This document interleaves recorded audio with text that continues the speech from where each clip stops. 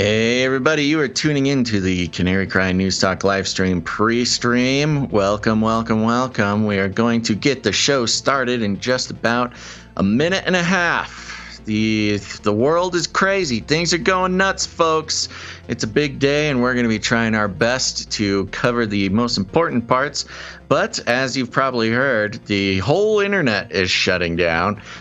So we have some fun ramifications for that we get to talk about. I don't know, man. It's going to be one of those shows. But we're glad you're here, folks. I'm here to remind you. Oh, let's see here. First comment of the day, according to my records, is Jacqueline J. Congratulations, Jacqueline, over on YouTube for first comment of the day. Okay, what else? CanaryCry.Party. Remember it. Memorize it. Shout it from the rooftops. CanaryCry.Party is your zone to find everything Canary Cry News Talk. You can become a producer. It's not too late. You can, what else can you do? You can join the mailing list so you can make sure to get all of our sources that we send out every single week in the newsletter. Lots of very good feedback about that. And an awesome resource if you're serious about equipping yourself with all the sources we use on the show for your conversations with normies in your life. Let's see. You can also follow us in multiple locations. That is always advised because we know how YouTube is, and you're just going to want to just have more places to watch us. All right, folks. Let's get the show started going here. Oh, my gosh. It's going to be a rough one. Stay hydrated. Buckle your seatbelts. Let's go. The world is getting crazier. People are acting more and more insane. The end of the world is tomorrow. Tomorrow. There's only one thing to do when the world is falling apart. Listen to Basil and Gonz as they discuss this week's news and events through the lens of Bible prophecy. You are listening to Canary Cry News Talk. You're listening to Canary Cry News Talk. Today is October 4th, 2021. This is episode 397. And today, it's the Cyber Eco Reset. Let me try that again. Cyber Eco Reset. And Razzle Dazzle. I'm your best buddy, Basil. And this is Gonz, your favorite Asian provocateur for Christ. Welcome to the podcast where we bring you the best news, which is the gospel message of Jesus Christ. And wow, it's really good news because everything else is egregious. We're going to come at it with a well-rounded, biblically grounded take on world events. But wow, today, I'm glad we're live today because it's kind of one of those monumental historical moments of the 21st century. You know, the things that, because we do 3 shows a week, we always get to at least, pick up the news the day after something big happens. But every once in a while, something big happens on a show day, and we are left to respond to it live. I'm not going to suggest that this is as big as, January 6th or something like that.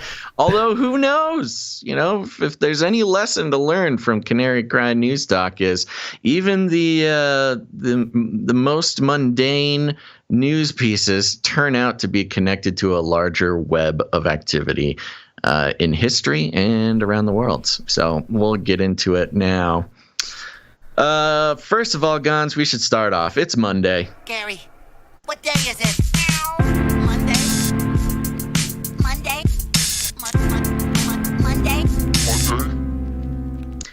And boy, is it Monday. Just another Monday. Yeah. Should we start out with the developing cyber pandemic story, or how do you want to do this? Man, it's tough because there's so much going on. I do want to, before we totally jump in, do you want to warn the audience of your current apocalypse? Well, yes, that's what I was going to do. I feel like I need to address this immediately for myself. Yeah, do that at the top here, and then we'll get into stuff. Yeah, go for it. It's tied into the Facebook and the WhatsApp and the so all everything's down. Facebook, all Facebook products are down.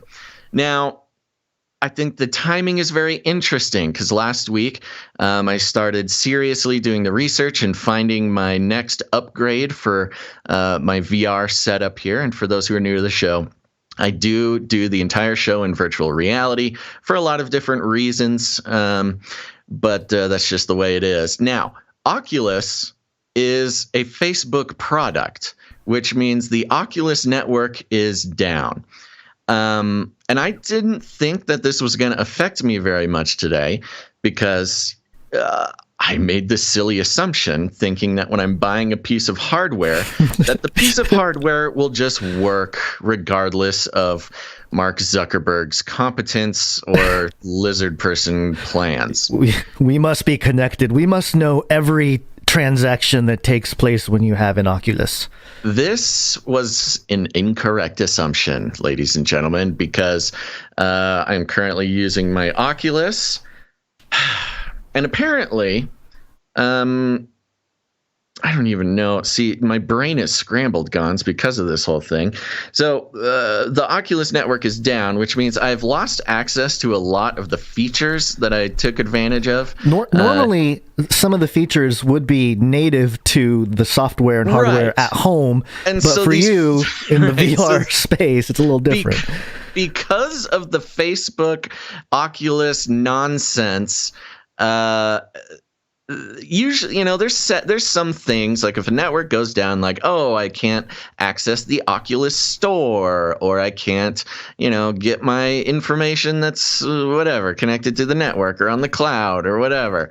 Apparently, Oculus exists in such a fashion that I'm unable to access the settings menu in my hardware without connection to the Oculus network. All my settings are gone, and the most detrimental of these settings that has been reset to factory reset is a factory great reset is when I'm in my office mode in the VR, which is where you normally run your show. Which is where I run the whole show. Yeah. There's this ambient music that is so monotonous, so droning. It feels like I'm strapped in a chair in a dungeon in a CIA MK Ultra black secret base, and my mind is slowly being reset. I have this. I'll do an impression of it for you. This is a perfect impression. Okay, you're just going to sing along to what you're hearing? Yes. Okay. Of the music that is constantly going in my earphones. I cannot turn it off. I've tried for so long, and it doesn't exist. Here is the noise that I will be hearing the entire show underneath all the jingles, underneath all the songs, while I'm trying to read things. There's this. And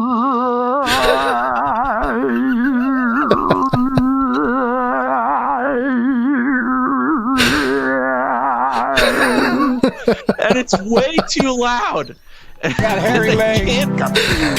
Sorry, I didn't mean to press that. I wasn't trying to do that. Sorry. It creates a dissonance with every jingle, every piece of music, everything. And I can't do anything about it. So it's going to be a weird show. I'm trying my best to be a professional and focus in, go into Terminator.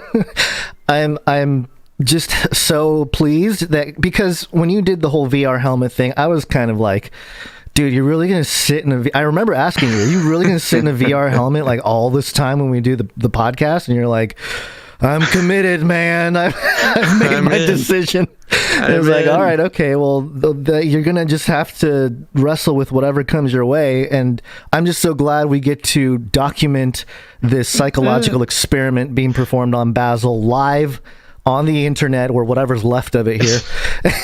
And, it really is just a straight up, as if having my entire field of vision become this psychedelic ambient floating office space that I fly around in the Matrix and record the show. Now I have completely lost control of this music And yeah, I mean, it full on feels like the mind control is going to hit a peak at some point. Yeah, you must resist. So there you go. That's what I'm dealing with, everybody. And hilariously, it's all because of Mark Zuckerberg and this Facebook down, Instagram down, WhatsApp down, Oculus down. I thought I was immune, because I don't really do the social media thing. I don't really do the Facebook thing. It affects my life literally like maybe 0.1%. I wouldn't even notice if it wasn't for Oculus. And on top of that, my controller is still broken. So right now I'm dual wielding. For those who are watching, usually I have one Oculus controller in my right hand, which I can run the whole show. Right now I have a mouse in my right hand that I'm running on a cardboard box in my lap, and left-handing this Oculus, which I'm realizing now I am so bad with my left hand. Anyways, that's enough complaining. Can you imagine like one of Basil's I don't know, great grandpa looking from beyond, and he sees his seed just sitting there in VR googly eyes with a mouse in one hand and a little thing in the other. Who just got finished killing a pack of wolves with his bare hands and fashioning a home for his family and many children out of just wood that he chopped himself. I'm sitting here in a VR helmet. Who would have thought? There's this noise in my headphones and it's really bugging me. Life is so hard. Oh, what a strange world we have found ourselves in. And if that weren't enough here, the reason why I have the Earth flag logo as the episode logo is because everything I say today, I feel like I'm going to sound more epic in your head, just because there's a soundtrack to everything I say, and all the clips. You're gonna feel a sense of doom, much more pronounced than normal. So there was a micro monument that was constructed to celebrate the scientific work being done in nanoscience and reflect a sense of physical exploration and accomplishment within this landscape. And there's there's a picture here of what looks just kind of like a 3D flag of the world flag, the Earth flag. And for those of you who have been with us for a while, it was a few years ago, there was a whole campaign, flagofplanetearth.com, and they promoted this flag for Earth. And there's a video. I don't know. We don't have to play the video. It's a couple minutes long. It goes through why it chose the color blue, because it reflects some weird like esoteric thing about light and darkness, and it's right in between and all this stuff. The seven, we're all connected, and they uses the Fibonacci sequence as part of the design. Yeah, it uses this sort of famous sacred geometry, right? Little flower of life thing. Yeah, which I believe, by the way, until proven wrong, it seems like a lot of crypto trading happens with Fibonacci. If you use that as your just the way it moves up and down like crazy. It's very violent, and then it's in a whole different realm, up or down. Anyway, people measure the market with that stuff. So, just a kind of a strange thing to have a nano monument create a world flag, and it was highlighted. What is nano monument? I don't get it. Is this it's digital at the nano thing? scale? I think it's at the nano scale. Constructed like 3D using printed little thing. Yeah, constructed using dual photon polymerization in Georgia Tech's IEN Bio Clean Room. The micro monument is barely visible to the human eye at 40 meters. I don't know if I'm saying that right. Wide, it is about half the thickness of the average human hair. So, I mean, you can see it's there, but you can't see all the details of the logo and all that. What is the point? The point is that it is the theme of everything happening. Oh, no, I mean, not the point of us talking about it on the show. The point of its existence. Of its existence? What is the... What is the message? I don't get it. Oh, well, according to the mainstream, it is tiniest flag in the world. Yeah, just things happening in the world. A nano micro monument of the international flag of planet Earth because, yay, science. It's really relevant because this nano monument does accurately reflect the amount that I care about the Earth flag, which is about half the width of a human hair. Very good. Okay. Thank you. We're gonna see. Look, you're hitting on all cylinders, even though it's because you're being brain controlled by. The music is activating latent MK Ultra super soldier brain pods that are in my brain. Greta, real quick. She's here. She's still around. She's around, and good. What happened? Oh, I think I got away from this page because. Of the whole cyber pandemic. Facebook for sale domain, is that really happening, or is that like a photoshopped? That was reported by. Well, let's wait for it. We'll get into all that in a second. Okay, we'll do Greta first. Here's Greta. 30 seconds. For those of you watching, there is a mask strapped onto the tip of this microphone. Another world is possible. We are unstoppable. Right now, here in Milano. Ministers from all over the world have gathered here to discuss the climate crisis, and they are pretending that they have solutions to the climate crisis and that they are taking sufficient action. But we see through their lies, and we see through their blah blah blah, and we are tired of it. Greta. Let's continue the fight until we are done. Thank you. Grazie. She's so charming, though. This is kind of funny. Here, we love picking on Greta, but there are moments when she does. Her new thing is, tearing down the elites. Whether this is sort of part of the optics of her thing, she can't, be seen to be on the side of these impotent old men who can't do anything about the climate. I think it's ageist, though. For her to put a mask on the microphone is hilarious. It is very funny. I mean, this is like something, some anti-vaxxer, activist might do. Right. Yeah. That's, for sure. It's because it's completely pointless. It is very pointless. I don't know. Maybe they did that. Everybody there was like, oh, yeah, we should put your own mask on the microphone, as if that doesn't transfer all the guck. It might even transfer it more.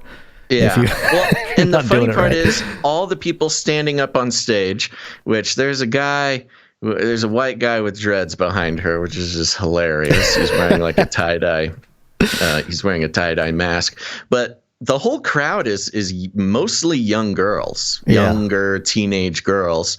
And everybody's masked. The entire crowd is masked. The entire podium is masked. And then there's Greta, who has a mask wrapped around the microphone as she spews her super spreader droplets. I think this whole, because she's been on this blah, blah, blah campaign, right? Build back better, blah, blah, blah. It's almost like a hijacking of the entire truth community in some sense that have been calling it out. And it's also ageist. I mean, it's like galvanizing the next generation, and that's what kind of worries me. I'm like, what are they planning for this girl? That is the funny thing. Her message has always been ageist. I mean, some of her speeches, she'll just be like, and these old farts they don't even care that us beautiful young people won't have an earth to live on. It's like, whoa, Greta, that's not very SJW of you. You gotta be cool, man. Yeah. Well, there's the theme of a reset, whether it be the economy, whether it be raising up the next political / eco warrior princess or whatever it is in Greta, or the cyber pandemic, which we'll kind of get to in a moment here, the oil spill in California. There's just so much happening all at once, and it all feels like the dark winter, the teardown, because you gotta take it all down before you can build it back up.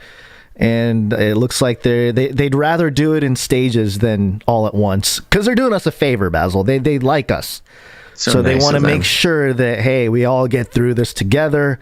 Just get vaccinated. Speaking of old farts, we got a Biden clip, I think. Yes, we do. So just to set things up, I do have a paywall here for the New York Times. Biden meets with feuding Democrats. And then there's a specifically one that talks about Biden putting his infrastructure bill on hold.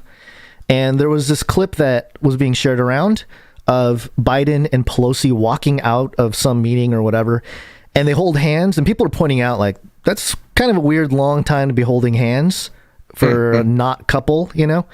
Not for Biden. Not for Uncle not Joe. for Biden. Pelosi's like, it takes me 30 seconds to feel anything that touches my hand. And then it goes into, so the audio is not very great on this, but this is a 50-second clip, so it's not too long, 53 seconds. So I have the visual there at the beginning of them holding hands, walking through, and then all these reporters start yelling things at them.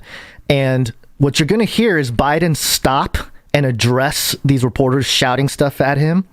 And Pelosi, you hear Pelosi in the background go, no, no, no, no, no. Like, signaling to Joe, what I would imagine that's what she was doing, telling him, like, don't talk to them. Like, don't stop. But Joe does his thing. And then at the very end, there's another moment when the caption person that caught this video couldn't figure out what he was saying, but I can hear it, and hopefully you guys can hear it too, so we'll get through that. All in this 53 seconds. So there's Biden walking with Pelosi. They grab hands. Still holding hands. Thank you. You're going to ask me 1,000 different questions, and they're all legit. I'm telling you, we're going to get this done. It doesn't matter when. It doesn't matter whether it's in 6 minutes, 6 days, or 6 weeks. 660. Why 6 minutes, 6 days, or 6 weeks, Joe? That's kind of weird. He's just got sixes on the mind, man. That's a lot of sixes to have. That's 3 of them, to be exact. And it's weird, man. You know, and it's also strange because the way that it's written in the Greek in Revelation 13 is that it's, you know, it says 660 and 6, you know, there's not like, it's not one big number. Yeah. So anyway, kind of weird. 6 weeks or 6 minutes, 6 days, or 6 weeks. Yeah. Weird. No, it was 6 minutes. Well, it was 6 days or 6 weeks. Okay. Still a very fast timeline for him.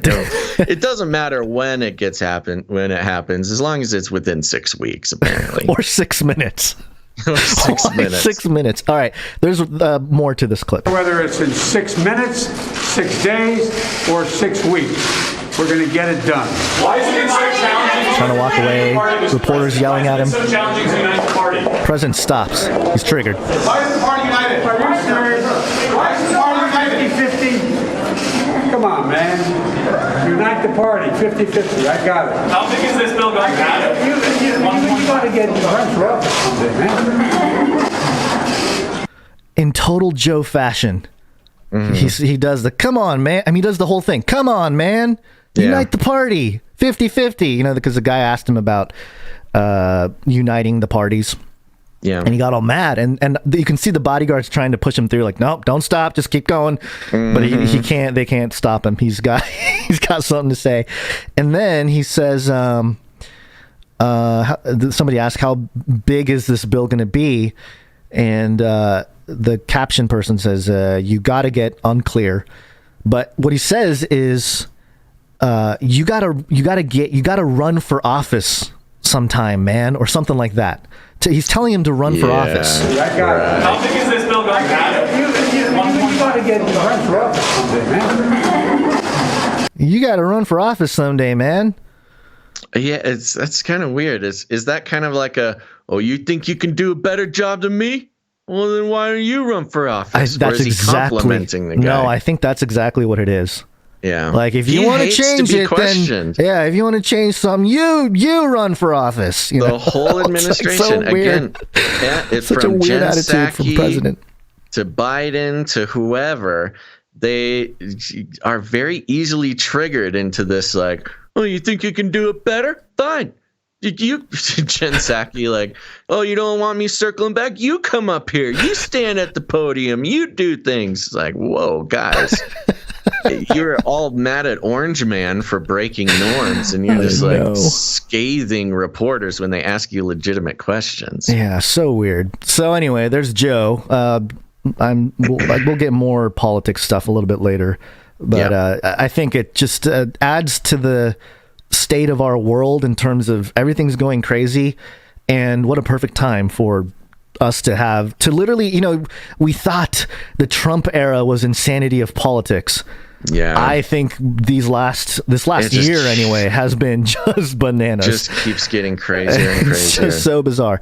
So so let's talk about this crazy cyber pandemic situation going on here. Okay, so I looked up Down Detector this morning, and Down Detector is a website that tracks all the websites and everything.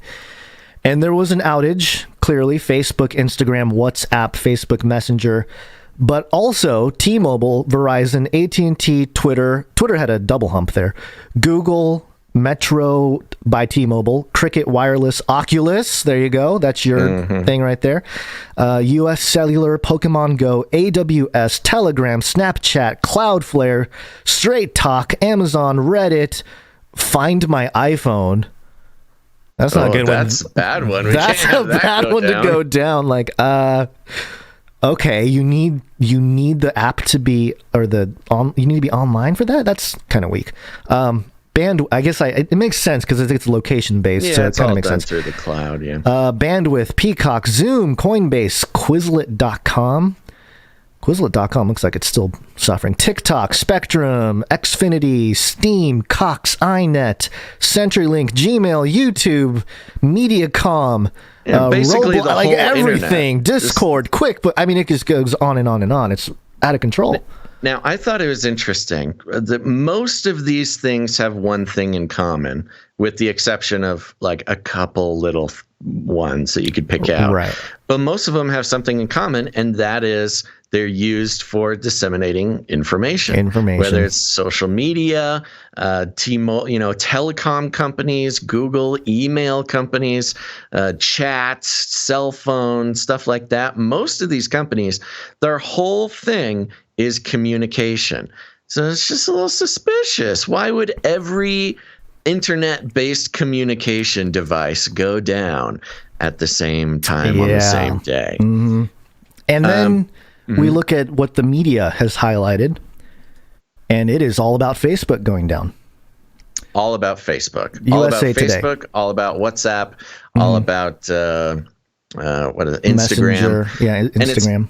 It's interesting. Everybody's making this connection between, it's helping to focus on Facebook because there's the recent Facebook whistleblower that came out and leaked documents and did the whole thing about how Facebook knows that it's bad for people and bad for children, and how they purposefully, make it an addictive drug, and how they know it's harming specifically young girls, and how they just don't care and they want to keep doing it. And so most people are like, oh, it's the whistleblower. The whistleblower did it, and so they're down. I think this is a bit of a diversion because the media is not reporting, the dozens of other really big communication outlets or tools that also went down this morning. And I think it's interesting, and we might get into it a little bit later, but I think it's interesting how more than the whistleblower and making this about Zuckerberg and Facebook specifically, all these go down the morning that the Pandora Papers come out. It's almost like somebody hit the panic button when a global network of world leaders, billionaires, and other elite lizard people, are getting their dirty laundry aired out to the rest of the peasants here. That's what I keep saying about Greta. They've rolled out Greta clearly just out of nowhere, right? They cover her in black goo, put her on the magazine cover, and now she's still doing the blah blah blah thing, and it's calling out the elite, it's calling out the older generation. The Panama Papers, as you mentioned, is exposing the network of the financial stuff, but there's stuff attached to that of the global elite, and how they operate, where they have their wealth stored, and all that kind of stuff. And And then this hyper focus on the youth getting inoculated, we'll get into that. The environmental disaster with the oil spill off the coast of California. I don't know. It's all at once. They're like, hey, it's like a Jenga piece got moved and a bunch of stuff fell at the same time. Quite an exciting morning, and that will we'll certainly be touching back on all this stuff as we get into the show. But I think without further ado, Gons, I think it's time for the Flippy update. Flippy update. Do you want fries with that? Okay, folks, if you're new to the show, it's time for the Flippy update. Flippy is our colloquial name for the disembodied robot arms that are taking our jobs, enslaving our children, and flirting with our spouses. We use talking about Flippy as a way to explore all the new, fun, and exciting ways that robots are taking over the world, and just how there's nothing we can do about it. Today, I got a story coming from KGW.com, and the headline is Robot Cafe, Netflix famous desserts join effort to revitalize downtown Portland. And we have a video here. I think we should just play the report. These robotic baristas in the Pearl do not mix small talk. They are professionally trained arms that are consistently make perfect cup of coffee. Gagan Sign helped open the Brew Bee Cafe on Northwest 10th near Gleason. The robotic arms are part of the novelty here. When we walked in, the robots were dancing, so that was pretty cute. It's really so cute. And the treats are the real deal. Food makes people happy. Food is love. He would know. That's Alex Wilson, who won the dessert competition Sugar Rush on Netflix's Christmas episode. The Brew Bee Cafe is a collaboration with the Hungry Hero Dessert Company in Sherwood. Business partner Ryan Gunnip is glad social media exposure made Saturday's grand opening busy. The fact that we have a line that's out the door right now is really thrilling. Across downtown, another business is coming back to life. A renewal and a rebirth to be able to reopen the PSU store. Lisa Settler is founder. Yeah, they smashed two stories together in this one. Two stories together. So this first story, this whole report is about the revitalization of Portland and how they're recovering. And they even make later on in the report, they make comments about how Portland has such a bad reputation now, and they refer to a lot of the riots and things like that. But don't worry, it's coming back, and it's all thanks to these robots. And this robot cafe is very interesting, and there's a couple things I wanted to point out, and he's kind of summed it up in the end of the report really good, but I'll do it for him and then make some other comments. But they make a huge deal about these robots. They're being very cute. They're making coffee. They make the coffee perfect every time. But we also have these robots serving desserts and doing this whole thing.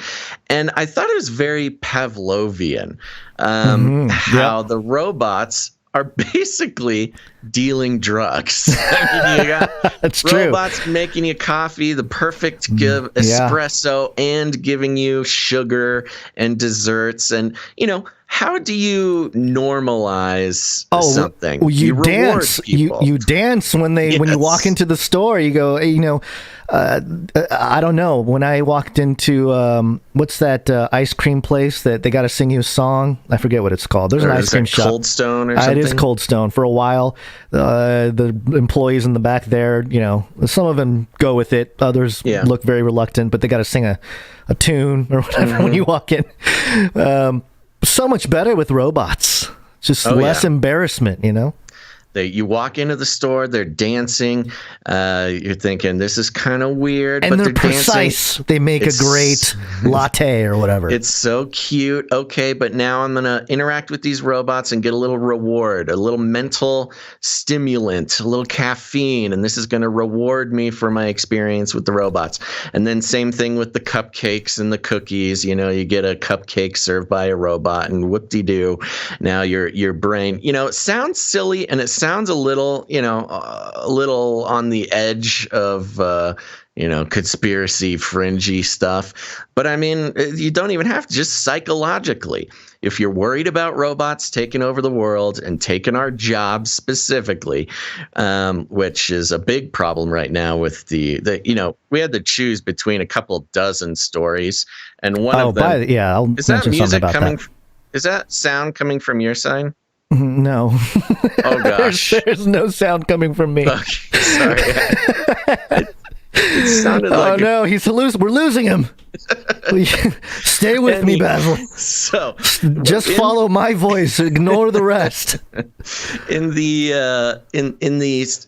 as we track the Flippy revolution, the robot revolution, part of it is making humans love robots. The robots can't take our jobs, enslave our children, or flirt with our spouses without being psychologically attached to these things. Having robots serve you coffee and sugar, mental stimulants literally used to train animals in laboratories, is a good way to do that. And they even had the guy in the report talking about how food is love, man. Yeah, food is love. I was going to point that out.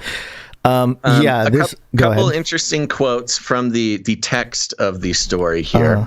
They are professionally trained arms and are consistently going to make a perfect cup of coffee. Yeah, which is just a weird thing to say about robots.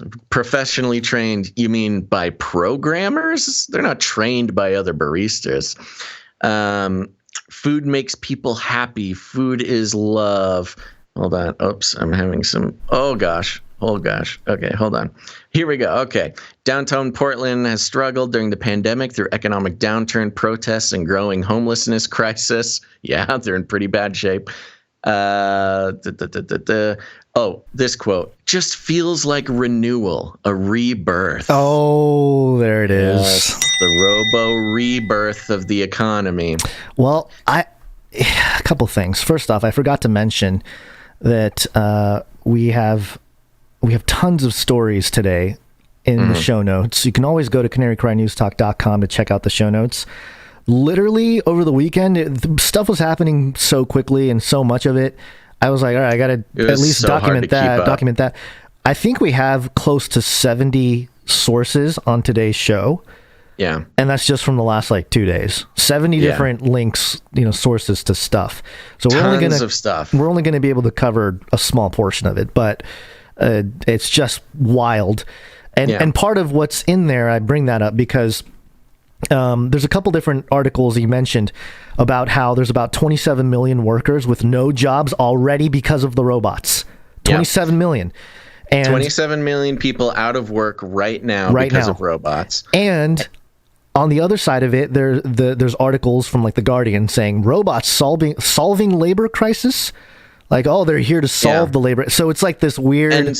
And within that, so the robots are supposed to solve the labor crisis. And then we had a third Flippy update that we couldn't do, where the AI, where basically the robots are black holing people's resumes because of all these resume algorithms and the job hiring that all these big companies are using algorithms for and AI. There are millions of people who they put their resume on these websites or use a service or something, and they found that just 50 million resumes just got black-holed, just got disappeared by the robots. So people, not only are robots taking the jobs, but they're also sabotaging humans from being able to get jobs. This has to be some really nefarious people who know how all this stuff works, so they're probably smart, but it's just all the AI. There's Skynet out there just being oh, these people think that we're going to solve their problems. Well, yes, there are. You can argue which way is the true source, if you will. I would always argue that it's the spiritual. I think you'd agree with that, whether it manifests in whatever way. Certainly part of it, yeah. But whether it's a compliant group of really smart people that are doing it, whether they know it or not. But the deliberateness of the pandemic and people quitting their jobs and the money, the economics, I don't know. It all kind of makes sense in my head. It's hard to articulate all of it, but it just, everything comes kind of into view of the last few years today for some reason. Yeah. And part of it... Certainly those who have been listening to the show and following Flippy updates for a while now, some of you for years, you also see it. It's a long story. It's a long string of connections that are being made. What's today? October 4th? Mm-hmm. 10-4. Message 10-4, rubber ducky. Message received. Do you think that the robots are saying, yes, Overlord Masters, message received. It is time for us to begin the takeover. This is the execute order 66 for the robots. It's 10-4. Yeah, they're telling it, saying back that they received them. I don't know, man. Don't worry, Gons. They'll keep us warm and safe in the people zoo. In the people zoo, they promised. All right. Let's get into something here that I wanted to touch before we get into COVID. 'Cause I'm DNA. It's got to be biblical. This is a story from IndiaTimes.com. The headline, Scientists Restore Vision in Legally Blind People by Editing Their DNA. Oh, good. Yeah. I brought this up because of the fact that Jesus healed the blind. Mm-hmm. And again, we've come to this Days of Noah type of thing where technology and magic or sorcery just seems to become the one and the same. Yeah. And that's kind of the theme here. But it says, in a groundbreaking scientific victory, scientists were recently able to restore vision in legally blind patients through a gene editing experiment. Many people who were part of this experiment were born with vision issues, but are now able to see better and even sense colors. 7 patients volunteered for the experiment, wherein doctors modified their DNA by injecting a gene-editing CRISPR directly into the cells. Researchers revealed on Wednesday that patients with Leber congenital amaurosis, LCA, a severe form of vision impairment, had their vision improved after the gene-editing therapy. Meet CRISPR. CRISPR hadn't been used to edit genes like this before. Scientists had earlier used the tool to remove cells from bodies of patients, taking them to the lab for editing, and then infusing the modified cells into patients. The results of the study was presented by Dr. Mark Panisi from the Casey Eye Institute at the Oregon Health Science University at International Symposium on Retinal Degeneration in Nashville, USA. While the treatment appears successful, Panisi has urged caution while pursuing it on patients. Carlene Knight, one of the subjects of the study, told NPR that she is able to view colors brighter and vividly than ever before. How was vision restored? LCA is caused by a genetic mutation that prevents important cells from growing in the retina. Due to this condition, patients begin to experience a progressive loss of vision, after which they become legally blind. Unlike gene editing of other diseases, doctors infused the modified genes into the eye directly instead of in a petri dish. Until now, patients receive the CRISPR treatment only in one eye. The treatment will be extended to the other eye if all things go well. Even then, the treatment did not repair vision for all. Doctors suspect this is due to insufficient dosage, or give them more, or due to too much vaccine. If it doesn't work, just give them more. CRISPR booster. How bad do you want to see his face? Okay, doctors suspect this is due to the insufficient dosage.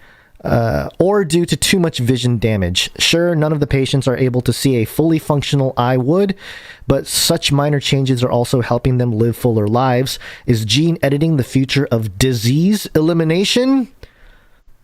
And then, it kind of goes into the whole end there. But there you go. Scientists restore vision in legally blind people by editing their DNA. And we're here. We're at the point. We've been talking about CRISPR for years. Not just us. Many people have been kind of warning about it.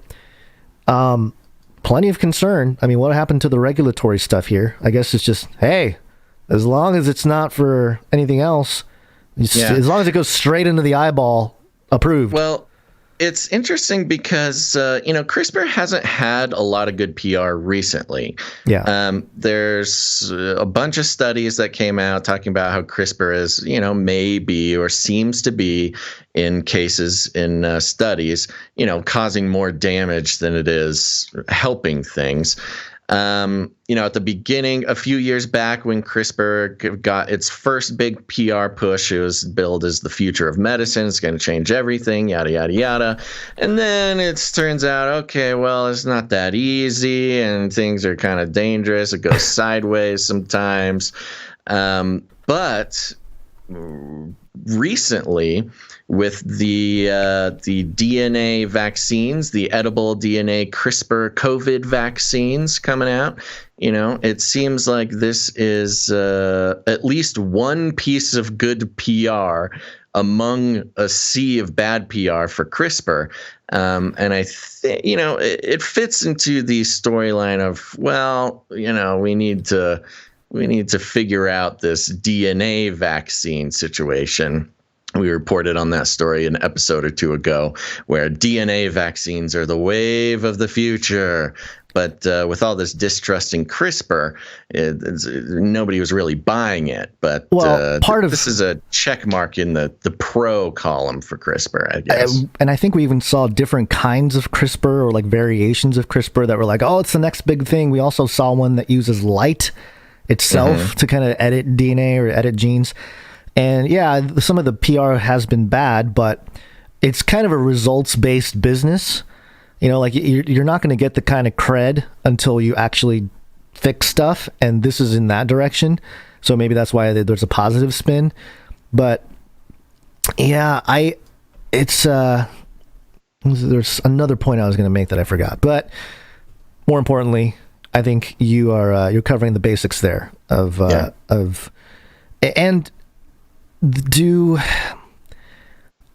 So DNA editing at this level is like, we haven't seen anything truly experimented on people in terms of like a public report, other than the Dr. He kids. Yeah, the Chinese CRISPR babies that were prevented from getting, I can't remember what it was, cancer or something. AIDS. Was it AIDS? Okay. Yeah. So I would imagine this is kind of a big step in that direction. I think big step is the point. After all the sort of retaliation against CRISPR, which really started with Dr. Hay. After Dr. Hay made the CRISPR babies, went to jail for a while, got disappeared. There's the uproar, the wildfire of negative international feedback from the scientific community, a huge pullback on CRISPR funding, and more regulations being threatened. Then came the studies about how CRISPR causes issues that were unforeseen. But I think it's interesting how this CRISPR cures blindness thing really is I'll put this in air quotes, under the religion of scientism, a faith-building miracle. Yep. I mean, you think about, when Jesus did miracles in the Bible. Of course, the individual who got the miracle performed on them was very happy to be healed. But moreover, and it's repeated over and over, that these miracles are not just for those who receive it, but they are for building the faith. And I think you can apply it here.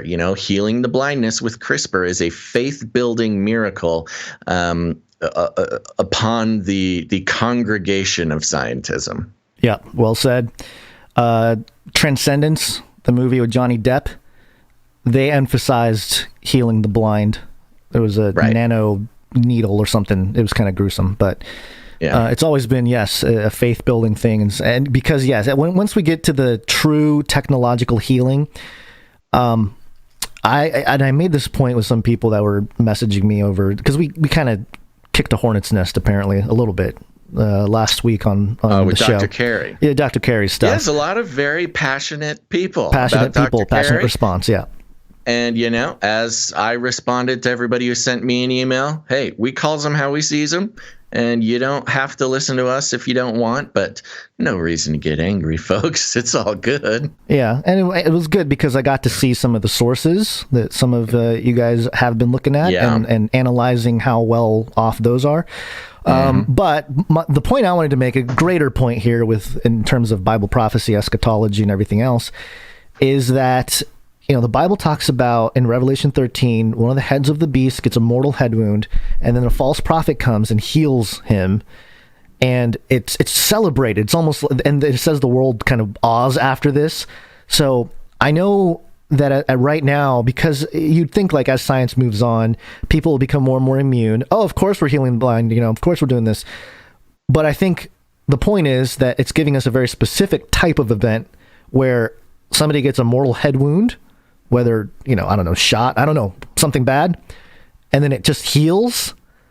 I mean, if that really happened to some political leader in front of everybody's eyes, it would be the moment of championing science to a level that is basically supernatural. You know what I mean? Like prophetic end times. So they don't have to have, graphene oxide in the current vats of vaccines and all that stuff. That doesn't need to be there. It's almost like a distraction to like the greater narrative taking place. So I wanted to bring this because it is biblical. There are eschatological undertones to all this, especially as it pertains to the false prophet. And given all the other stuff going on in the world, it just feels like, it's time. Like they're going to start pushing some individuals that could fulfill some of those roles, whether it's the actual fulfillment itself or an archetype, a motif, a pattern that repeats in history. And we're just living through one of the most, one of the closest motifs there is to the actual fulfillment. Right. But anyway. Okay. Speaking of fulfillment. It's Corona time. COVID-19. COVID-19. COVID-19. COVID-19. Yes. COVID-19. COVID-19. Coronavirus. Vaccine. Number one way. All right. Very clip heavy. Number one way. Very clip heavy today on the COVID section, just because there's so much unhinging taking place. This is Keith Oberman. You remember him? He's the They Are Scum guy. Yeah. He made a video, and I'm gonna let it just roll and play. I know you're gonna probably want to stop it at some point. But he lost it. And the video starts. I cut out the part where it shows him getting the booster. The needle in his arm and everything. He's talking. He's mumbling something about the unvaccinated and whatever. And he expounds on that. He's starting here with holding up the CDC vaccination record card into the camera, and then he goes on his tirade like this. Booster shot. Mission accomplished. And it is time to stop coddling them, the ones who won't get the damn shot already. And our first step, you and I, is symbols, the language we use. We call these people vaccine hesitant, vaccine skeptics, anti-vax. We say they're protesting mandates and passports. They're making a personal choice. They're waiting for more information. They're making a medical decision. But they're afraid. They're afraid to get vaccinated. Stop feeding their egos about what they're doing. Stop legitimizing it. Vaccine hesitant, they're afraid. Vaccine skeptics, they're afraid. Anti-vax, they're afraid. They're protesting mandates and passports. They're afraid. They're making a personal choice. They're afraid. They're waiting for more information. Afraid. They're making a medical decision to be afraid. The snowflakes are afraid. Afraid of the vaccine. Afraid of being proved wrong. Afraid of doing what anybody else in the world tells them to do. Afraid of needles. So no more pleasant euphemisms about what's going on here, apart from the people who have legitimate medical complications about vaccines. We have to stop coddling the morons who will not get the shot. We start by calling them what they are. They are all snowflakes and cowards and idiots and losers, and most importantly, they are afraid. Wow.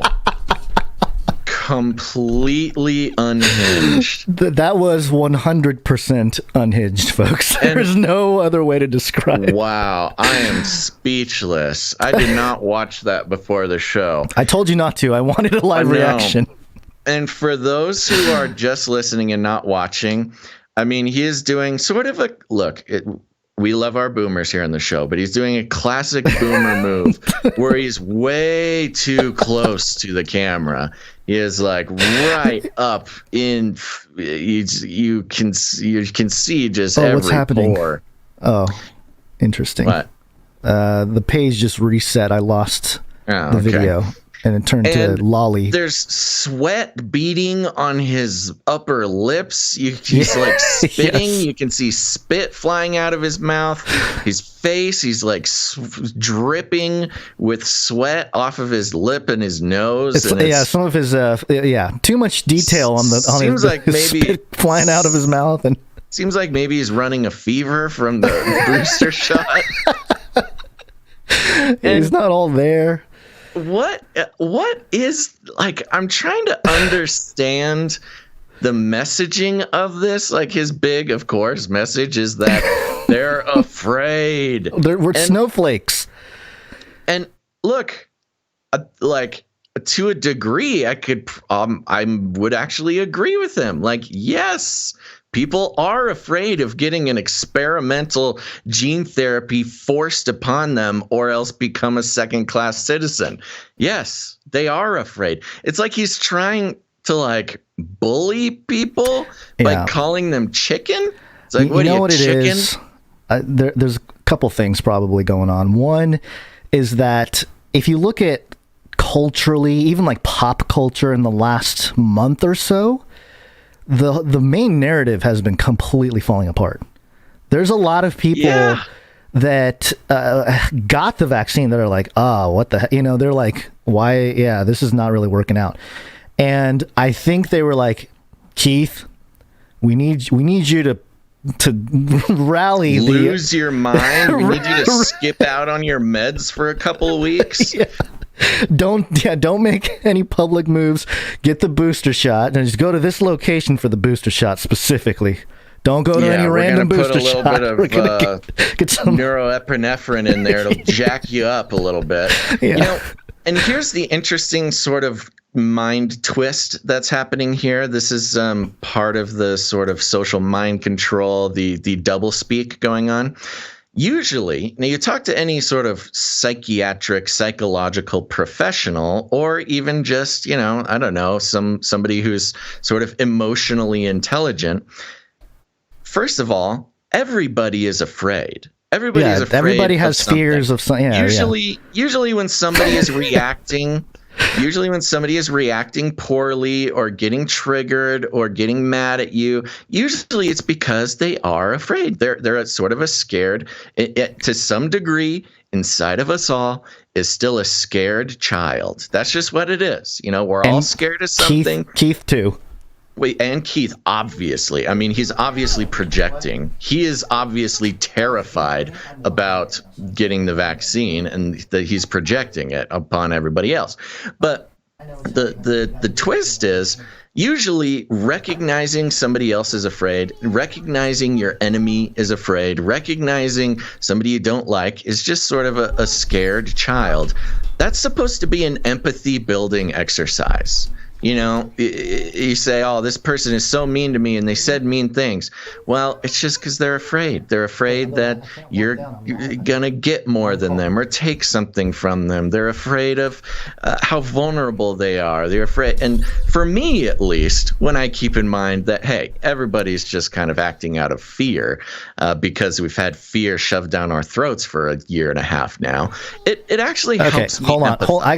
You keep talking there. I got to help out the daughter for a moment. Okay. Hold on. It helps me empathize a little bit, especially with pro-vaxxers. They're getting the vax. They're getting all upset that you don't have the vax. They're getting all fired up about idiots and morons. Why? Because they're afraid. They're afraid that they're never going to get their life back. They're afraid they're going to die. They're afraid they're going to pass COVID on to somebody and they're going to die. They're afraid. Everybody's afraid. But Oberman is coming out and repeatedly smashing this afraid button as if, but his intention is not to build empathy. He's sort of trying to train people to think of those who are afraid, which we're all afraid in different ways at different times, as dumb. He's like equating being afraid with Morons is one of the words he said. Idiots is one of the words he said. This is a very, very dangerous thing, and it straight up is like elementary school bullying. It's this, oh, what are you afraid? What do you have, baby? What do you have, chicken? Come on, do it. It's a peer pressure technique is what it is. It's a perfect way to peer pressure people. He is a complete stooge and actor, and honestly, I kind of feel bad for him because he's obviously afraid. He's obviously afraid that his life is never going to go back to normal. Oh my gosh. I am getting a Oculus warning here. I don't know if I'm still out there or not. The music it's back. Music is back. Anywho, so honestly, this makes me feel bad for him. He's obviously off his rocker.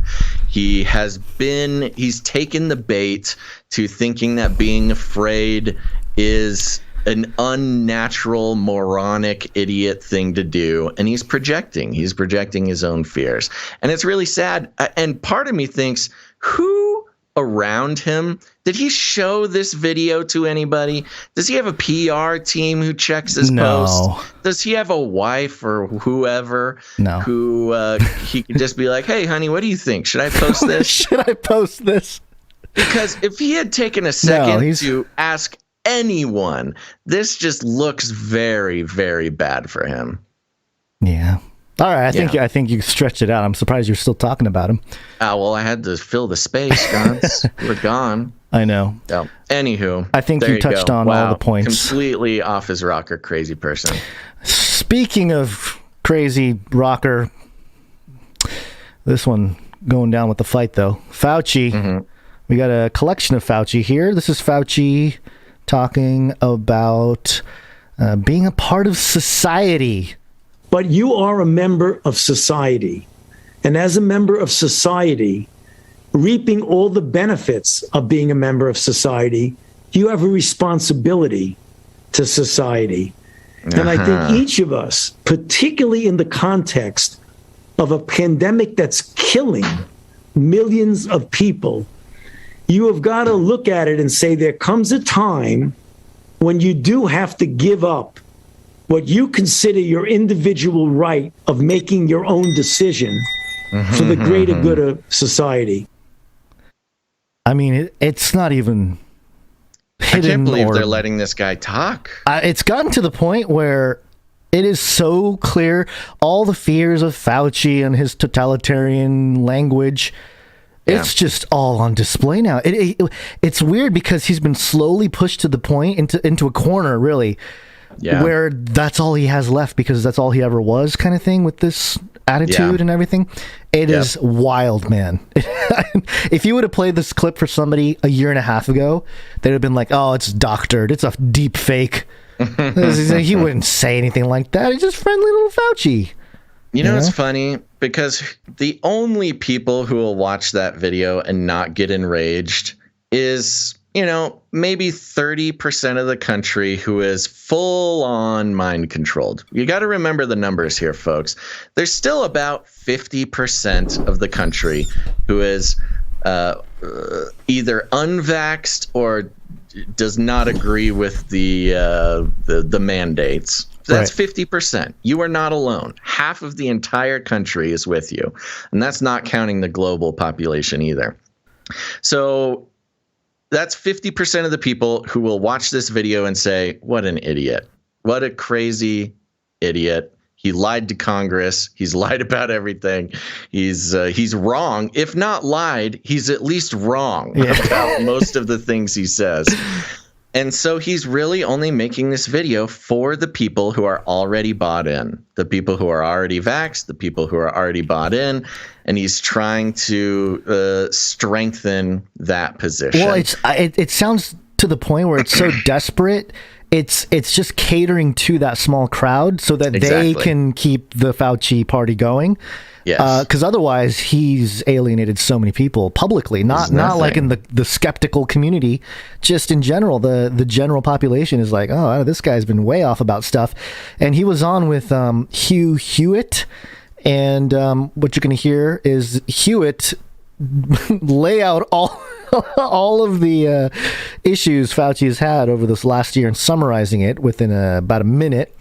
And Fauci responds. But I did point out, for those of you especially watching the video, in the middle of this list that Hugh Hewitt is going over of Fauci's mistakes, Fauci goes into what is called steepling. Do you know what steepling is? No. Okay, it's when you face your palms, your palms together with your hands, and you just touch your fingertips. It's like okay. It looks like a energy ball creation or something. Sure. And what is this for? What is this? The purpose of this? Just listen. Okay. It's to display confidence and self-assurance.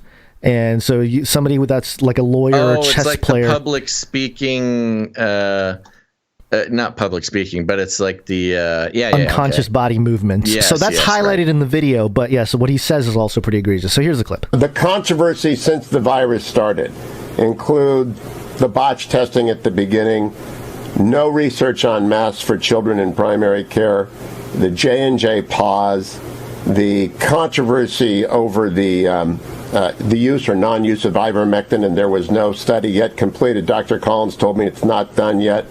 The no discussion of natural immunity, which exists and ought to be out there. The discussion of herd immunity, which is switched back and forth. The mask discussion at the beginning, don't wear masks, the noble lie, and then wear masks. Now, equity issues in the FDA panel scientific discussion. I've lost confidence in the CDC and the FDA.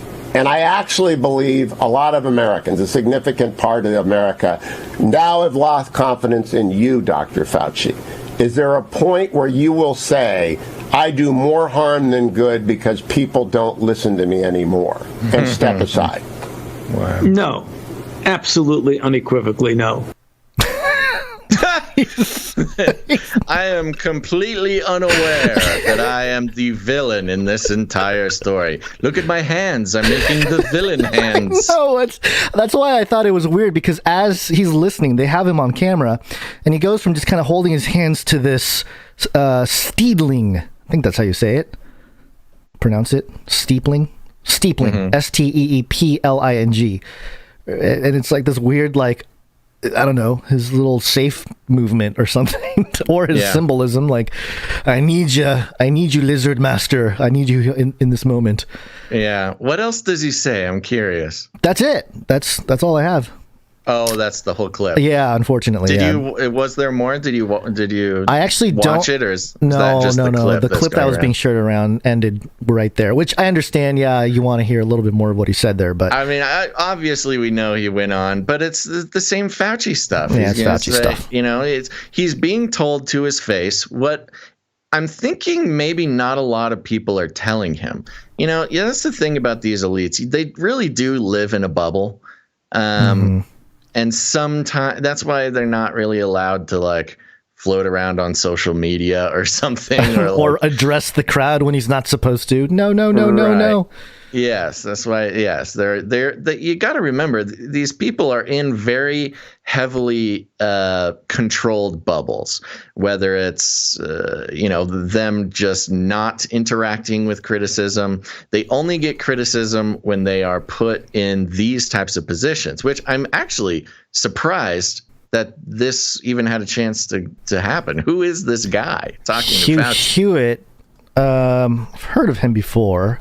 I've heard the name. I don't really know who he is, though. Opinion and information out of Oklahoma, it looks like. Is he a conservative guy? Is he like a radio host? What is this? He might be broadcast pro. He's doing Fauci a favor here. What he's doing is he's telling Fauci the truth and giving the opportunity for Fauci to respond to it. And...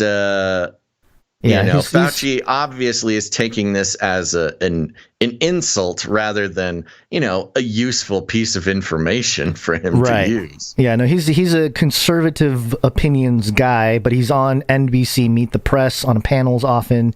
He's MSNBC, so he's kind of tied in with the mainstream. So, when he does his own thing, he takes with him, a good chunk of the people that he appealed to on mainstream media there.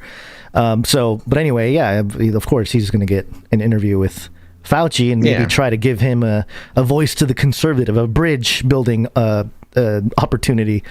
But if you're going to deny, if you get listed all those things and then say, no. Yeah, what's happening here is Fauci feels backed into a corner, and he is, if he's on a conservative show and he's being asked, told directly that people don't trust him. But he's responding again out of fear. He is afraid in this moment as he's being cornered into responding to something that he probably doesn't hear a lot. His handlers, his assistants, his people do not let into his bubble. And instead of whether or not he goes on to talk about how he's such a great guy and he never done anything wrong, and we hear him talk about this all the time. He did what he had to do. He's helping. He's a great guy. He's science. If you don't trust Fauci, you don't trust science. Referring science to himself in the third person, right? And he's just not very good at handling these situations, because coming out and saying, no, he created that soundbite himself. He created the inflammatory soundbite. He did this. He chose to have that reaction when it was not the best reaction. Also, why is he so red in all of these clips? He looks like a lobster. I don't do any color correction on these, so it's just kind of how I get it. Horrible sunburn. Yeah, well, he's slowly turning into a lizard. He can't hold it back anymore. He's one of the higher ups on the lizard chain, so it just starts showing. Here's Fauci being the Grinch who stole Christmas. Can gather for Christmas, or it's just too soon to tell? Margaret, it's just too soon to tell. We've just got to concentrating on continuing to get those numbers down and not try to jump ahead by weeks or months and say what we're going to do at a particular time. Let's focus like a laser on continuing to get those cases down, and we can do it. And he goes on to talk about how we can do it with vaccines. Yeah. He's a salesman for the vaccine. That's all he is at this point. And I will say this is one smart thing that he did, because in the first year and a half of the pandemic, he would set timelines. He would set he would call dates. He would make things. And this is part of why people don't trust him, is because he's been setting timelines for a year and a half and has been wrong about every single one. He has not accurately called a single thing more than a week out. And so he knows not to fall into that trap anymore. Sure. There are a couple things that have been out there regarding Fauci, and yes, this is partly why he probably did some of his appearances, because in recent days and couple weeks, there's been a lot of stuff come out on Fauci. This is Judicial Watch. New Fauci agency COVID emails detail discussions about Wuhan Institute, describe Gates Foundation placement of Chinese representatives on, quote, important international councils. And it's kind of all the things we thought. They received, Judicial Watch received 129 pages of records from the Department of Health and Human Services, which included urgent for Dr. Fauci email chain, which cites ties between the Wuhan lab and the taxpayer-funded EcoHealth Alliance. And we've known about all that stuff, so it's just more confirmation regarding those issues. Right. And then the Daily Mail had this headline here. Why are they hiding? At the start of COVID, many scientists believe it likely leaked from Wuhan lab until a conference call with Patrick Vallance changed their minds. We asked for his emails about the call. This is what we got. Ooh. And it's kind of the picture's hilarious. It's just out of control. The government has been condemning has been condemned after refusing to release details of key email conversations involving leading scientists over the origin of COVID-19. This newspaper used Freedom of Information rules to obtain a cache of 32 emails about a secretive teleconference between British and American health officials held early in the pandemic, but officials blacked out almost every word before releasing the crucial documents. Before this discussion, several of the world's most influential experts believed the new virus most likely came from a laboratory, but days later, the scientists began dismissing such scenarios as implausible and branding them conspiracy theories. Yeah, and then it has an image of the redacted emails. There's maybe, I don't know, what would you say? The date, maybe the time, the 50 lines of text in this entire series of emails. Yeah. And all but maybe 8 of them are completely redacted, blacked out. And it'll just say it'll say a send person, a recipient, the date and time, and then the entire email blacked out. Just over and over and over. Yeah, that's not suspicious. Why wouldn't you want us to see that? If you've been telling the truth, Fauci, about stuff the whole time, why not release the emails? That is publicly, it's very important information that we see that you have had integrity and been telling the truth. Very suspicious that the entire conversation would be redacted. Yeah, and it mentions Fauci plenty of times in here as one of the lead people in the chain there, so no surprises there, just more evidence against Fauci. You know, this is what's crazy to me. After the whole Hillary 2016 server situation, if you're in office or you're a political servant. Yeah. I know it's hard for me to say that because I have a hard time picturing Fauci as a public servant. But yes, it is what they are in title. You would think that, like, hey, everything I send on email here has some kind of trail, and it can all come bite me in. Well, it is. It's supposed to be that way, and that's what these Freedom of Information requests are supposed to do. That is the avenue with which to gain access to the dealings of public servants. They are servants of the public, and therefore it should be transparent, but it isn't.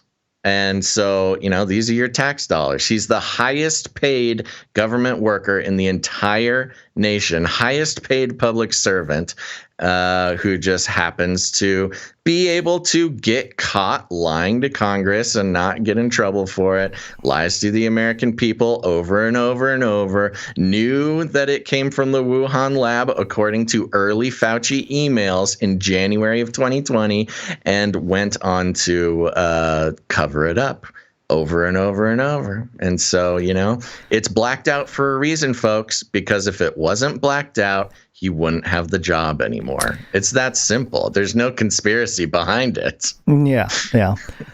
I'm curious, though, just within that network that we don't see publicly behind the scenes of the whole infrastructure, whether it's, you know, runs through everything, politics, economy, culture, technology. At what point who are the people that have chosen the comfort of their life over, like, exposing someone like Fauci along the way? People up high, you know? Anyway, I don't know. Sure. Because you know that there's got to be, like, life threats for things to work, you know? You got to kill people's morale and ethics behind the scenes. You know, the deep state, the term deep state gets a sort of an extra fringy conspiracy theorist label because it sounds so spooky and because people don't know what it means. All the deep state, the definition of the deep state is nothing crazy. All the deep state is the public servants, the government workers who are not elected. They are hired. Right. Those are the deep state, which means they don't need to be reelected for anything. They don't need to, they don't need to please constituents. They are a little bit more free from the prying eyes of watchdogs and things like that, because they have to actually be fired. which they almost never are because they hold power over multiple administrations. Yeah. Fauci has been in that position for decades through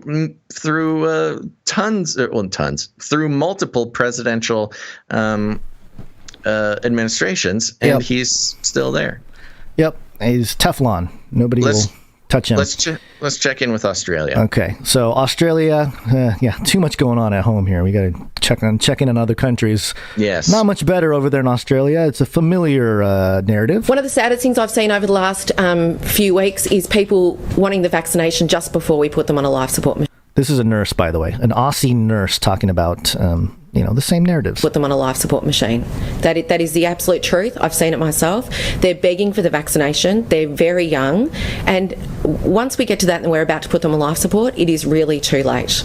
They can have the vaccination down the track. That can be an option. But right then in their healthcare journey, it is too late. And their families are remorseful. They're begging us to give them the vaccination. This could be you. If you're waiting now to get the vaccination, if you are waiting, it is your window not to be this person. We are absolutely begging you to go out and do the one thing you can do for yourself, the one thing you can do for your family and your loved ones, and the one thing you can do for your healthcare system is to get vaccinated. Please do not wait. I know you're frustrated. I know you're scared. I know you're over it. We're all over it. But it's time. It's time to absolutely make a difference.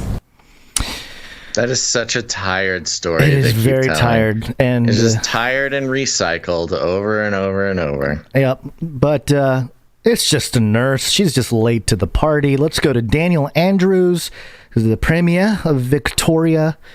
And he had some interesting words to say about this whole mandate, the new deadline. By Friday, the 15th of October, every single authorised worker that is on that authorised worker list, whether they be in Melbourne or in regional Victoria, will need to have had at least one dose of a COVID-19 vaccine.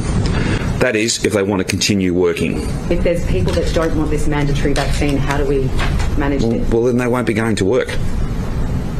Ooh. Okay. It's very, very simple. The robots are ready. We want to open the place up. I'm not taking lectures on freedom from people who will hold all of us back. Right? Yeah. We want to be free. We're going to be free. We're going to be open. And the key to that is getting these vaccination numbers up and up and up. I love the double speak. Yeah, isn't that crazy? Just straight up. You know what's freedom? Doing what you're told is freedom. It's unreal. I'm not going to take little teachings about freedom from somebody who doesn't do what they're told. Wow. They are losing their grip. They are unable to even properly communicate. They're unable to properly manipulate anymore. Well, it's just full on doublespeak. Oh, not just doublespeak, but it's completely totalitarian. Yeah. And this next one, I mean, you can still get an exemption, right? Religious or personal. You can have exemptions, Premier? I'm not looking to exempt anyone. I think I'm in the business of encouraging and where necessary through orders signed by the Chief Health Officer mandating people getting vaccinated where they pose a significant risk. There's too much at stake. You will need to be double vaxxed as an authorised worker. Even when after we get to 80% and the authorisation Authorized worker. Authorized worker. Wow. And he admits, I'm in the business of convincing people to get vaccinated. Yeah. That's quote, interesting. Unquote, convincing. Yeah. You mean forcing. Again, the doublespeak. He's trying to convince you when what he's really doing is coercing you. I think he got that mixed up a little bit. Yeah. 80% and the authorizations are no longer there. The mandate, the rule, the Chief Health Officer direction will stay in place because cases will still be an issue then. Yeah, so even after the approval and everything else, the cases are still going to be there. So the whole mandate is there forever, basically. I mean, that is not good. And this is the cherry on top. If you didn't think it was bad enough, he straight up says it. We're going to have a vaccinated economy and we're going to lock some people out because that is far better than locking everybody down. Wow. Wow. That is They're insanity. just embracing it. They're just embracing the two-tiered society. They used to actually fight back against it when you said you're creating second-class citizens, you're locking people out of society. A lot of those people are minorities. A lot of those people, just want to have bodily autonomy.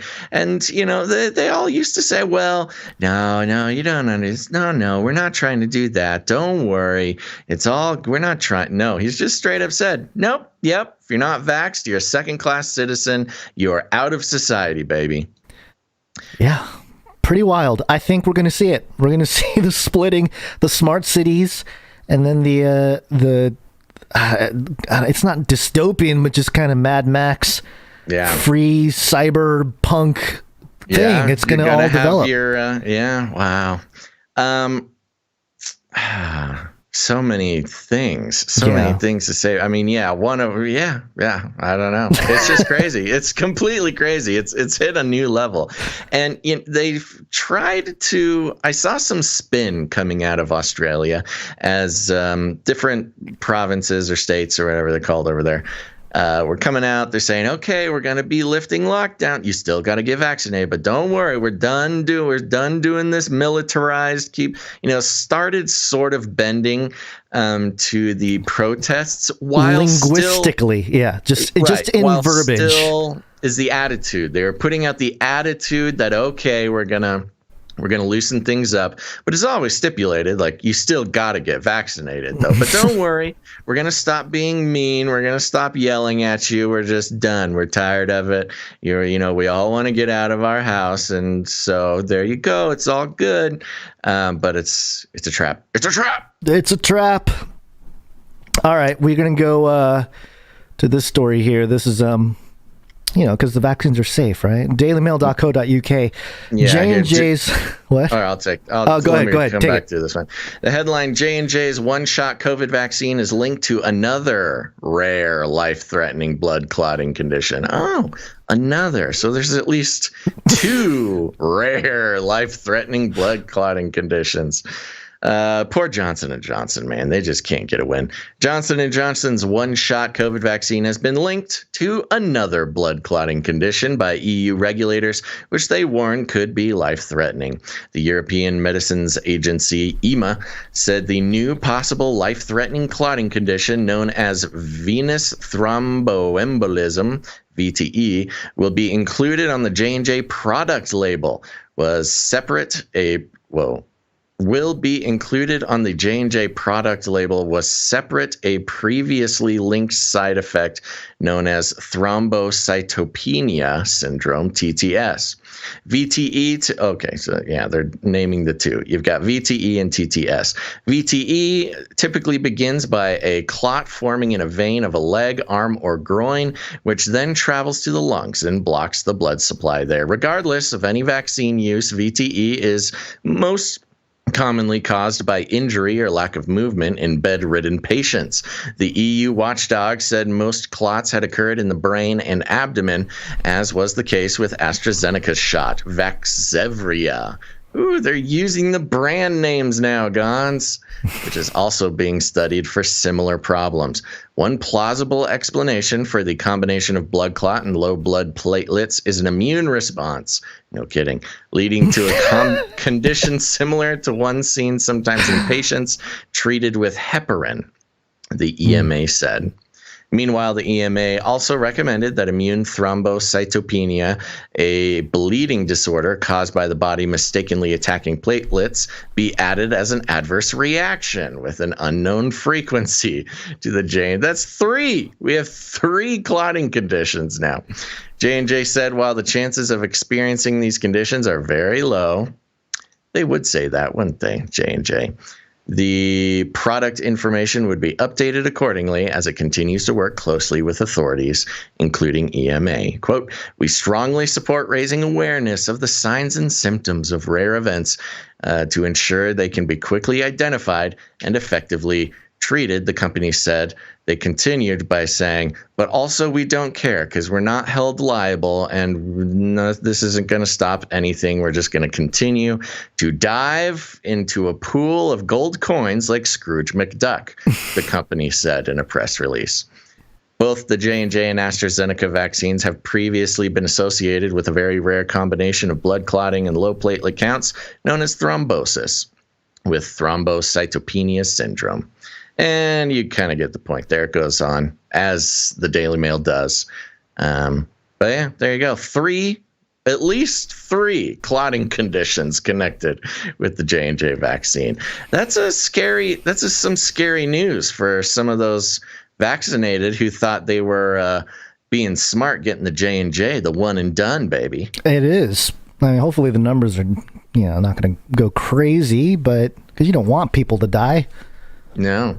Especially if you have friends, family who got it. But yeah, I mean, this was always the thing. It's always going to have issues, and that's part of the reason why. Why isn't anybody talking about this? Is this just not helpful because they're on full court press on the everyone get a shot? Because J&J, nobody's getting the J&J. You know what they're doing is they're not reporting on it because they don't want people to get J&J anyways. Well, especially in Europe. It's all about Pfizer and Moderna. Yeah, well, especially in Europe. European Medicines Agency, Johnson & Johnson originally founded in New Jersey or something. So, it's a U.S. company. So, of course, in Europe, they want the German, the Pfizer. Yeah. Or what is it? Illuminati Vax? What is it called? Illumavax? Comirnaty? And much of the Moderna is manufactured in Spain also. So that helps the EU economy for the Moderna or the Pfizer. Yep, BioNTech. There you go. Yeah. Also, I'm sure this is just coincidence, Basil. Most of it is. The Times.co.uk, mystery rise in heart attacks from blocked arteries. I don't know. They don't know why. It's a mystery rise. Such a mystery. Mystery rise in heart attacks from blocked arteries. Weird. Yeah. I don't have the full version, so it's okay. It's kind of a note anyway. It talks about that. Yeah, that a mysterious rise in all of the exact same clotting issues that are present in J&J, and AstraZeneca also had these issues. And there's been some reporting, but not a whole lot of reporting. Of course, you've got what's causing the teen boys to get myocarditis. I think it's Moderna and Pfizer. Certainly Pfizer is bringing myocarditis. Weird. So strange how all these vaccinated people are having strange, rare heart defects. Yeah. Just a coincidence, I guess. People are eating too many fatty foods during the lockdown. It's rare, Gons. Everybody should get it because it's so rare. Rare enough to be reported on a daily basis by media outlets all over the world. Yeah, at this point, I think the effects of the vaccine and the lockdowns and everything, all the things, have completely outweighed any real threat from the actual COVID flu, coronavirus number 19. At least on an individual basis. There's lots of people making that individual choice for themselves. Here's a doctor, this was being shared around too, Dr. Vladimir Zelenko.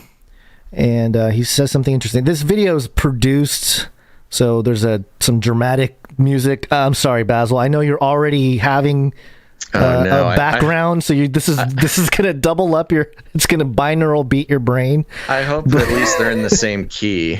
Oh, it's probably not. It's gonna create that harmonic resonance in your brain, and it's gonna reprogram everything. You may lose Basil. Activate my my Manchurian Candidate protocol. Yes, we'll see what happens. 45 seconds. Hope to see you again, buddy.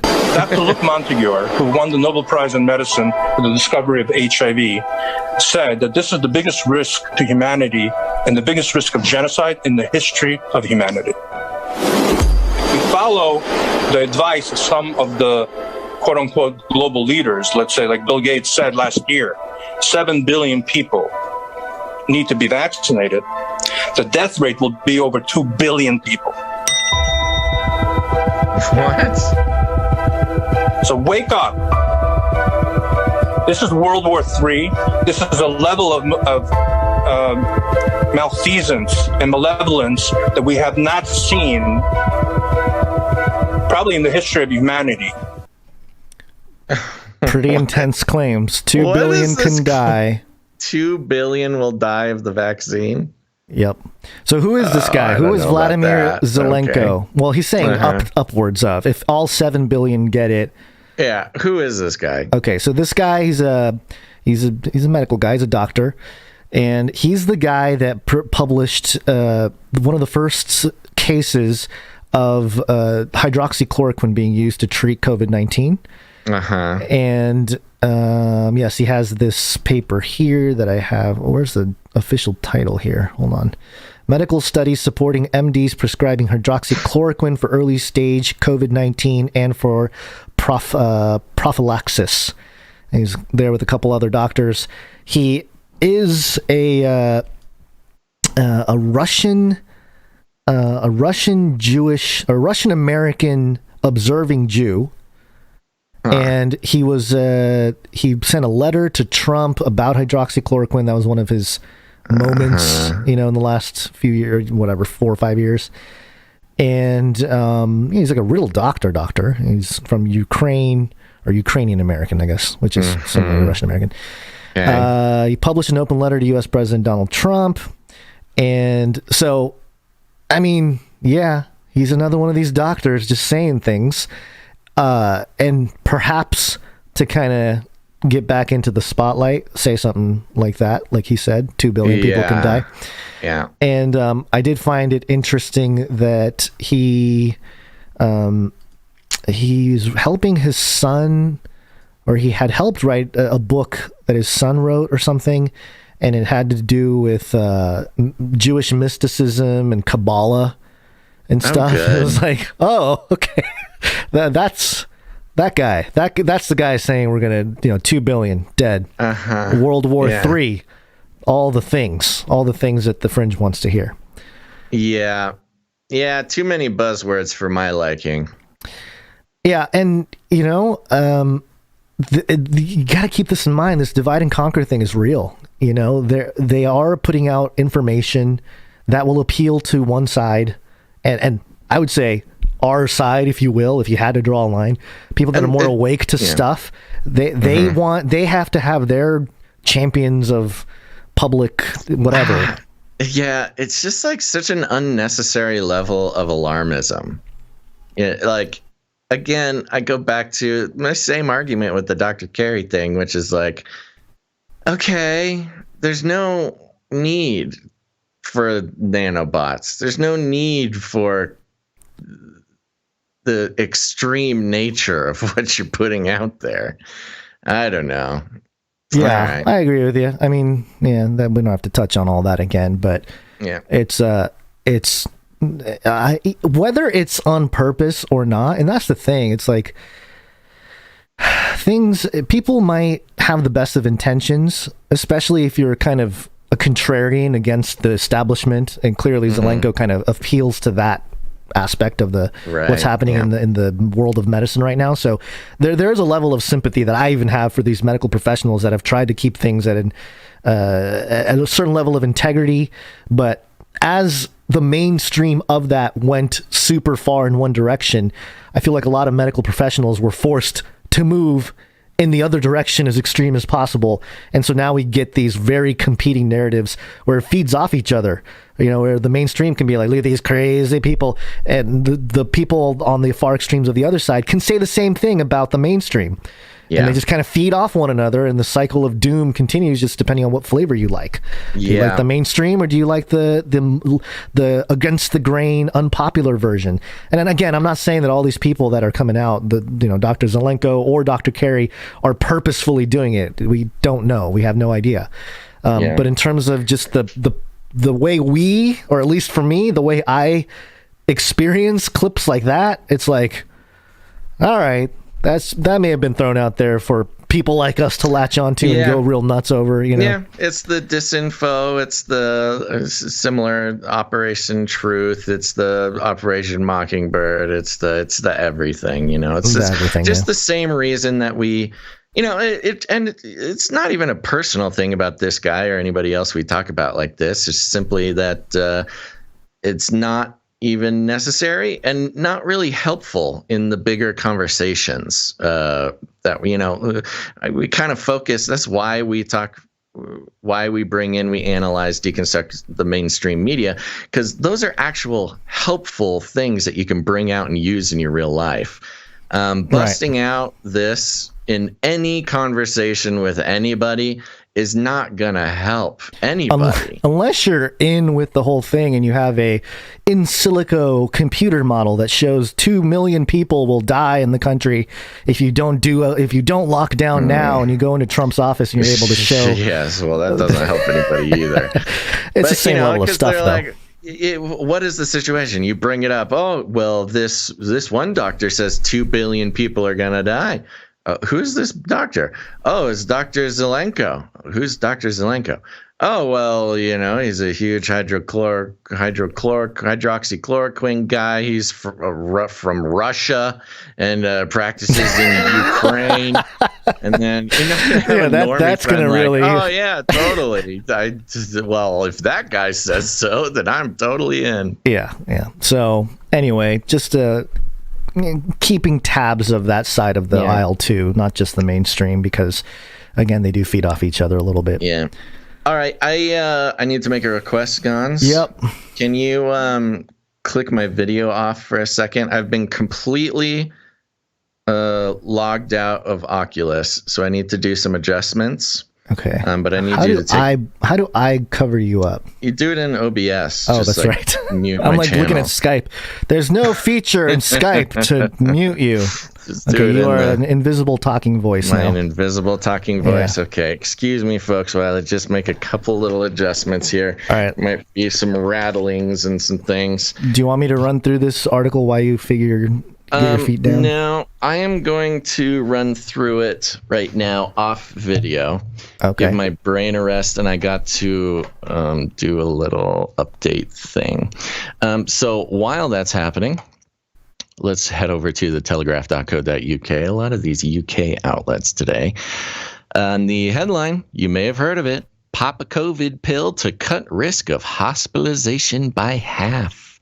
An antiviral pill cut the chances of COVID-19 patients being hospitalized by 50% and dramatically reduced the risk of death in late-stage trials, raising hopes of a new weapon in the arsenal against the virus.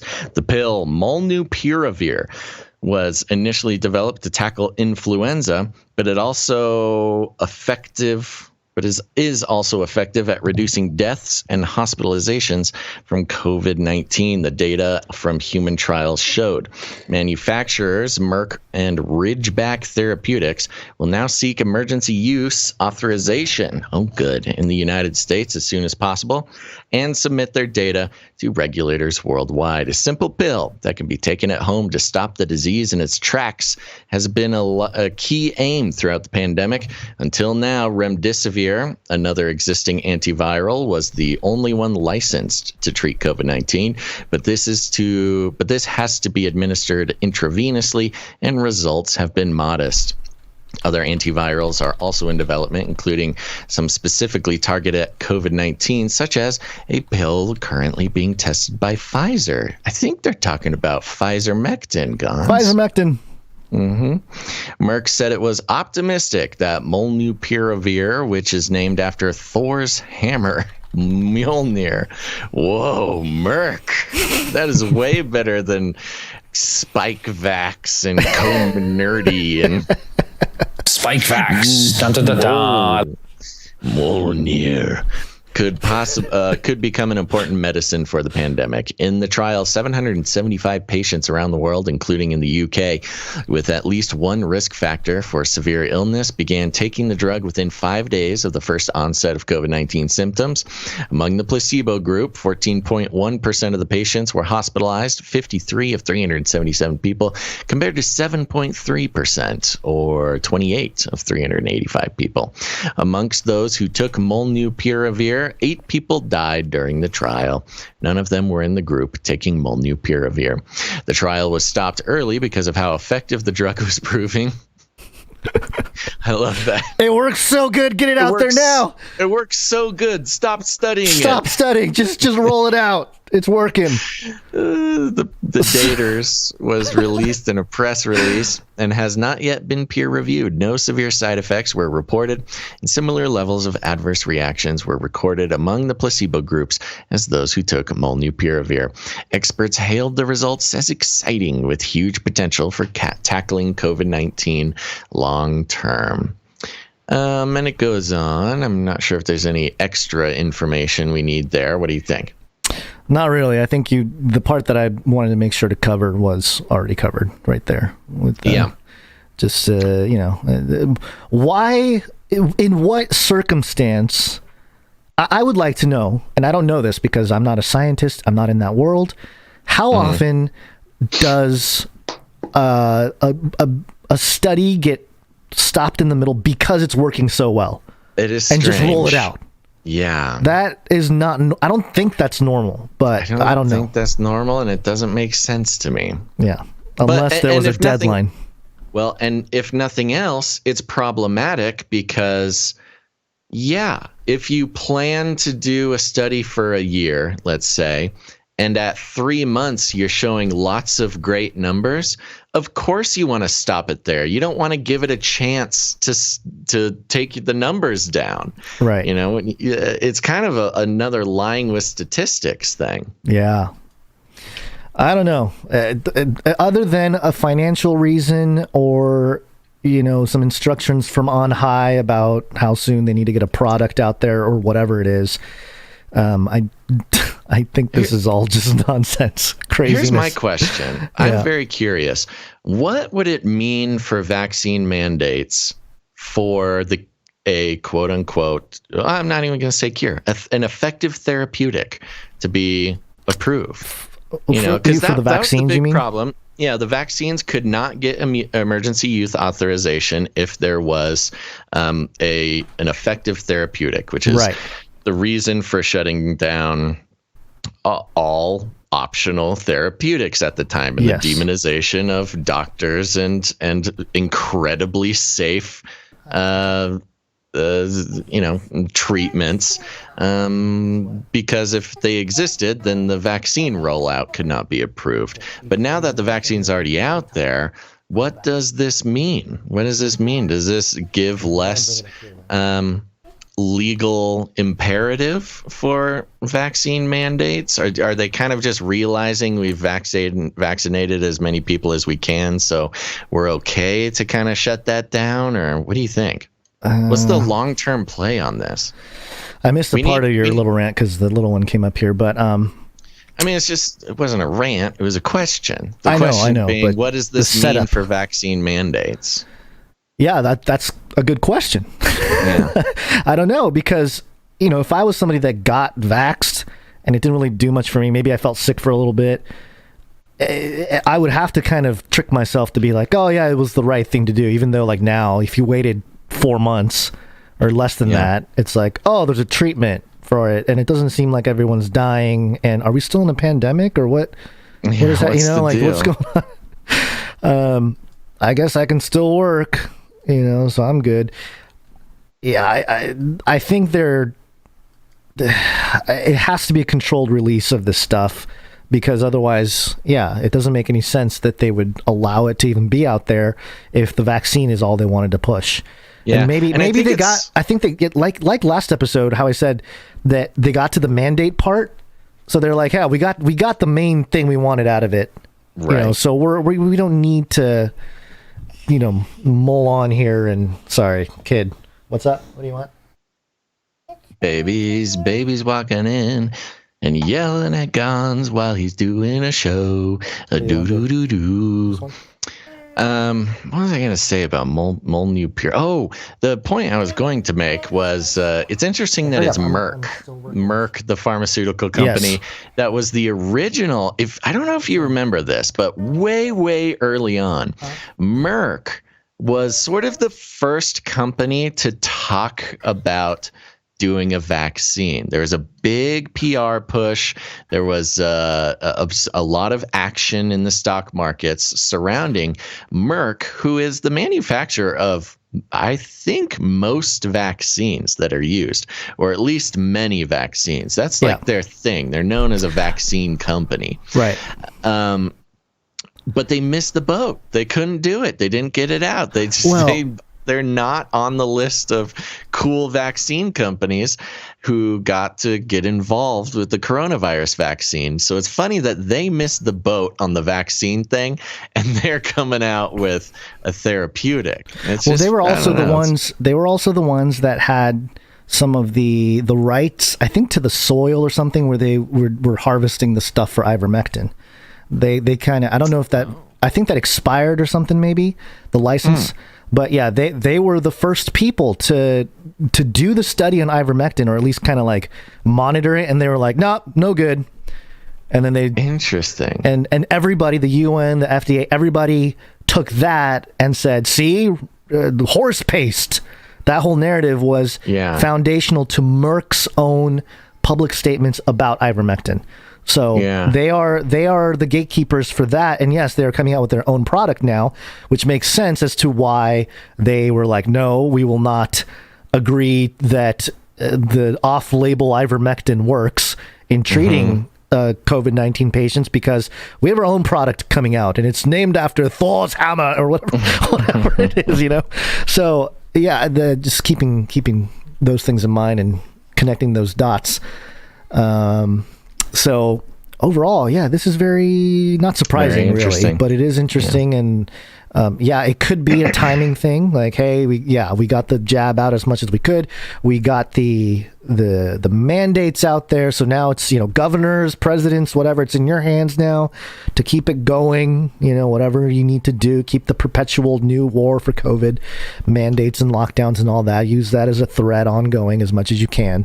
And in the meantime, Merck is like, my turn to make money off of this whole thing. So they feel very left out. They do. Not nice. They do. But they're patient. They're playing the long game. They knew that vaccine will only last a couple years in terms of hype, but treatment could last much longer. We can be 10 years down the road, and that's where traditionally most of the money is in. Therapeutics, right? Where you can, charge a lot more money for it. People who might get it are desperate because they are currently sick. Currently sick people are much more willing to spend the money than, just the fantasy of maybe becoming sick one day. Well, even as a marketing ploy to what's the word I'm looking for? Not expose, but I'm forgetting the word. But basically, use that opportunity to push their product out even more. As hey, the vaccines, they rolled them out quickly, but look at all the damage. They can kind of play on all the alternative narratives and be like, hey, here's something real. Like, I could picture Ben Shapiro.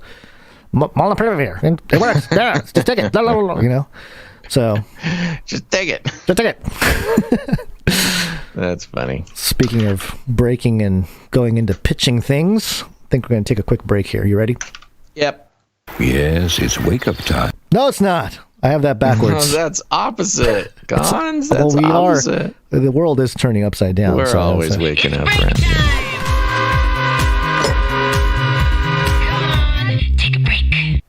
Okay, folks, we're going to take a quick break, but don't go anywhere, because after this first break, we're going to get into the politics section. We're checking in with some Newsom science, some border Snake patrol. Newsom. We'll do a little check-in on Brexit for our UK producers, all sorts of fun stuff. So don't go anywhere. All sorts of good stuff. It's not all about COVID, folks. But it's all depressing. No, it's fun. We're having fun here. But before we have so much fun, we are going to take a little break and thank some producers. That's right. I said producers because we are on the value for value model, folks. You may have noticed no advertisements, no affiliate codes, no super secret mail enhancement supplements, no freedom phones. Nuh-uh. None of that. And we're not preying on the swelling of the anger parts of your brain, or we're not using fear to empathize with you and selling you things that will finally bring you safety and happiness. Nope.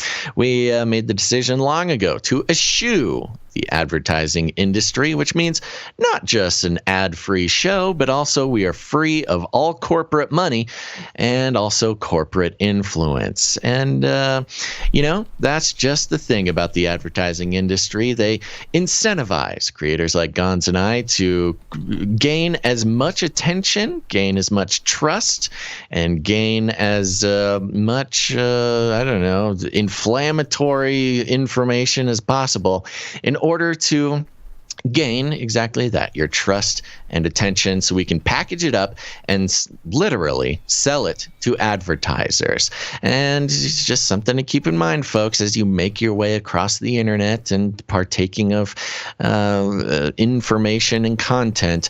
If you are being advertised to, you are not the client. You are not the consumer of media. You are the product of media being sold off to the advertisers. And indeed, advertising has been used as justification for so many of the things wrong with this world, including privacy concerns, big data collection, algorithmic manipulation, soft pushes to try to convince you quietly, softly, that if you just purchase this next new product, you will finally, like I said, find that safety and happiness you've been looking for. But no, folks, not here. You are not a product when you are connecting to the Canary Cry universe. Indeed, you are strictly a consumer of the media, which is wonderful.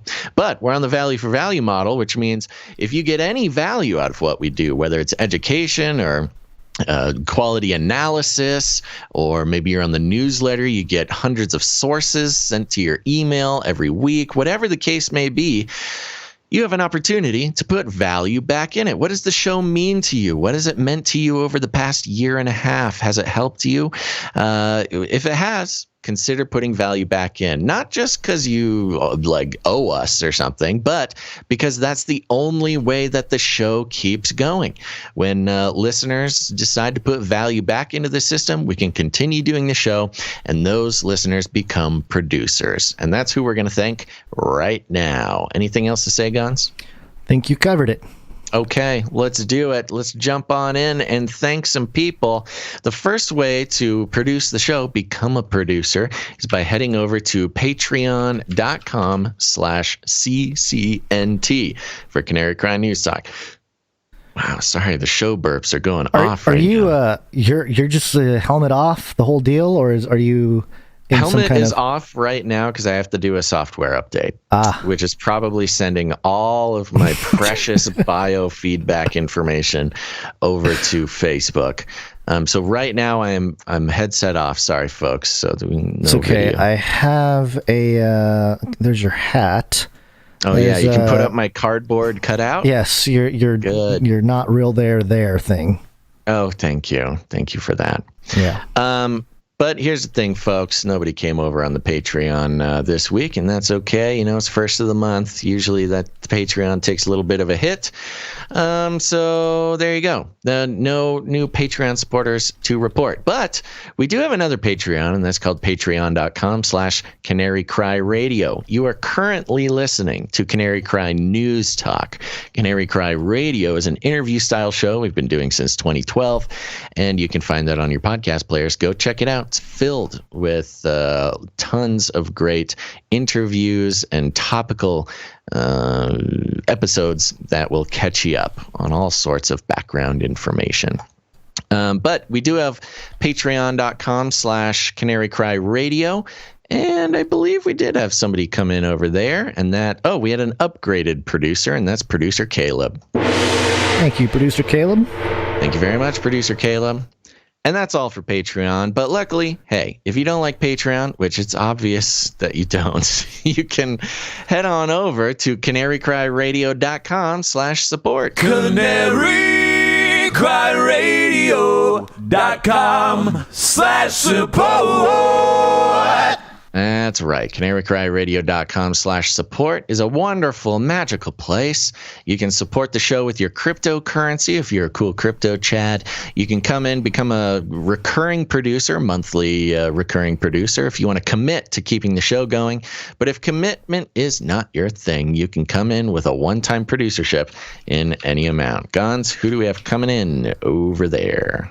We got a lot of people coming in. Actually, we do have people to thank from last episode as well. Yes. So we had that strange episode last week where Gons had to run off and save the world, and so we had to save half of the producers. So we'll be thanking all of the leftover producers and the new producers, and don't worry, we went through, everybody kept their streak. If you came in, we'll read your streak on this episode here, so everybody's safe. Gons, who's coming in? Well, we're going to start things off by thanking producer Aaron J. There he is. Aaron J's on a streak. Supporting the show for 18 episodes in a row, which means Aaron J has gone supernova. This is Charlie November Tango. You are approaching supernova. Repeat, you are approaching supernova.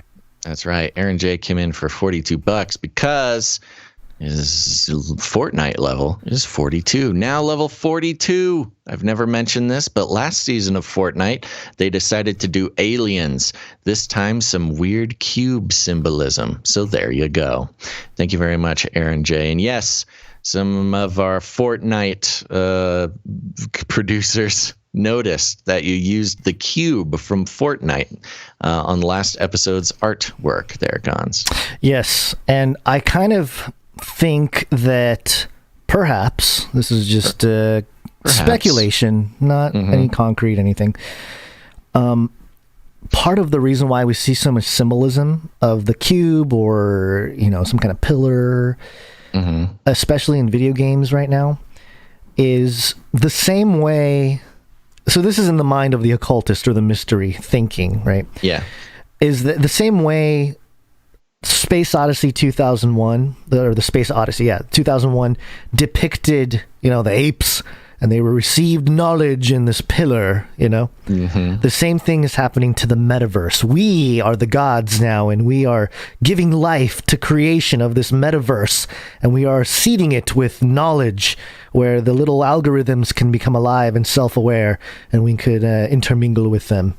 I'm sure that's kind of occult thinking going on with the people that continue to put all the occult symbols in video games in the digital realm. There you go. They're also just very powerful magical symbols that they know they can hook the attention of the next generation, that in the same way that those symbols have been for generations before us. Yep. Okay, thank you very much, Aaron J. By the way, there were no executive or associate executive producers for this episode. Oh, that's kind of sad. A little bit, but you know what? That's what happens when we do a bad job at doing the episode last Friday. I know. All right, next up we have Child of God. Child of God is on a streak. 2 episodes in a row, came in with 4184. And hold on a second. There was a note that didn't get put into our thing.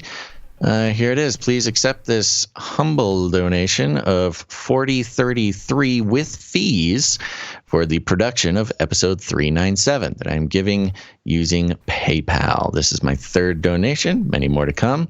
My church participated in a Life Chain org event where we peacefully and prayerfully protested against the killing of the unborn. I humbly ask for the producers to pray for the protection of the Christians who are peacefully protesting in Canada and the United States this month, really all over the world. May God continue to bless this awesome ministry. Then sent Psalms 139, 14 through 16. I will praise thee, for I am fearfully and wonderfully made. Marvelous are thy works, and that my soul knoweth right well. My substance was not hid from thee when I was made in secret and curiously wrought in the lowest parts of the earth. Thine eyes did see my substance, yet being imperfect, and in thy book all my members were written, which in continuance were fashioned, when as yet there was none of them. So thank you very much, Child of God. Thank you, Child of God. Appreciate it. I guess he did do a call for the producers as well. Yep. Producers, assemble! There you go. Producers out there, we got a call from Child of God to pray for the protection of Christians who are peacefully protesting in Canada and the United States this month. Really, all over the world. Yep. Amen to that. Thank you, Child of God. Next up, we have Joe O's. Joe O's came in for $15.96. That's $15.20 plus fees for Luke 15:20. Producers assemble. Producers, assemble! Please pray for our prodigal sons and daughters. My wife is a precious prodigal daughter, and I would appreciate prayers for her salvation. Play the Praketon Witchcraft jingle. God bless you all, Joe O's. Praketon Witchcraft jingle. She be Praketon Witchcraft. That one is buried here somewhere. I will find it. Gonna take a second to find the jingle. Sometimes jingles get lost in computers, little computers, big computers. There's so many different sizes of computers. Let me just ramble about the problem with that one is instead of labeling it witchcraft, I labeled it richcraft, and I don't know how I spelled it. This is a complete You sure disaster. you didn't label it Praketon? Let me try Praketon. How would I spell Praketon? I don't know. He spelled it. Joe O spelled it PrackATIN. I don't think. Okay, well, you need to rename this one to make it easier to find. Hold on. Let me check witchcraft one more time. This is what happens when Gons doesn't label the files in a recognizable way. We lose some of the best. Oh man, I saw it on the board the other day too, and I should have just moved it when I could have. This is a problem that needs to be solved. I know. All right, I'm gonna have to come back and do it. Well, I'm just gonna have to do it a cappella then. This girl be Praketon Witchcraft. Thank you, Joe O's. Thank you very much, and thank you, Basil, for. I think people just like that anyway. No. Who's next? Next up, we have Ryan M. Ryan M comes in for. I found the Richcraft. Okay. Okay, here it is. Go. Here it is, Joe. This girl must be Praketon Richcraft. Did it all for you, buddy. All right, sorry. Ryan M. Rename that right now while I think Ryan M. Ryan M comes in for $13.97 and says, I'm not superstitious, but I am a little stitious. Michael Scott. Happy Monday, everybody. Thank you very much, Ryan M. Thank you very much, Ryan M. Next up, we have Sir Casey, the Shield Knight. Sir Casey, the Shield Knight, is on a streak.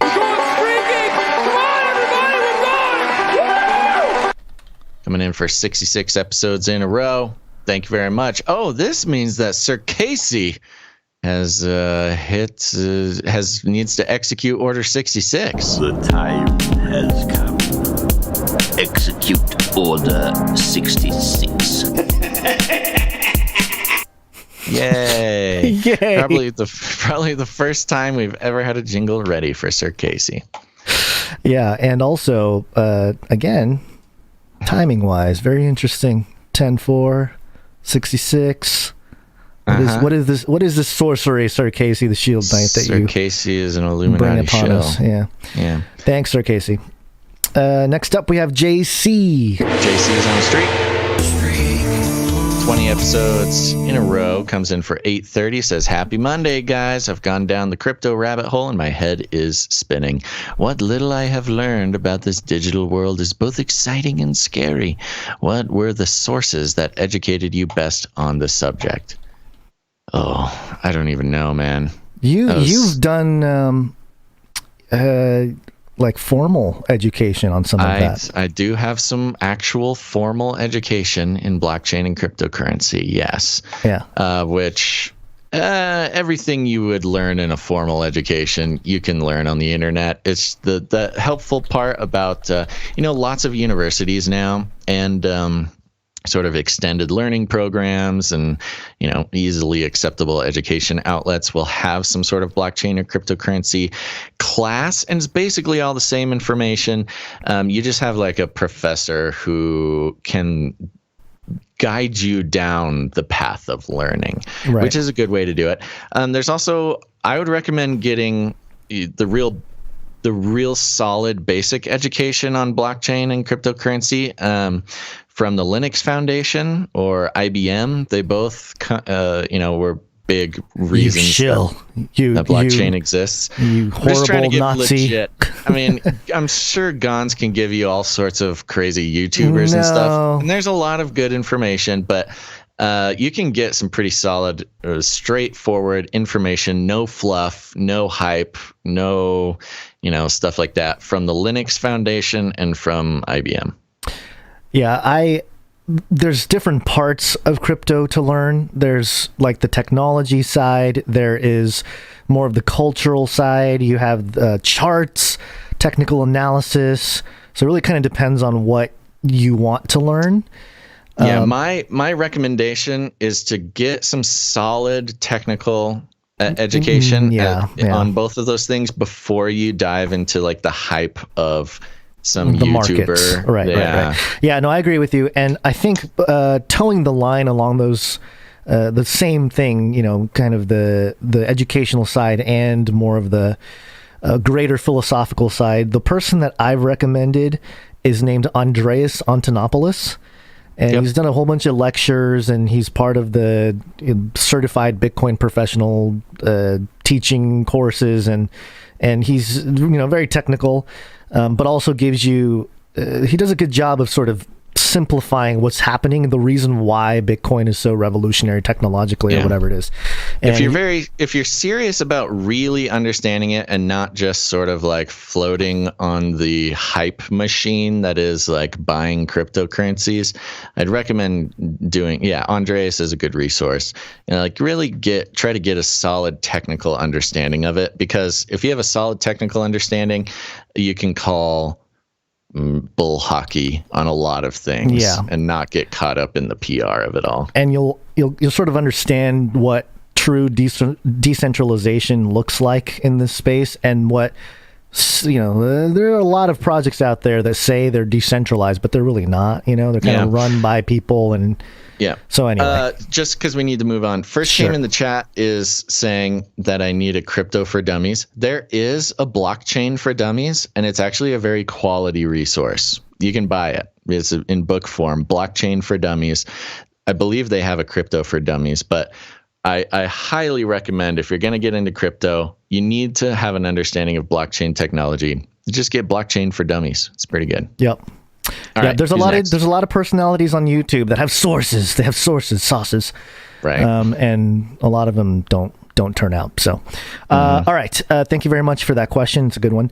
Next up, we have Scott K. Scott K is on streak.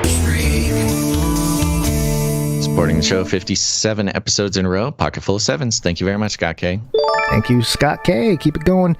Next up, we have G from Oz. G from Oz comes in with a pocket full of sevens. Thanks, guys. Love the show. Appreciate your hard work. And I'm very grateful for what you're doing to expose the charades being played by the mainstream media. Sadly, it's not satire. God bless, G from Oz. Yeah, maybe it's even crazier than what you saw in Oz.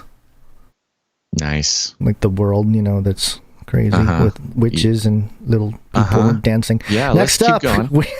Next up, we have Heather Russ. Heather Russ. Oh, gosh. On a streak. You're on a streak. You're on a streak, Heather Russ. Yeah, she's on a streak. Women rule! 11 episodes in a row, comes in with a pocket full of sevens. Thank you very much, Heather Russ. Thank you, Heather Russ. Next up, we have Daniela O. Daniela O is got to be on a streak. Yeah, she's on a streak. Women rule! 2 episodes in a row, pocket full of sevens, and a note, was let go as a New York City teacher. Oopsie daisies. They denied my religious exemption. I gave them direct wording from the U.S. Equal Employment Opportunity Commission, got an NPR article as a response. Are you open to interviews? I will blow the whistle on the denial of rights. Well, We haven't done an interview in a while. Yeah. Open. That's crazy. They sent you an NPR article as a response for your religious exemption. Oh. Gosh, New York is ridiculous. That is... I would be extra mad that they dropped NPR on you to try to justify whatever. That has got to be a candidate for some actual real legal action. Yeah. Gons, we had someone come in during the break here. I would usually, if you come in during the break, you don't make it onto the list until next episode, but it was our third highest producership. So go up to the third one there, Gons. Let's thank them right now. Michelle E. Yes. Michelle E comes in. Oh, this is from Brian and Michelle. Brian and Michelle. Yeah. Thanks, guys, for making our week a little bit better here in the Matrix. Keep on keeping on. Prayers and blessings, Brian and Michelle. Thank you very much. Thank you very much, Michelle. Brian and Michelle. Mm-hmm. Okay, we're going to keep moving here. Daniela O, we'll figure something out. If not stay us, in then touch. somebody. Yeah. Stay in touch. Next up, we have LBS. LBS comes in with 546 recurring monthly producership. Thank you very much, Albie. Thank you very much, Albie. Next up, we have Jared S. Jared S also comes in with 546 recurring monthly producership. That must be like $5 plus fees, I'm imagining. Yeah. So I wonder if Albie and Jared are related. No, they came in quite a distance between them. I don't know. It could be. I don't know why. Okay. Next up, we have Malik W. Malik is back on the horse. What's up, Malik? Producer Malik. That's it. Thank you. Thank you, Producer Not a Malik. readable amount. Next up, we have Craig B. Craig B comes in with a pocket full of fours and says, loving the show, and for just over a month now, being a new member of the CanaryCry.community, online community. Oh, holler. What's up, Canary Cry community? And Craig B, welcome to the family, my man, and thank you for the quick turnaround, becoming a producer right away. Yeah. That's what I'm talking about. Shout out to everybody in the community.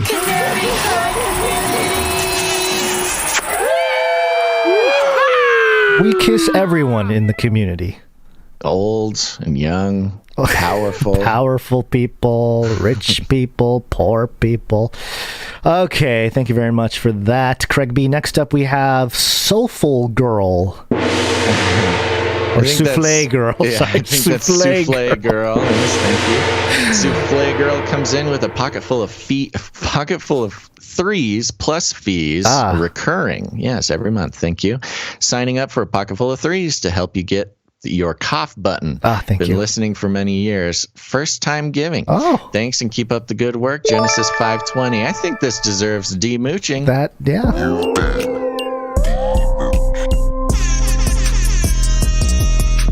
Thank you very much, Souffle Girl. Yes, your many years of listening have now been cleansed. Yeah, you have been made right. All right. Next up, we have Giants Bane 16. He's back. He's on a streak. 5 episodes in a row, coming in for threes plus fees and no note to be read. Thank you very much, Giants Bane. Thank you, Giants Bane 16. Next up, we have Gail M. Gail M's on a streak. Yeah, she's on a streak. Women rule! She's blasted right by that 33 producership. She is now at 34 episodes in a row, coming in with a threes plus fees. Hola, mi chicos dolce. Please ask producers to pray that the oncology center gets more help. They are backed up for 3 weeks, and my brother is still waiting for a bone scan and liver biopsy.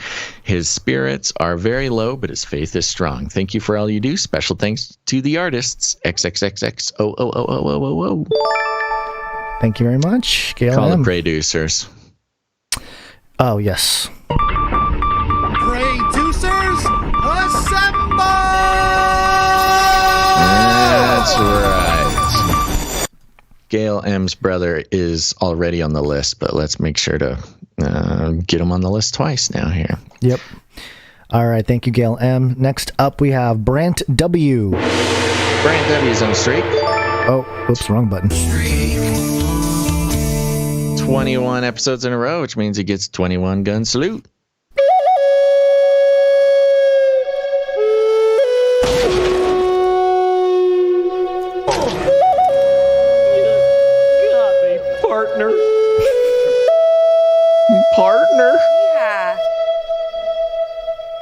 go comes in with, he came in last episode too, so a couple of pockets full of 3s plus fees, and a note, and the award for best jingle impersonation goes to Basil for his normies. Well done, dude. Thank you very much.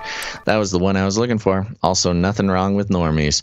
You don't know what you don't know, so keep praying for your normie friends, y'all. Amen, Brant. Thank you very much. Yeah, that's a good thing. Mm-hmm. Next up, we have Sir Salmon's The Night of the Fishes. Sir Salmon's is on a streak. 11 episodes in a row. Comes in with a pocket full of 3s. Good day, all. Hope everyone has survived Monday. Also, could not be happier that there is now a Wednesday My Dudes jingle. I'm so proud of this community. Hope you are both doing well. Basil and Gons, many blessings from the fishes. Thank you very much, Sir Salmons. Thank you, Sir Salmons. Makes me want some salmon. Oh, gosh. Next up, we have Veronica D. Veronica D is on a streak. Yeah, she's on a streak. Women rule! And she's almost there. 32 episodes in a row. She came in last episode as well. 2 pocketfuls of 3s and a little cowboy emoji. Thank you, Veronica. Thank you, Veronica D. Next up, we have Doctor Who Done Dat. Yes, Doctor Who Done Dat is on a streak. Okay. Came in last time, so we're getting him here as well. Couple pockets full of 3s. Last night at small group, I laid my alcoholism at the feet of Jesus. To honor God, I'm going to be producing with money formerly used for beer. All right. Hey, that's what I'm talking about. I'm going to need lots of prayer for this battle. Let's hit those pray-ducers. Pray-ducers, assemble! That's right. We're keeping Doctor Who Done Dat in our prayers, getting off the sauce, baby. And he actually sent a follow-up note from Doctor Who Done Dat. It says 4 days off the sauce. God gave me the passage, Philippians 4:12 through 13 this morning. Keep on keeping on fighting the good fight. Well, good job. There you go. Hallelujah. Celebrating 4 days with Doctor Who Done Dat. Good job, buddy. Good job. Keep it going. Great stuff. Next up, we have Runk Smash. Runk Smash is on a streak. 21 episodes in a row, which means he gets the 21 gun salute.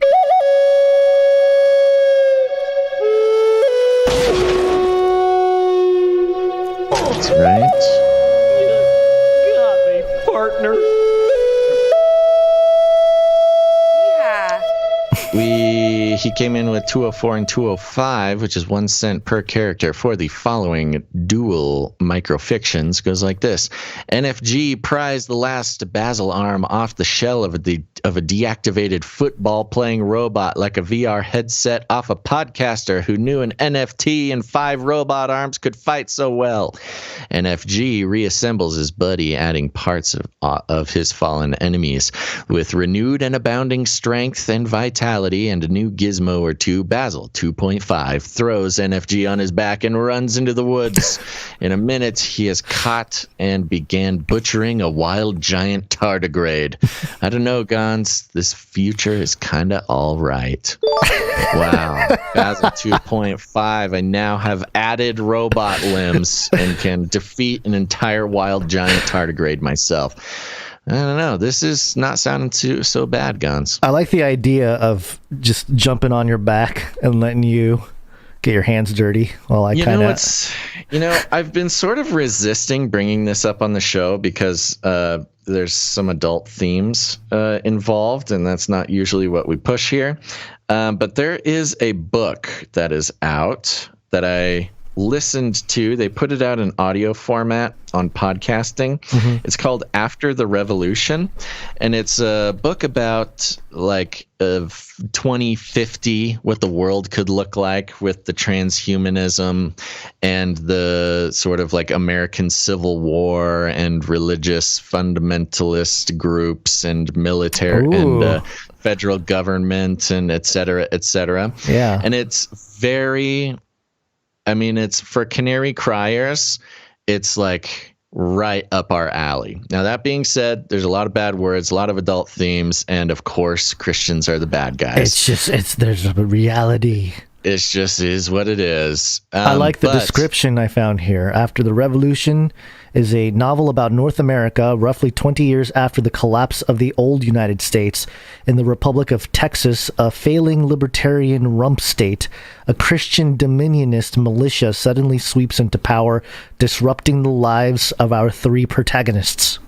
Yes. Wow. And, it's not the number one best written book, but it definitely, I mean, it's like this guy has just been listening to Canary Cry for 10 years and hated us or something. Yes. He's one of the hate listeners, one of the hate watchers, which we do have them. There's a not insignificant amount of listeners and watchers who just tune in to hate on it. But that's okay. They're here. We like that. But yeah, very interesting. So anyways, I bring that up to say that Runk Smash's microfiction here is like really reminiscent of that experience. So thank you, Runk Smash. Ooh, AM Fed dollars, huh? There's a lot going on. There's a lot going on. There's a podcast version. You should listen to it, Guns. It's pretty interesting. I might, yeah. Yeah. All right, thank you very much, Runk Smash. Keep them coming. Next up, we have producer Ciara. Ciara's on a streak. Yeah, she's on a streak. Women rule! 29 episodes in a row. Came in a couple of episodes here. And a note. Oh, and this is some verses from Genesis as she continues. And there was evening and there was morning, the fifth day. And God said, let the earth bring forth living creatures according to their kinds, livestock and creeping things and beasts of the earth according to their kinds. And it was so. Genesis 1:23 through 24. And God made the beasts of the earth according to their kind, and the livestock according to their kind, and everything that creeps on the ground according to its kind. And God saw that it was good. Genesis 1:25. Thank you very much, Ciara. Thank you, Ciara. You're getting close to that 33, Ciara. Mm-hmm. Happens quick, huh? Pretty wild. All right, next up we have producer Shagan. Shagan is on a streak. Yeah, she's on a streak. Women rule! 2 episodes in a row, coming in for 145. Thank you guys for all you do. God bless, love, Shane and Reagan. Thank you very much, Shane and Reagan. Thank you, Shane and Reagan. Next up, we have Daryl H. Daryl H. Daryl. Is this the Daryl H that was doing the Fibonacci sequence, or was that somebody else? I think it might have been, that was someone else. Oh, okay. I don't know. Well, Daryl H comes in with 3.33 XRP and says, here are some crypto coins to help the world situation. I am also helping out as a producer as I listen. Daryl in New Zealand. Thank you very much, Daryl. Yeah. Very interesting stuff happening with XRP. A lot of smart contract talk to have NFTs and stuff built on XRP. A lot of people that are supposedly in the know suggesting that the lawsuit against XRP is going to be dropped, and they haven't been on a bull run this cycle yet. So they're saying once everything gets released that they're going to pump and go crazy, and they are going to be the world coin that people use for remittance, all that stuff. We'll see. They all say that. Yeah, I know. But XRP has a strong army behind that narrative because they've been on it for a while. But yeah, thank you. Appreciate it, Daryl H. And appreciate your participation, more importantly, as a producer. So we do need people praying. And last but not least here, Juan A. Juan A is on a streak. 24 episodes in a row, and a note, Proverbs 1:33. But whoever listens to me will dwell secure and will be at ease without dread of disaster. All right. Oh, thank you very much, Juan A. Oh, I lost my board. Here we go. There it is. Thank you, Juan A. All right. Are we going to jump back in for a little bit and see? Let's do it. Let's wake on up, get into the politics, and we'll take another break later on. All right. Yes, it's wake up time. Hey, yo, wake up. Whee! It's Latin for many. Now suck your blood. Now suck Politics. your blood. It's Newsome science, baby! Ha! That's your boy. That's my it's your boy. My introduction into Newsom. This is a big sigh. Yeah. As he announced basically that every child anybody K through 12 basically has to be vaccinated as soon as the mandates, or I'm sorry, not the mandates, the emergency use authorization gets accepted. He was on CNN, and he's got the gay pride, I don't know, hand-drawn thing in the background. Looks like a Ouroboros fish. I think he's in a school. He's doing this press release while he's standing in an elementary school or something. Yeah, I guess that pushes gay pride posters. Well, it's California. True. Okay, here he is on CNN. This is a big announcement. Why is this the right move right now? Yeah, I think we're all just exhausted by this. We want to get this pandemic behind us. And while we make great progress, California, 84% of Californians that are eligible received at least one dose. We have the lowest case rate in America. It's not good enough. And we have a cohort 12 to 17 right now. We're only 63.5% of our kids have received at least one dose of vaccine. And we think this will accelerate our efforts to get this pandemic behind us. Same old. I mean, every time we take our... What's that? What is he saying? He didn't say anything there. He's just saying that we got to get the kids vaccinated so we can end the pandemic. And we're tired. He's tired. Uh-huh. Yeah. Okay. He's doing all the things that he would have done sooner, except there's this recall thing, so he had to wait. Yeah, if he didn't think that the Democrats would not vote him back in, he wouldn't have done it. So he waited till after the recall. Yeah, here we go. This is a big... Oh, wrong clip. Sorry. Here we go. This is the next one. I mean, every time we take our eye off the ball, we think we've got this and we move on to the next issue or challenge. We have a new mutation, a new variant that comes out, new variables that come out. And look, I'm mindful of the seasonality of this. And while California has withstood this last wave, we are concerned about the fall and into the spring of next year. And so good enough never is with this disease. And we know that people are still dying, 700,000 Americans. We know that kids are being infected. Kids are ending up in our hospital system. I have 4 young kids. I can't take this anymore. I'm like most parents. I want to get this behind us, get this economy moving again, make sure our kids never have to worry about getting a call saying they can't go to school the next day because one of the kids or a staff member were tested positive. It sounds like he's throwing his kids under the bus a little bit. I can't take these kids anymore. We got to put them back in school. Yeah, it's the same thing. It's... Oh, if you want your freedom, this is how you get it. This is how you get freedom from us being tyrannical over you. But also, we're just going to blame it on COVID. Yeah. The next clip I have of this interview, it was a long one. It was like 10 minutes long, but I cut it down here. The interviewer asks about the resistance of people, and they start by showing the clip of the guy in the dreads. Have you seen this clip, Basil? We didn't do anything on it. We should have. But in San Diego at some or it was just like a meeting at a town center or something. This guy with dreadlocks, neon green shirt with the Statue of Liberty on, went kind of nuts. Some people made it into a metal song. The whole deal. And so they start with that clip, and then they get Newsom's response here. Your children and your children's children will be subjugated. They will be asked, how many vaccines have you had? Have you been a good little Nazi? Hail Fauci! Hail Fauci! What are you expecting in terms of that kind of, reaction potentially over this new statewide mandate?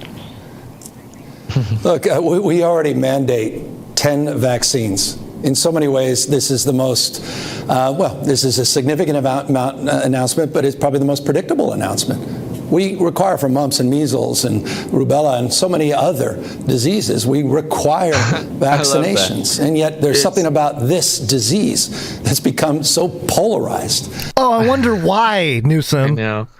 Well, it's so funny. He's right. It is the most predictable. It's predictable to us. We've been predicting it since April of last year. You know who it's not predictable predictable to? Joe Biden, who's been saying he's not going to mandate. All of these governors and presidents and administration people. Even CNN was everybody's saying it's not going to be mandated. Apparently, it wasn't so predictable to them there, Newsom. But we all know that it was always the plan, and they're just paid professional liars, and that's what they do. So he's right there admitting that all of the quote-unquote public representatives who are elected lied for the whole time when they promised over and over and over that it would not be mandated. And then, suddenly, it's the most predictable thing. Of course we were going to mandate it. Yeah. Okay, great. Thanks. I'll let him finish this response here. Polarized and so divisive. And it's tragic. I mean, my heart goes out to the people protesting that they are led with such fear and anxiety, such disinformation, the misinformation, very intentional, and some just naively receiving it. And so, look, we have to remind people that this is well-established territory for our kids for decades and decades. No, it's not. That is so deceptive. It makes me just want to reach through the screen.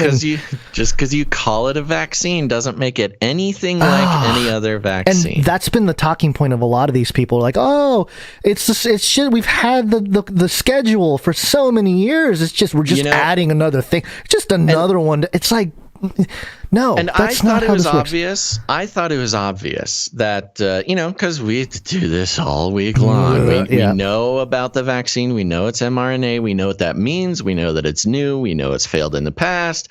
It's not tested very well. They skipped animal trials. It's not a regular vaccine. It's not a attenuated virus vaccine like all the other ones are. So to call it a vaccine, just like anything else, is deceptive, and I thought surely everybody knows the difference, but there are certainly people who you say, they're pro-vaccinated people most of the time, at least in my experience. They say it's just like another vaccine, and you simply go, actually, no, it's not. It's an mRNA vaccine that actually we've never had one ever work before. It's even debatable to label it a vaccine based on what it does. Right. You doesn't do. Right. But you don't have to go that far with these people. You just say it's mRNA. We've never had one. One has never tested animal things. And it's actually not like the other vaccines. And there's been 2 or 3 that I've talked to who have been like, I didn't know that. Like, you just have to not be paying attention. You just living your life, just doing what you're told and not asking one single question. And see how he went back to this fear thing too. He did, yeah. Same as the vaccine hesitant. The protesters, they're afraid. They're driven by fear. I'm sure some ISILs will come out of Keith Oberman earlier today. There's a couple more. Newsom just.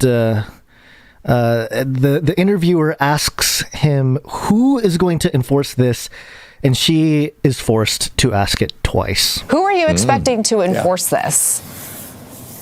Well, you know what? If you want to attack someone, attack me. I was the first governor of the country to require masking for all our public schools. I was the first governor of the country to require vaccine verifications and/or testing, and now we're leaning in again. You want to go after someone, go after me. Don't go after school board members. Don't go after these innocent folks that are just trying to do the right damn thing. I mean that.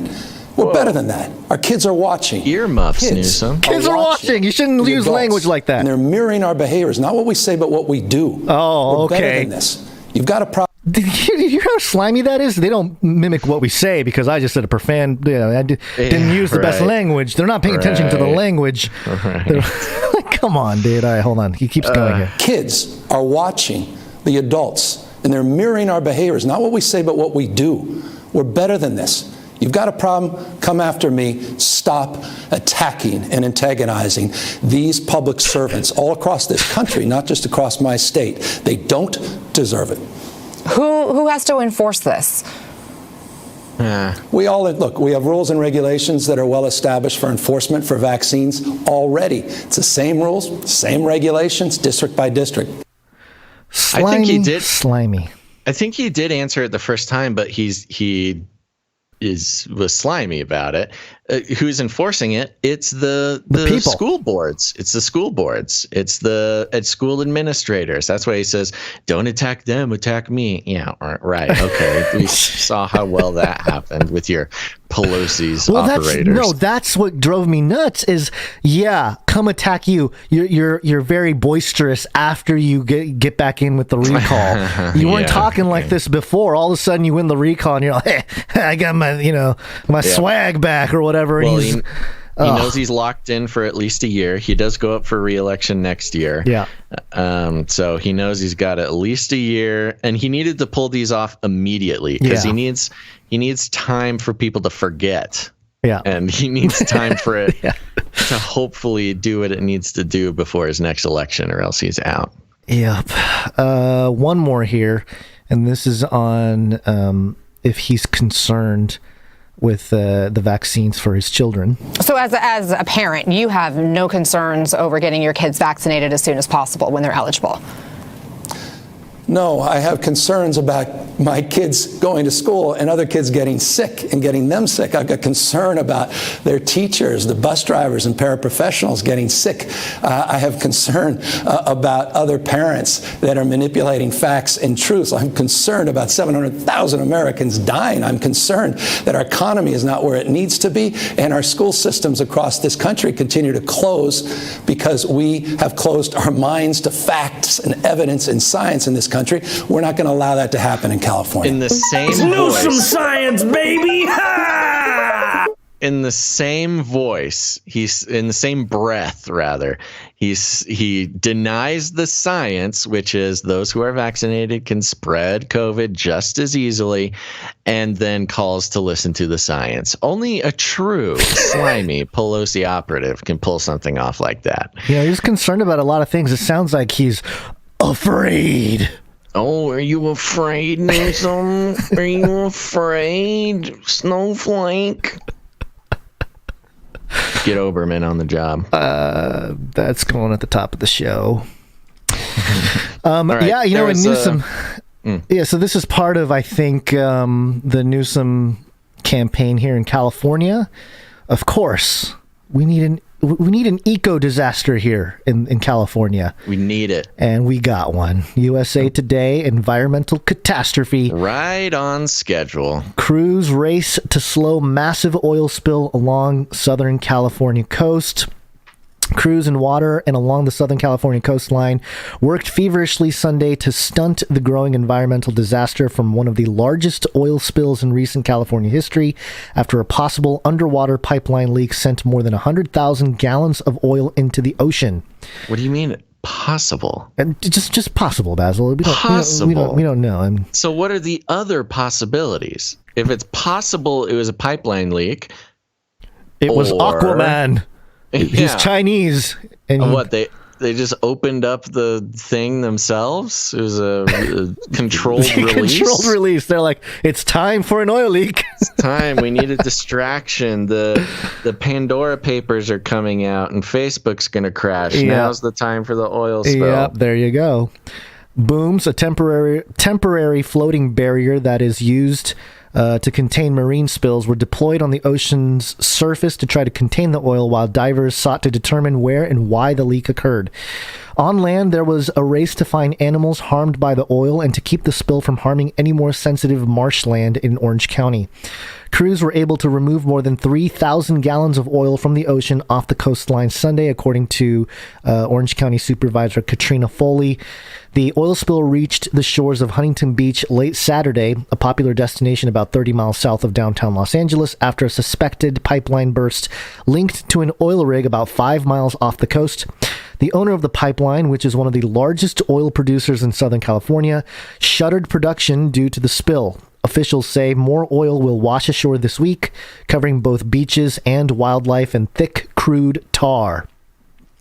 Late Sunday, Laguna Beach, another popular beach destination, announced all its beaches will be closed would close due to the spill's spread south across the region.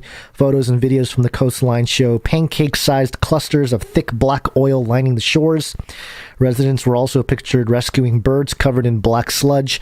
Foley said Sunday morning dead birds and fish has already been washing ashore. At least 126,000 gallons of crude spilled into the waters off Orange County starting late Friday or early Saturday when boaters began reporting a sheen in the water. Officials said. Huntington Beach Mayor Ken Carr said the amount of gallons of oil that leaked into the water is likely higher through the energy company that owns the pipeline, said totals likely wouldn't be much higher. Carr added officials had not been informed how quickly oil was leaking or how much had poured into the ocean since it started Saturday. Quote, in a year that has been filled with incredibly challenging issues, this oil spill constitutes one of the most devastating situations that our community has dealt with in decades, she said, calling the spill an environmental catastrophe. And it shows the tweets there. The spill originated from a broken pipeline connected to an offshore oil platform known as, I think it's Ellie, right? Is it Ellie or Eli? How's it spelled? E-L-L-Y. Yeah, that's Ellie. Ellie. The platform is connected by a walkway to another platform, Ellen. And by the way, I have a photo of the Ellie and Ellen. They're all L's. It's Esther, Ava, Emmy, which is 3033 on this little map here. And then there's Edith, Ellen, Eureka, and the one that went down, Ellen. And you can see the map and about where it was, kind of in between Long Beach and Huntington Beach. And yep, so for those of you watching, you can see kind of where it was. The platform is connected by a walkway to another platform, Ellen, located just over 8.5 miles off Long Beach and operated by Beta Operating Company, according to the Federal Bureau of Safety and Environmental Enforcement. Beta is owned by its parent company, Houston-based Amplify Energy Corp. Amplify Energy Corp is one of the largest oil producers in Southern California. Its president and CEO, Martin Wilshire, said they noticed an issue during an inspection Saturday morning and notified the U.S. Coast Guard. The pipeline was sectioned off at both ends, and the pumps were shut down by Saturday night and remained that way Sunday, he said. Wilshire said the company is still examining how this happened and whether it was indeed a leak. What else would it be if it's not a leak? You know what's interesting? If you think about this in the context of search engine terms, leak. You had the Pandora leak, the leak of documents. You had the leak of Facebook things. Yes. We need a new leak to take up the space on Google. That is a very good point. And maybe the whole cyber shutdown is to reset all that, get all the Panama paper leaks out of there, and go with the oil spill. Yeah. Blah blah blah blah blah blah blah blah blah blah. That happened Sunday. Is that what? Saturday. Yeah, Saturday when it started. Okay, by Saturday night, it looks like they had it stopped. Old. Yeah. Interesting. Okay. Well, here's the thing. Is there more on that? Just real quick, I do want to mention that Governor Gavin Newsom did recently sign, because we skipped this news a few days ago. He signed a $15 billion package to tackle the climate crisis and protect vulnerable communities. And in the document, there is a section here, SB 47 by Senator Monique Limon, Democrat from Santa Barbara, which increases the amount of money the state can collect annually to plug abandoned wells utilizing funds from fees on the oil and gas industry.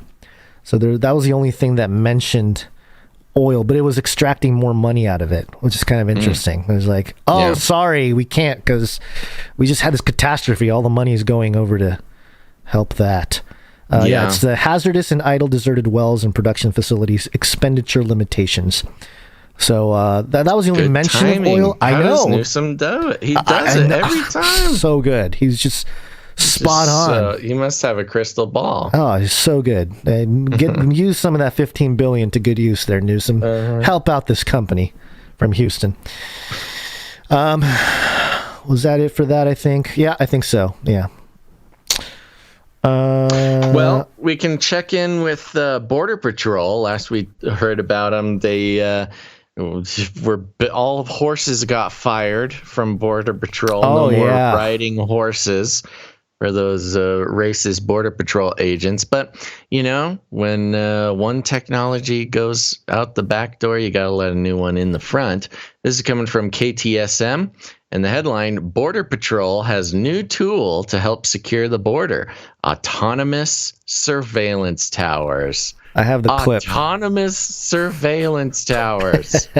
Let's play a clip. Years ago, Border Patrol agents had to take turns monitoring an area with binoculars in over 100-degree heat. But now a new technology called the Autonomous Surveillance Tower is changing the game and helping Border Patrol agents even off the clock. This will actually have the ability to have one agent who can monitor about 4 cameras. The self-scanning cameras have a radius about 3 miles and are constantly moving in all directions. When it detects movement, it's able to zoom in on it and detect what kind of movement it is, whether it's human, it's vehicle, or it's animal. Which they say allows for more agents out on the field and can immediately send someone over to investigate an area. No matter how advanced technology gets, you're always going to need that human element. But he adds it's also good for the environment. Yay. As you can see, nothing is set in stone. There's no electric lines running to it. It runs on its own. If we see that there's not enough traffic in this area, we need to move it to another hill or another location. Within a few hours, we can have it up and running. The camera's solar panels allows 1 hour of sunlight to power the cameras for up to 24 hours, which works perfectly for the Sun City.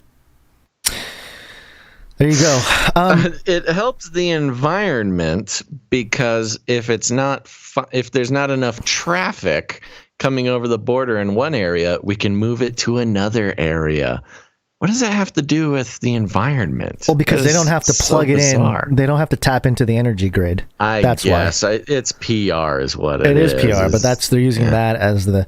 And the other thing is, well, first off, this is the first step towards autonomous, laser fire guns. Yeah. Yes. This is like Star Wars. You have towers. Autonomous surveillance towers. I mean, talk on the Death Star with the lasers on them. Yeah. Talk about panopticon. Yeah, no, that's what I was thinking too. You had Trump was like the wall, and it's like during Biden they're like autonomous surveillance towers. Yeah, keeps illegal immigrants out, but keeps the citizens in. Yeah, plus there's no escaping. We couldn't get this. What happens if the autonomous tower picks up people leaving the U.S. going towards Mexico? Do they just let them go? Well, they call the Mexican gangs. The horses. No, the horses are fired. They got to roll out. I'm sure they got some autonomous drones to do the same thing. Yeah, no, I was kind of half expecting it to be able to autonomously launch a drone that they drops did a net on somebody. So I cut the part out where these towers do kind of a general scope of like the 3 mile radius, and then they have a truck with like this huge beam in the back in the bed with a similar camera, and so that's their mobile version where they can kind of like go look at more stuff. But it looks pretty ridiculous. It's a truck, and then all of a sudden there's like a 50-foot thing at the back, like a ship's mast, humongous mast in the back. Yeah, that's pretty funny. Yeah, I left it out of the clip, but yeah. The other thing is we couldn't get the this reporter here, like a microphone or something. Yeah, it was not a well-produced piece for an actual news outlet. It sounded like a laptop recording. Yeah, it's a room mic is what it is. She wasn't wearing a mic. And do we not know about what are they called? The wind. I forgot what they're called. With the microphone when you're out and about, you have the wind screen. Wind screen. Yes, thank you. The officer's talking there, and all you hear is. Guns, the local news is being defunded left and right. True, we can't just throw around windscreens willy nilly. Well, it's just sad that podcasters have a better understanding of production than it's the private sector. Mainstream it's the private news. sector, man. It's not allowed. All right.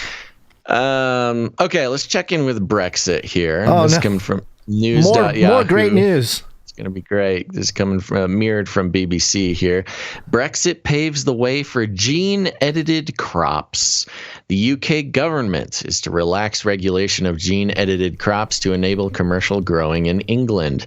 The plants are to be tested and assessed in the same way as conventional new varieties. The changes are possible because the UK no longer has to follow European Union regulations, which are the strictest in the world. The Scottish, Welsh, and Northern Irish governments will get to decide whether to adopt or opt out of the changes. Environment Secretary George Eustace said that he would be working closely with farming and environmental groups to help grow plants that are stronger and more resilient to climate change. Gene editing has the ability to harness the genetic resources that nature has provided. It is a tool that could help us tackle some of the biggest challenges that we face. Listen to that. That is wonderful marketing for GMO. Gene editing has the ability to harness the genetic resources that nature has provided. Gene-edited crops have much simpler genetic alterations than so-called genetically modified ones. GM, that's genetically modified, is shortened to GM. GM crops often involve the addition of extra genes, sometimes from a completely different species, and in some instances, the insertion of DNA from animals. Gene-edited crops, by contrast, often just have genes snipped out of them, producing new varieties within months that also have been produced by traditional crossbreeding, but over a period of several years.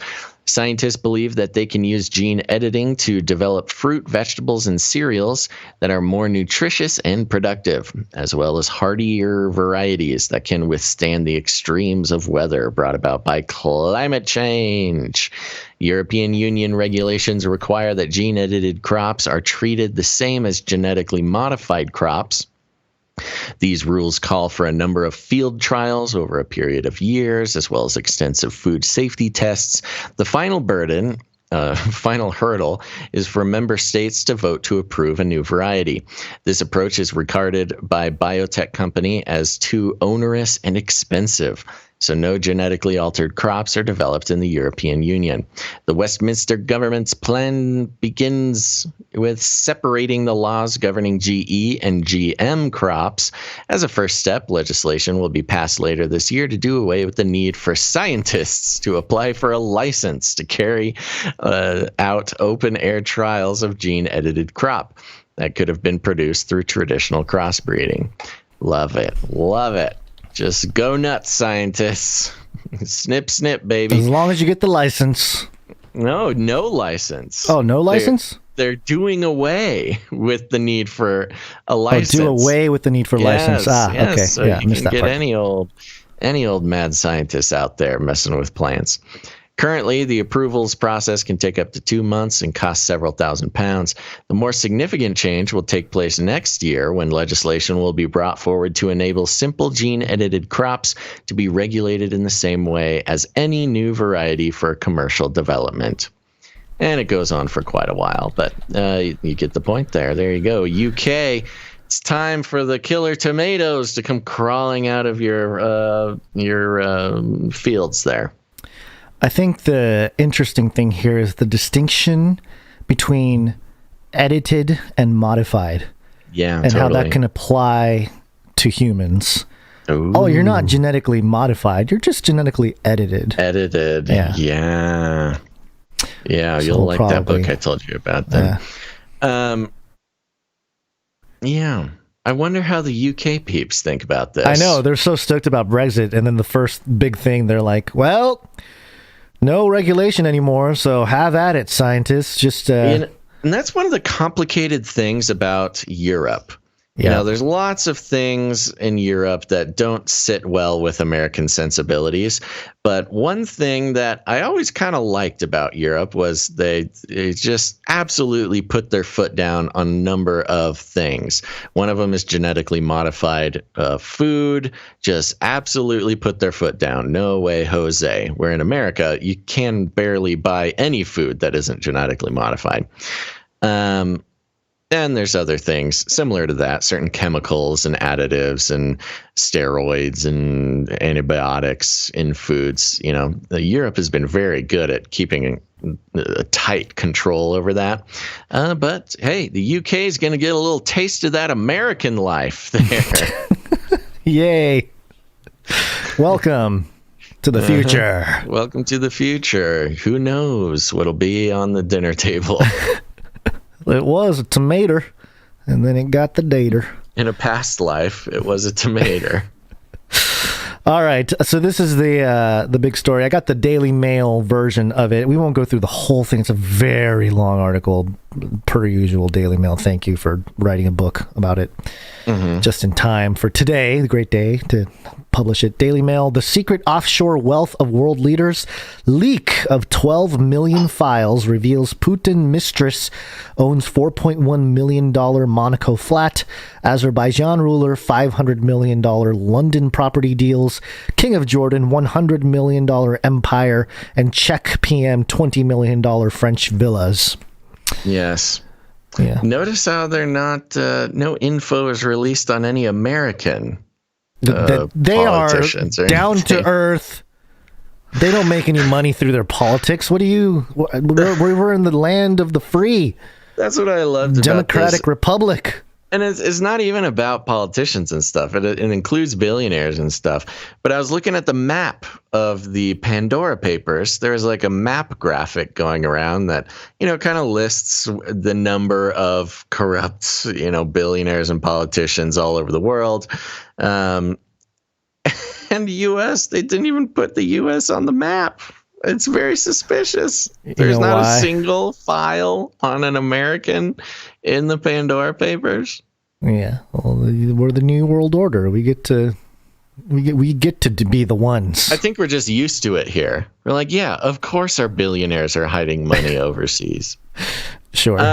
So I'll just give a little intro to this, and then we'll talk about it for a second. Okay. There's a lot of info. Obviously, there's a lot of different articles. There's many different angles. There's many different politicians and billionaires and stuff to zero in on.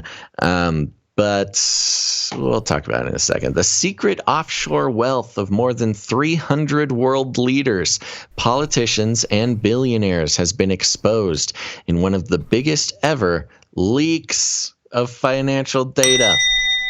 Dubbed the Pandora Papers, the documents show how 35 current and former world leaders, including associates of Vladimir Putin, used accounts in tax havens to accrue huge amounts of wealth and carry out transactions. The files consist of 12 million documents from 12 million documents, Gonzo.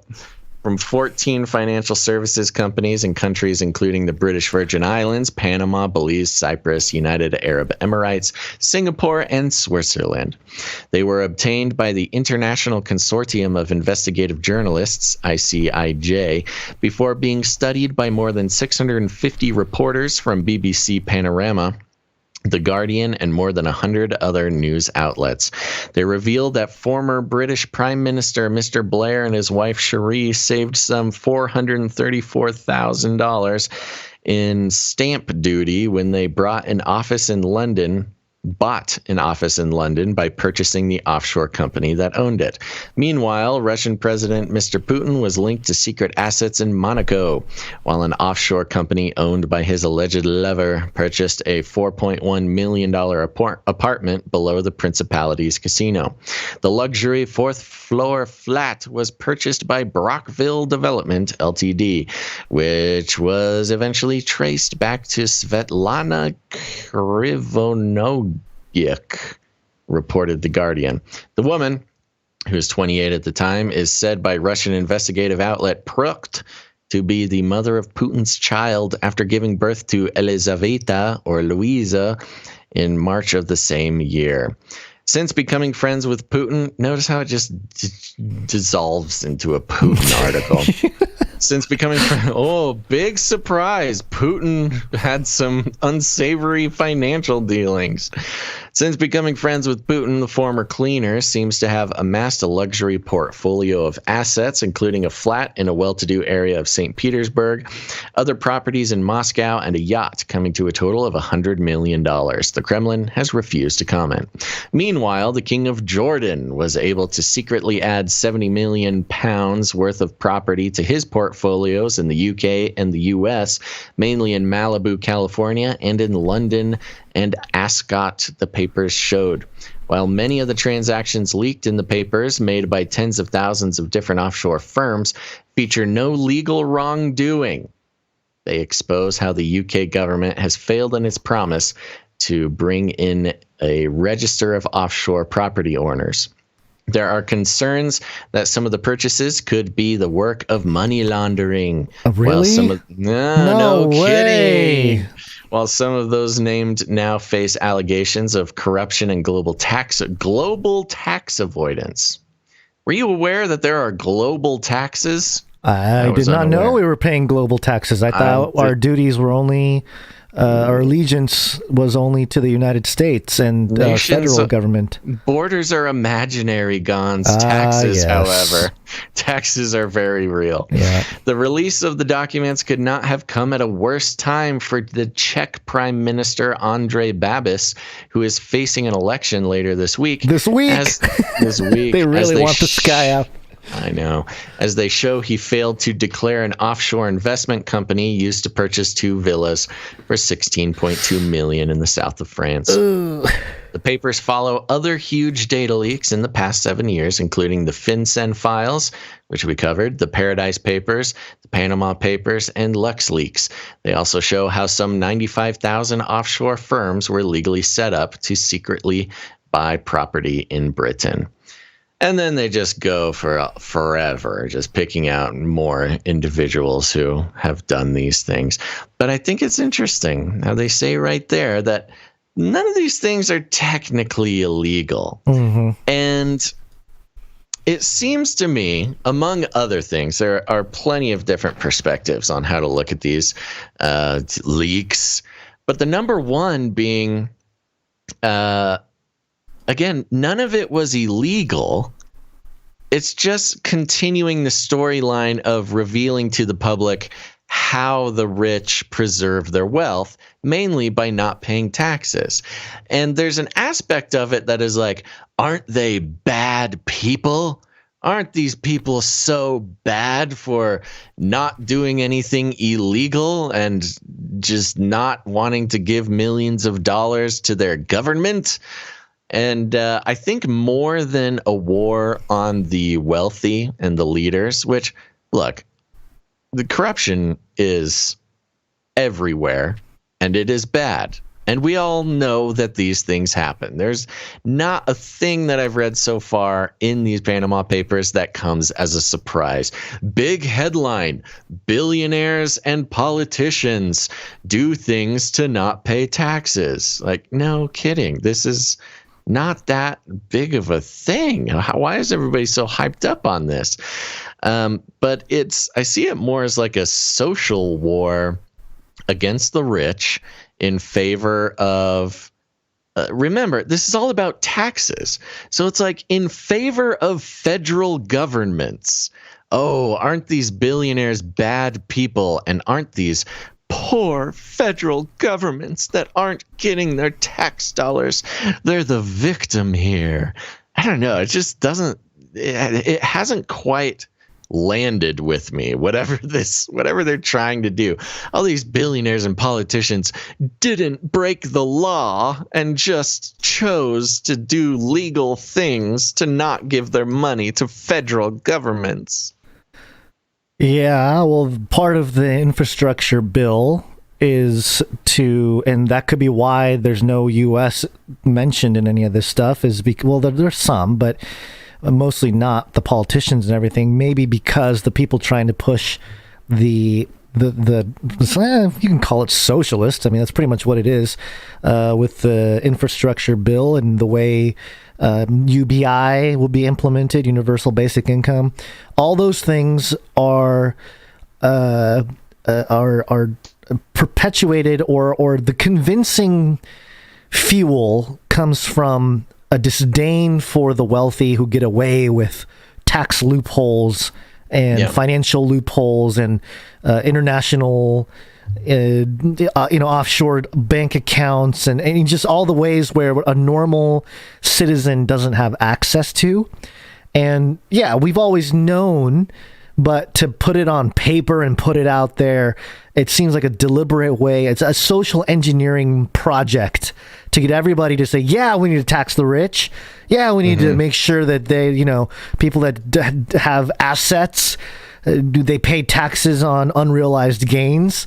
Right. And that kind of stuff. All that has to do with a disdain of the public, of the rich and wealthy, to initiate a wealth transfer via the government. Thank you, government, for facilitating this rebalance of. The government is very good at making more poor people. Yes. So they're like, and it's a weird world. It's a worldview perspective thing, because it would rather, in my perspective, it would be much better to be like, whoa, rich people have these tax loopholes that help them stay rich. Why don't we give some tax loopholes to the middle and lower classes so they're not perpetually stuck in a cycle of poverty? Well, no, we can't have that. We need them to stay. It's all about bringing people down rather than lifting people up. Everybody down. Let's not at the expense, with the leverage being in favor of the government, because they will have control. The opposite argument is, well, those rich people need to pay taxes so the government can help the poor people. Well, that's always the excuse, but we know that doesn't happen. And if the government wanted to help poor people, well, heck, you got Biden printing up $3.5 trillion. That's not taxes. Hey, it's going to take 6 days or 6 hours. That's just being printed up, and they're going to charge your grandkids for it, not these billionaires. Yeah. He's talking to children again, folks. What? No, got another baby breaking into the office. No, I'm talking to you. Can you not hear me? Let me grab a quote or two from the thing here. These leaks show that there is one system for corrupt elites who can buy access to prime property and enjoy luxury lifestyles, and another for honest art. Can you not hear me anymore? Once again, Britain's role as an enabler of global corruption and money laundering have been exposed, with the same loopholes exploited to funnel suspect wealth into the country. Not only does this damage the UK's reputation as a country governed by the rule of law, Gons is telling me he's still here. I'm here. I'm talking. So he must. He can't. You can't hear me. That's really funny, because I think the audience. No, you're totally. Oh, I can hear you very, very softly. Okay, something happened to your software, because I kept talking, you just rolled over me, and which is fine, but live, I'm still there. So yeah, well, this, I don't know what it is. It's you're very. Okay, now I have child here. Yes, what do you want? You're very, very quiet. It's you're like at negative decibels. I can't hear you. So you're gonna have to take the show while I figure this out. Then. Okay, all right. Give me one. Hold on one moment. Can you step over here, please? Oh my gosh, the show's falling apart, folks. I was gonna mention just a brief thing going back to the oil spill. It's ahead of the UN Climate Change Conference UK. The oh boy, child, what are you doing? Trying to work here. The COP26, which happens October 31st through November 12th, and they need something to talk about, So oil spill, perfect thing to roll out there, so there's something to talk about at the climate conference. Okay, hey, can you go downstairs and bring the laptop? I'll help you. Why? Because I'm in the middle of a show. Yes. You got to get that baby a podcast, man. Oh my gosh. Okay. She's got a lot to say. We're going to go into break, and I'm going to have to handle this real quick. And so yes, it's break time, folks. It's break time.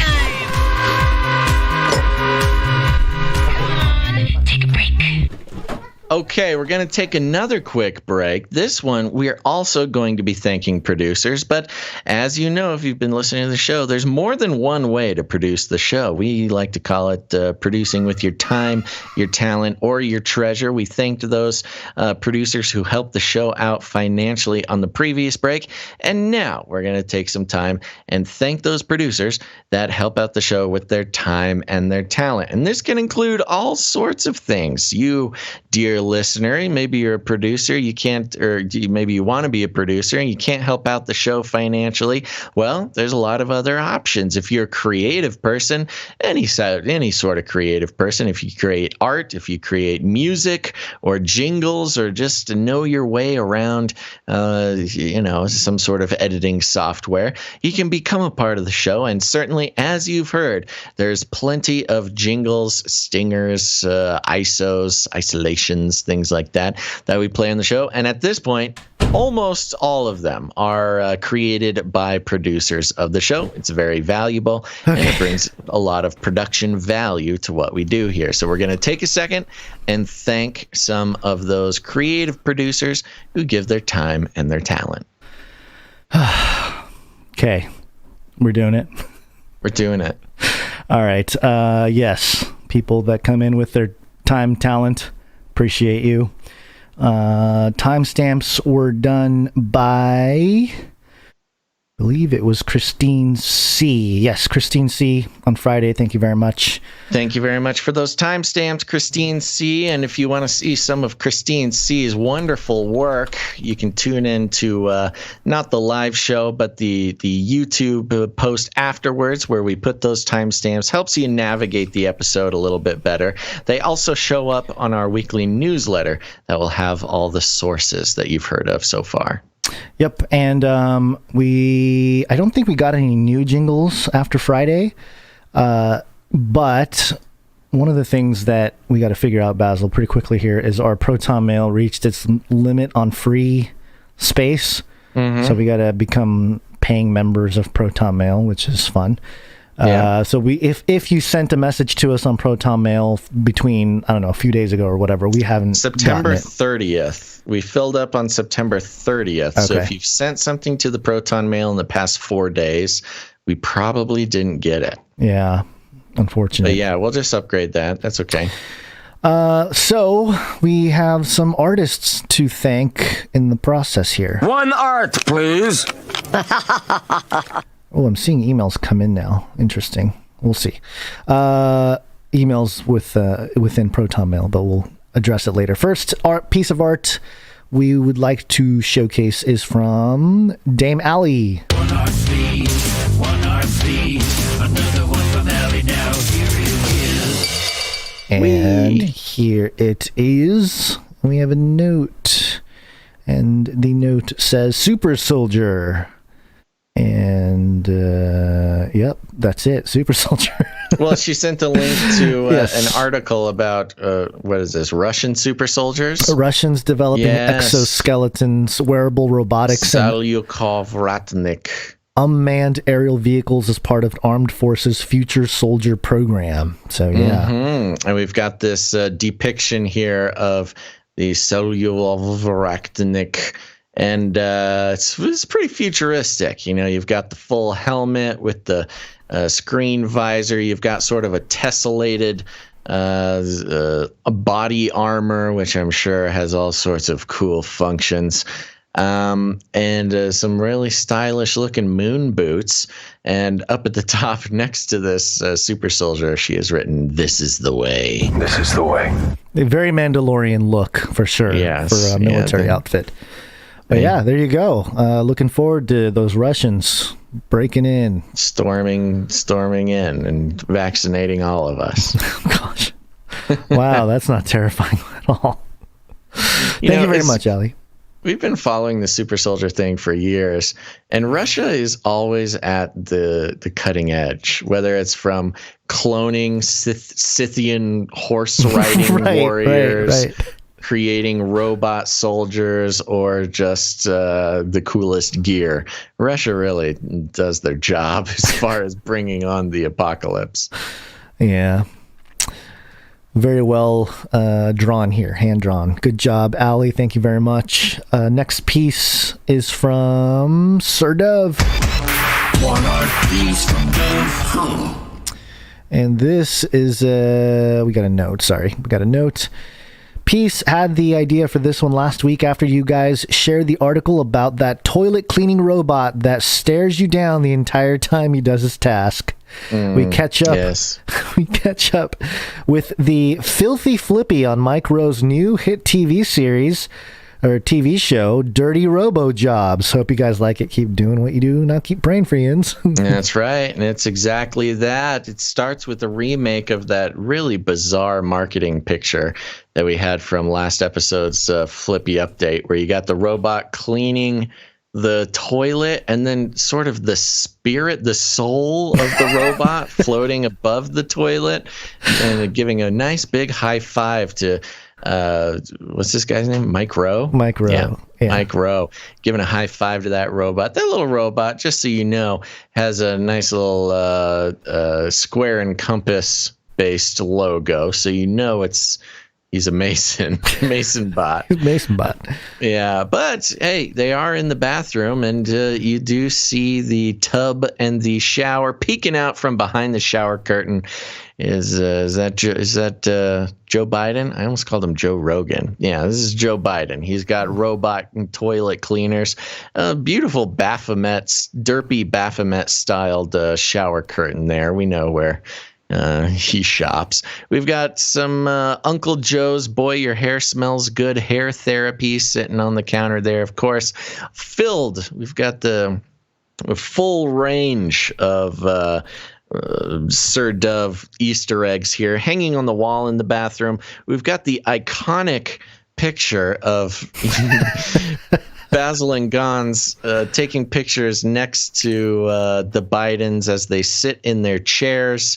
Who is this? What was the original one? It was the original one. Joe was Biden. Joe and Jill were on the outside of this couple, and they just looked humongous. They looked like Nephilim. It was the ex-president. Which ex-president was it? Carter. Carter is next to President Carter. Yes. So we put Joe and Jill in the place where the Carters were, and then it's Basil and Gons just hanging out there taking pictures with these tiny little elites.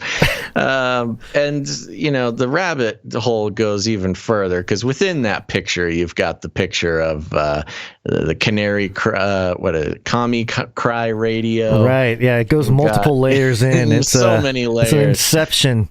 Yeah, you've got the white hog portrait on the wall there. We've got Xi Jinping as Wario playing Mario Kart. Right. On the wall. Yeah, this is like a time capsule filled with references upon references. This is a cool bathroom. I mean, I can hang out in this bathroom for sure. And Mike Rowe, he's going to be extolling the virtues of hard work for robots to do. Dirty robo jobs. Yeah. Thank you very much, Dove. One of the things that you missed, if you zoom into Joe, his arm, very hairy with the gray hairs. Oh, yes, very hairy. Oh, Dove never misses a detail. No, I'll tell all you details. what. Yeah, and the mirror on the bathroom wall there is reflecting on it. Just well done. Like the part of some of the artwork. Attention to detail. Yeah, very, very well done. Thank you very much, Dove. Appreciate it. Thank you. Keep it up. All right, next up we have one from Ryan N., and that is the ongoing, what is it called? Graphic novel. Yes. And we're on page 6, I believe. I have it in the doc, Basil, if you don't.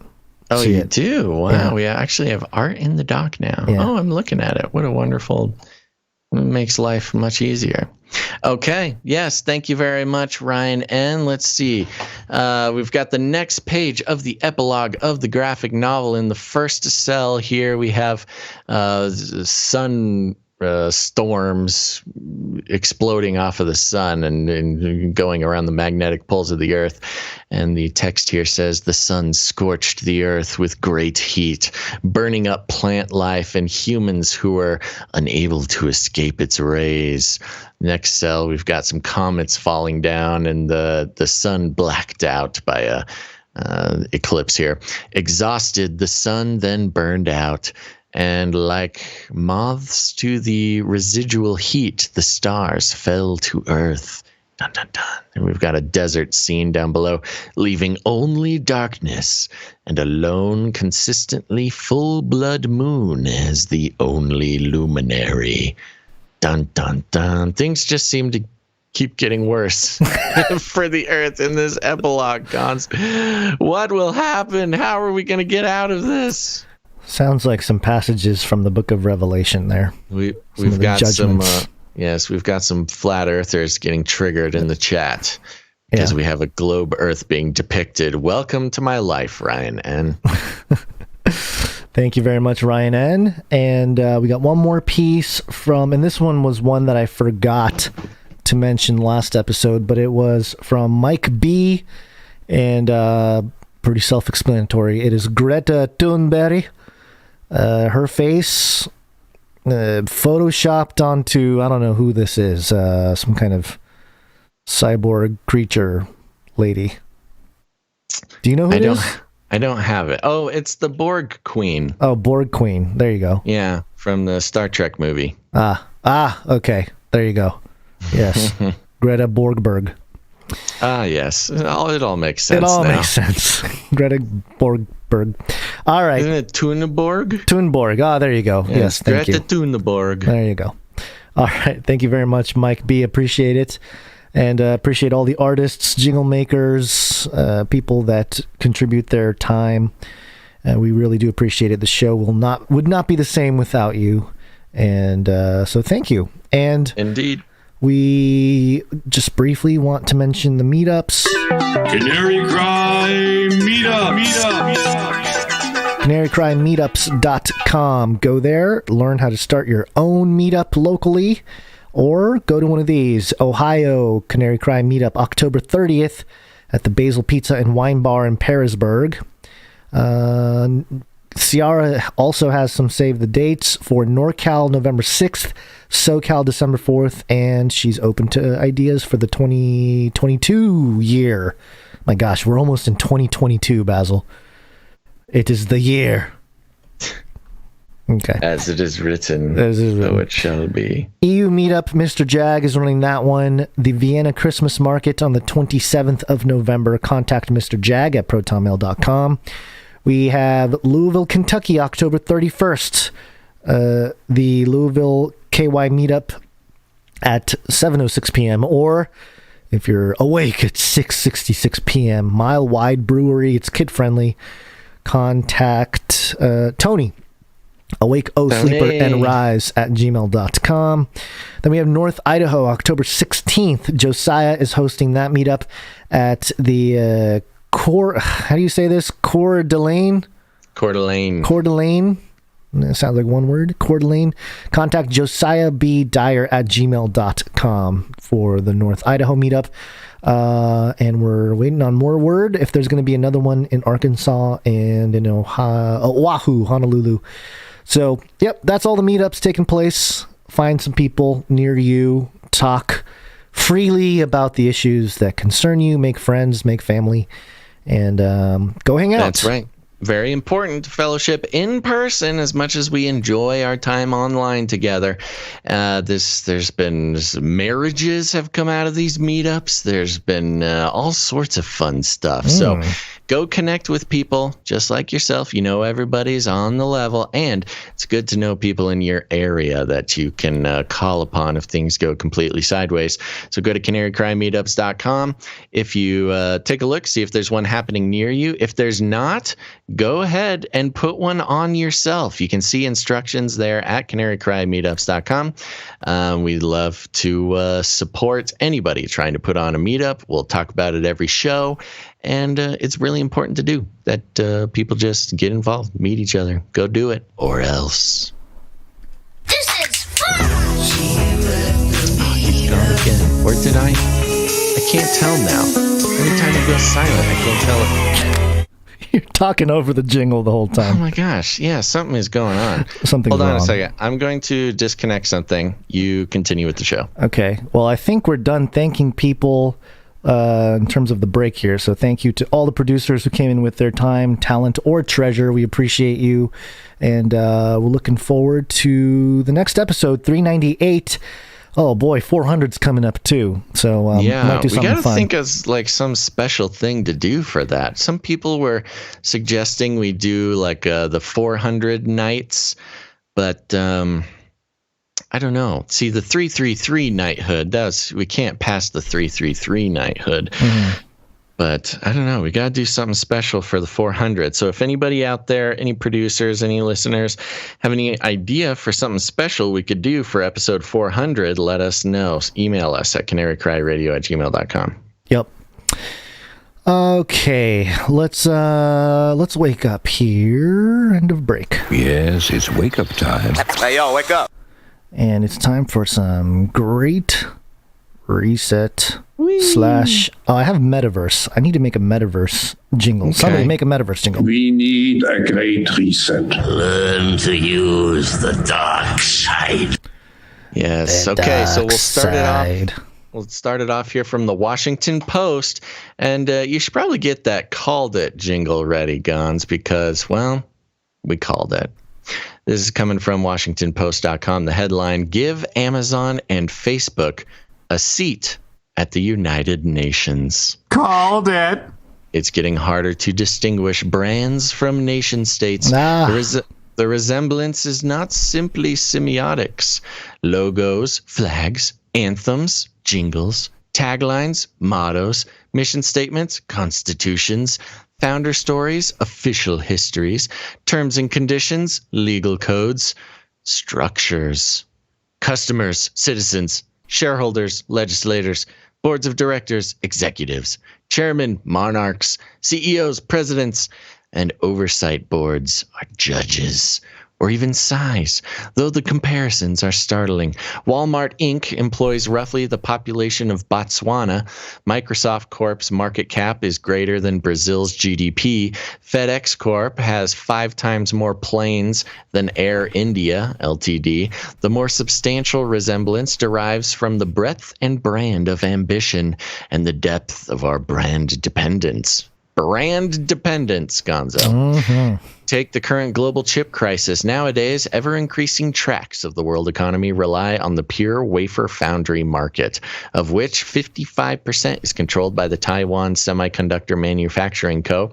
Not only does TSMC pick with which businesses get the chips they need and which countries get its new fab factories, the company's leadership has warned nation-states against competitive onshoring and advised China not to invade.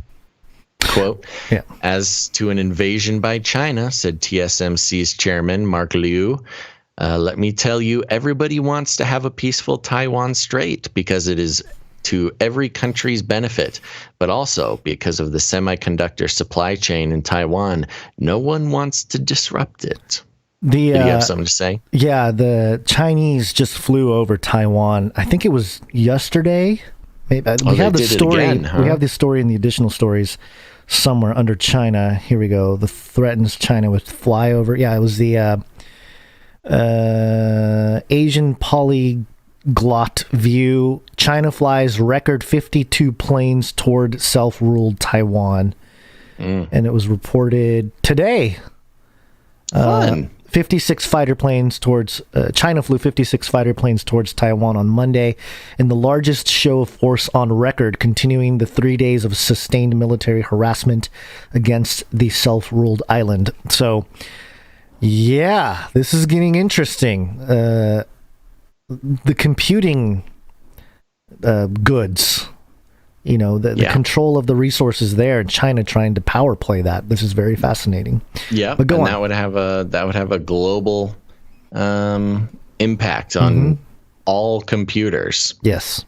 If this all sounds a tad whimsical, comparing gadflies to Goliaths, It may be because of the cultural dominance of Westphalianism, under which the global balance of power has been envisioned since 1648 as a mosaic of centrally controlled and culturally unified nation-states, each wielding a monopoly of force inside mutually recognized borders.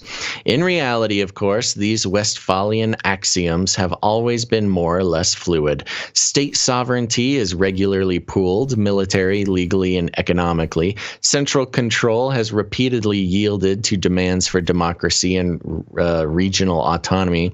Cultural unity has been fragmented by religious freedom, mass migration, and globalization. The monopoly of force is increasingly challenged by stateless terror and non-state cyber attacks, and the sanctity of state borders has been violated by the miasmas of pollution, climate change, invasive species, and infectious disease. Cultural unity has been fragmented by religious freedom? Yeah, which is like opposite. What are you talking about, dude? Yeah, it sounds like you want a one world religion or something. It's a little out there, yeah, but he's making good points, but he's definitely has a bias. That said, for all its limitations, the Westphalian vision of sovereignty remains a useful lens through which to assess the emergence of brands as global players in their own right. Defense and the realm. External defense and internal assistance have historically been the province, the raison d'etre of developed nations. Earthquakes, outbreaks, hurricanes, heat waves, floods, fires, insurrections, and invasions demand a scale of command and control typically available only to state military and civil agencies. COVID-19 tested this truism, even in the most advanced nations, both because of the pandemic's unprecedented global impact and because the highly specialized responses it required could often only be provided expeditiously by brands. In many ways, the initial scramble for personal protective equipment and the subsequent jostling for tests and vaccines respected conventional, if questionable, public-private supply chains, even if the pandemic's severity meant deploying emergency powers. The 1950 Defense Production Act, seeking legal coercion, the European Union sued AstraZeneca, and providing liability shields, invoking the 2005 PrEP Act to protect vaccine manufacturers from prosecution.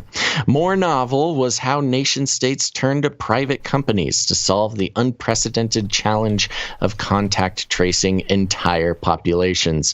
In May 2020, Apple Inc. and Alphabet Inc.'s Google set aside their rivalry to launch an exposure notification API available to official public health bodies via iOS and Android.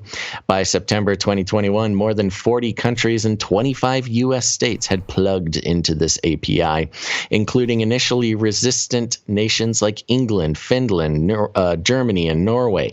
Significantly, many of the independent state-led solutions, notably Singapore's Blue Trace, Israel's Ha-Magan, and France's Tu Anti-COVID, were still obliged to interact with Apple and Google, if only to use their app store protocols to get their technology into their citizens' phones. Such embedded reliance helps explain why, even in the depths of COVID's first winter, Edelman's Trust Barometer indicated that CEOs were more trusted than government leaders, religious leaders, and journalists. Business was more trusted than government in 18 of 27 countries. 68% thought CEOs should step in when governments fail to fix societal problems. The international dependence on far from neutral brands did not go unnoticed, as one anonymous German official told Politico, quote, "We need to have a discussion on how Silicon Valley is increasingly taking over the job of the nation state, but we don't need to have it amid a pandemic. If this unnamed German is right about the discussion, she's wrong about the timing. As history teaches us, a Pandora's box of profit-seeking seldom fails to open for the apocalyptic horsemen." Whether it's Coca-Cola Co. achieving a global presence on coattails of World War II, or the explosion of mercenary groups during the global war on terror, In 2006, the Private Security Company Association of Iraq estimated there were more than 48,000 mercenaries inside Iraq, a combined force greater than 3 U.S. Army divisions. And lest we forget, the flag of McDonald's Corp. Still flutters proudly over Gitmo, brand ambassadors. So we're going deeper into this. I think it's pretty good. You're good to keep on going? Yeah, keep going. This is good. I think so too. It is a long article. We don't have to do the whole thing. It's long. We're about halfway through, but I think we can speed through it. The revolving door between politics and business has spun for generations. On one side of the transom are commercial companies snapping up the power, prestige, and phone books of former heads of state. John Major to Carlyle Group, Nicolas Sarkozy to Accor SA, Malcolm Turnbull to KKR & Co. On the other side are global statesmen eager to build own branded ventures with more and less charitable aims, including Kissinger Associates, the Clinton Foundation, and Tony Blair Associates. Such second acts are seldom subtle. From the announcement that former Canadian Prime Minister Brian Mulroney would join the U.S. cannabis company Acreage Holdings on the day Canada legalized pot, to David Cameron's cack-handed shilling for Greensill Capital. And while the term brand ambassador may be getting a little loose with all the linguistic soup that he's putting together there. He's having fun. Yeah. And while the term brand ambassador may be little more than a title bump from celebrity endorser, it takes on a darker meaning when the CEO of ExxonMobil becomes Donald Trump's Secretary of State, or when the owner of the New York Jets is appointed America's ambassador to the UK. But even by these low standards, something seems to have slipped. When in 2018, Facebook Inc. hired the former UK Deputy Prime Minister Nick Clegg as its Vice President of Global Affairs, the appointment was widely viewed not as an old-school sinecure, but as something more sinister, a political heat shield for a behemoth accused of enabling evils from fraud to genocide, to say nothing of its anti-democratic impact on the elections across the globe. However, if it's true that in January, Mark Zuckerberg deferred to Nick Clegg on whether to allow Donald Trump back onto Facebook and Instagram, it would mark a pivotal spin from the revolving door. The CEO of the world's 6th largest company delegating to a former British deputy prime minister the power to influence the political future of a one-term American president. Yeah, I didn't really think about that. It was Mark Zuckerberg let the British deputy prime minister decide whether or not to let the American president onto Facebook. If that's not echoes of UK imperialism on the American soil, I don't know what it is. So much for Clegg's pre-election preening. Quote, would it be acceptable to society at large to have a private company in effect become a self-appointed referee for everything that politicians say? I don't believe it would be. Change is also afoot in the freelance side of K Street. On leaving office, Barack Obama followed a well-worn convention by establishing the Obama Foundation.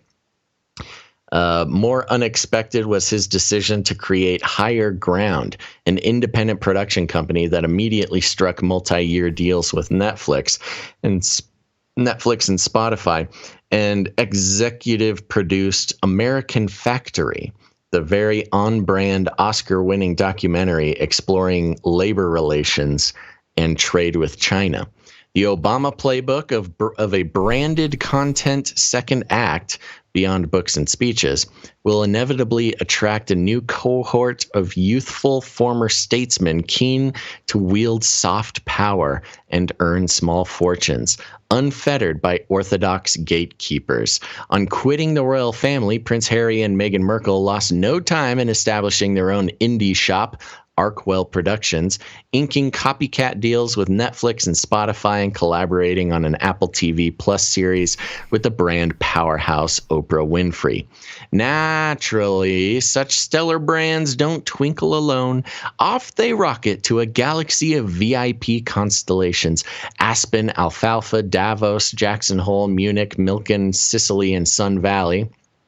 To say nothing of Bohemian Grove and Bilderberg, where they signal boost alongside the new nomenclatura of Bono, Bill, Blair, and Bezos, just to name some of the Bs.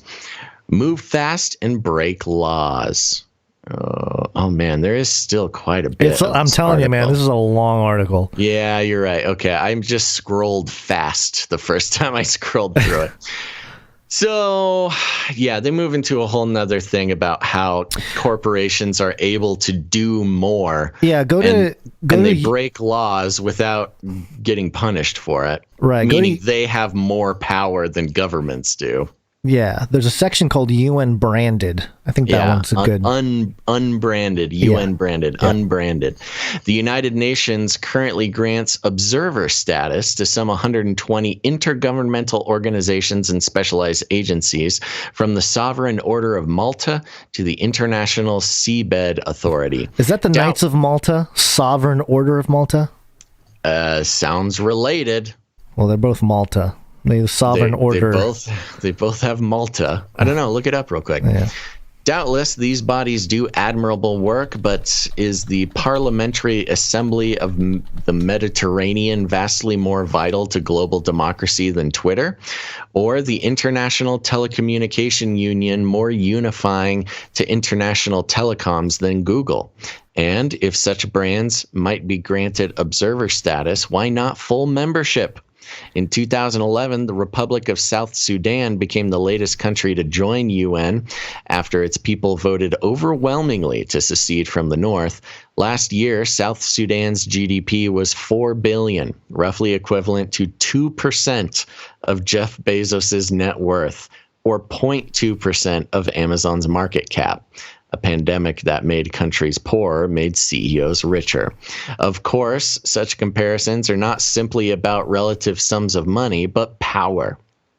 If Amazon decided to follow Ben & Jerry's lead and pull its products from the Israeli-occupied territories, or indeed from any of the 188 countries in which Amazon does business, what might the impact be, and who would be able to stop it?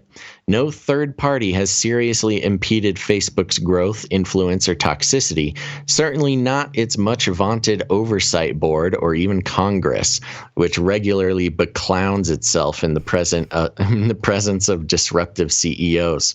This is not to say that South Sudan shouldn't be the UN's 193rd member, but why not make Amazon the 194th? Of course, in some ways, it already is.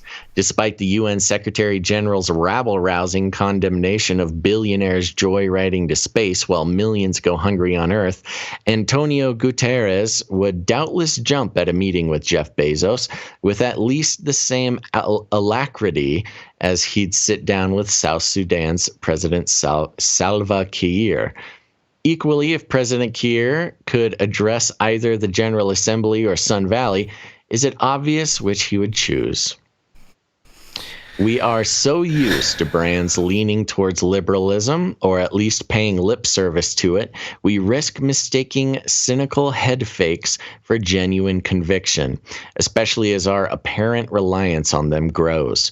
What does it tell us that some Samsung Electronics Co. promises, quote, everything we do is guided by a moral compass, or that Royal Dutch Shell PLC feels obliged to state, quote, we empower our staff and business partners to say no? And what happens if such liberal masks slip or are abandoned altogether? If brands have the power, wealth, and impact of nation-states and increasingly act like nation-states, should they not be brought into the nation-state community and held to account for what they really are: equals, allies, competitors, and threats? This column does not necessarily reflect the opinion of the editorial board or Bloomberg LP and its owners.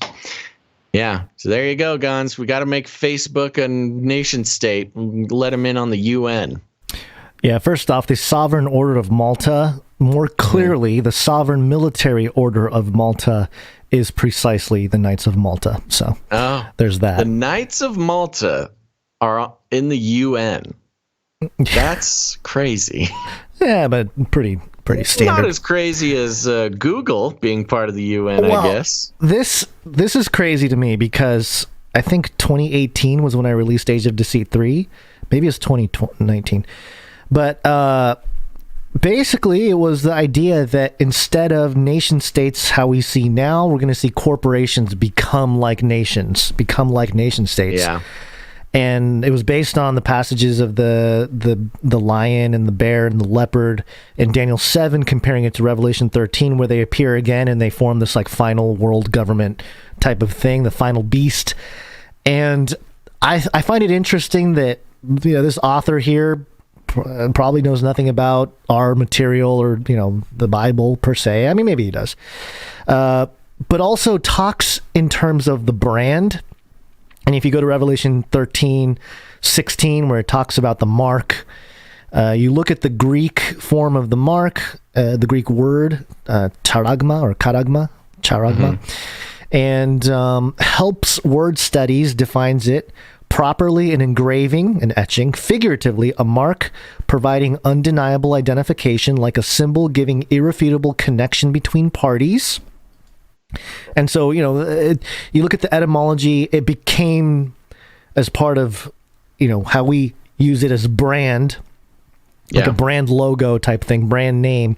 That didn't happen till like the 1800s, but it comes from the same idea of being marked, a seal, an engraver. And well, like you would brand cattle. Exactly. Exactly. A cowboy brands his cattle, so other cowboys know that is his cattle. And that's kind of the spookiest part about brand in this mega corporation way, which is not only is it a brand, but people are branded by it. Right. Yeah. And that's, it ties into the reason why we do value for value instead of corporate, any kind of corporate money with advertising.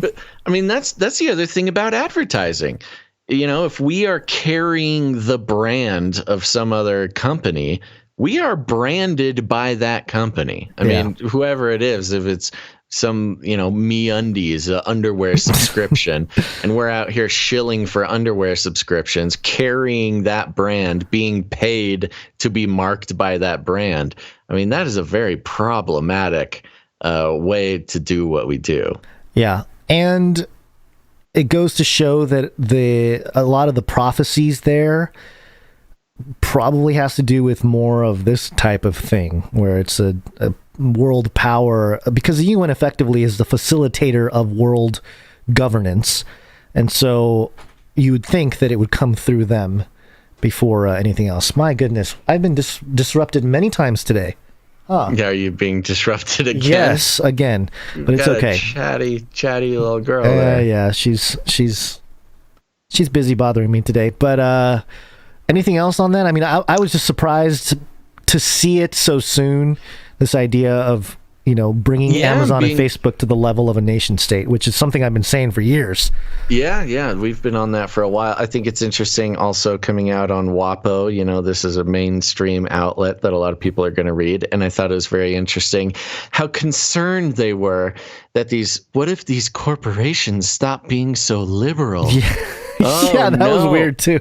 And it's kind of like, that's exactly what we've been saying, entire world. Sure, Nike agrees with your activist movement now because it's profitable for them. But as soon as it stops being profitable, they're not going to be on your side. Right. Just as a little breaking news, as an update. Yeah. Facebook is back online. Oh, good. Because hold on, I have child climbing on me now. Hey, hello, hi, say hi to the world. There's a lot of people listening and watching. Yeah, okay. Hi, baby. She can't hear you. I have headphones on. There was a tweet sent out by Shreya Frankel, and she said, just on phone with someone who works for Facebook who described employees unable to enter buildings this morning to begin to evaluate extent of outage because their badges weren't working to access doors. So talk about a cyber pandemic. I mean, they really locked out everything. Not just Facebook, the website going down, but they were cyberly locked out of their offices. RT has a tweet thread here, also including personal information of over 1.5 billion Facebook users reportedly up for grabs on Hacker Forum. Privacy Affairs reports that data contains user's name, email, phone number, location, gender, and user ID. Data allegedly new from 2021. So there's somebody got 1.5 billion people's info that is now for sale on hacker forums. So that's fun. Yeah, this is a destruction of the old system to bring in the new. I mean, there's no other way to really look at it. It's happening before our eyes. And RT also reported that Facebook.com, the domain, was allegedly, for at least a moment, unregistered and for sale this morning. Oh, there he goes. Okay. Okay, but I need to finish we need to get we need to put a moat around guns. A moat of toys. So as the child comes running, I want to see the baby, comes running to jump on your lap. She's distracted by Legos or something. Oh, yeah, Legos don't work at this age. Legos don't work. Yeah. Part of what happened here with Facebook, along those lines, it was interesting because just a couple days ago they talked about wanting to build the metaverse.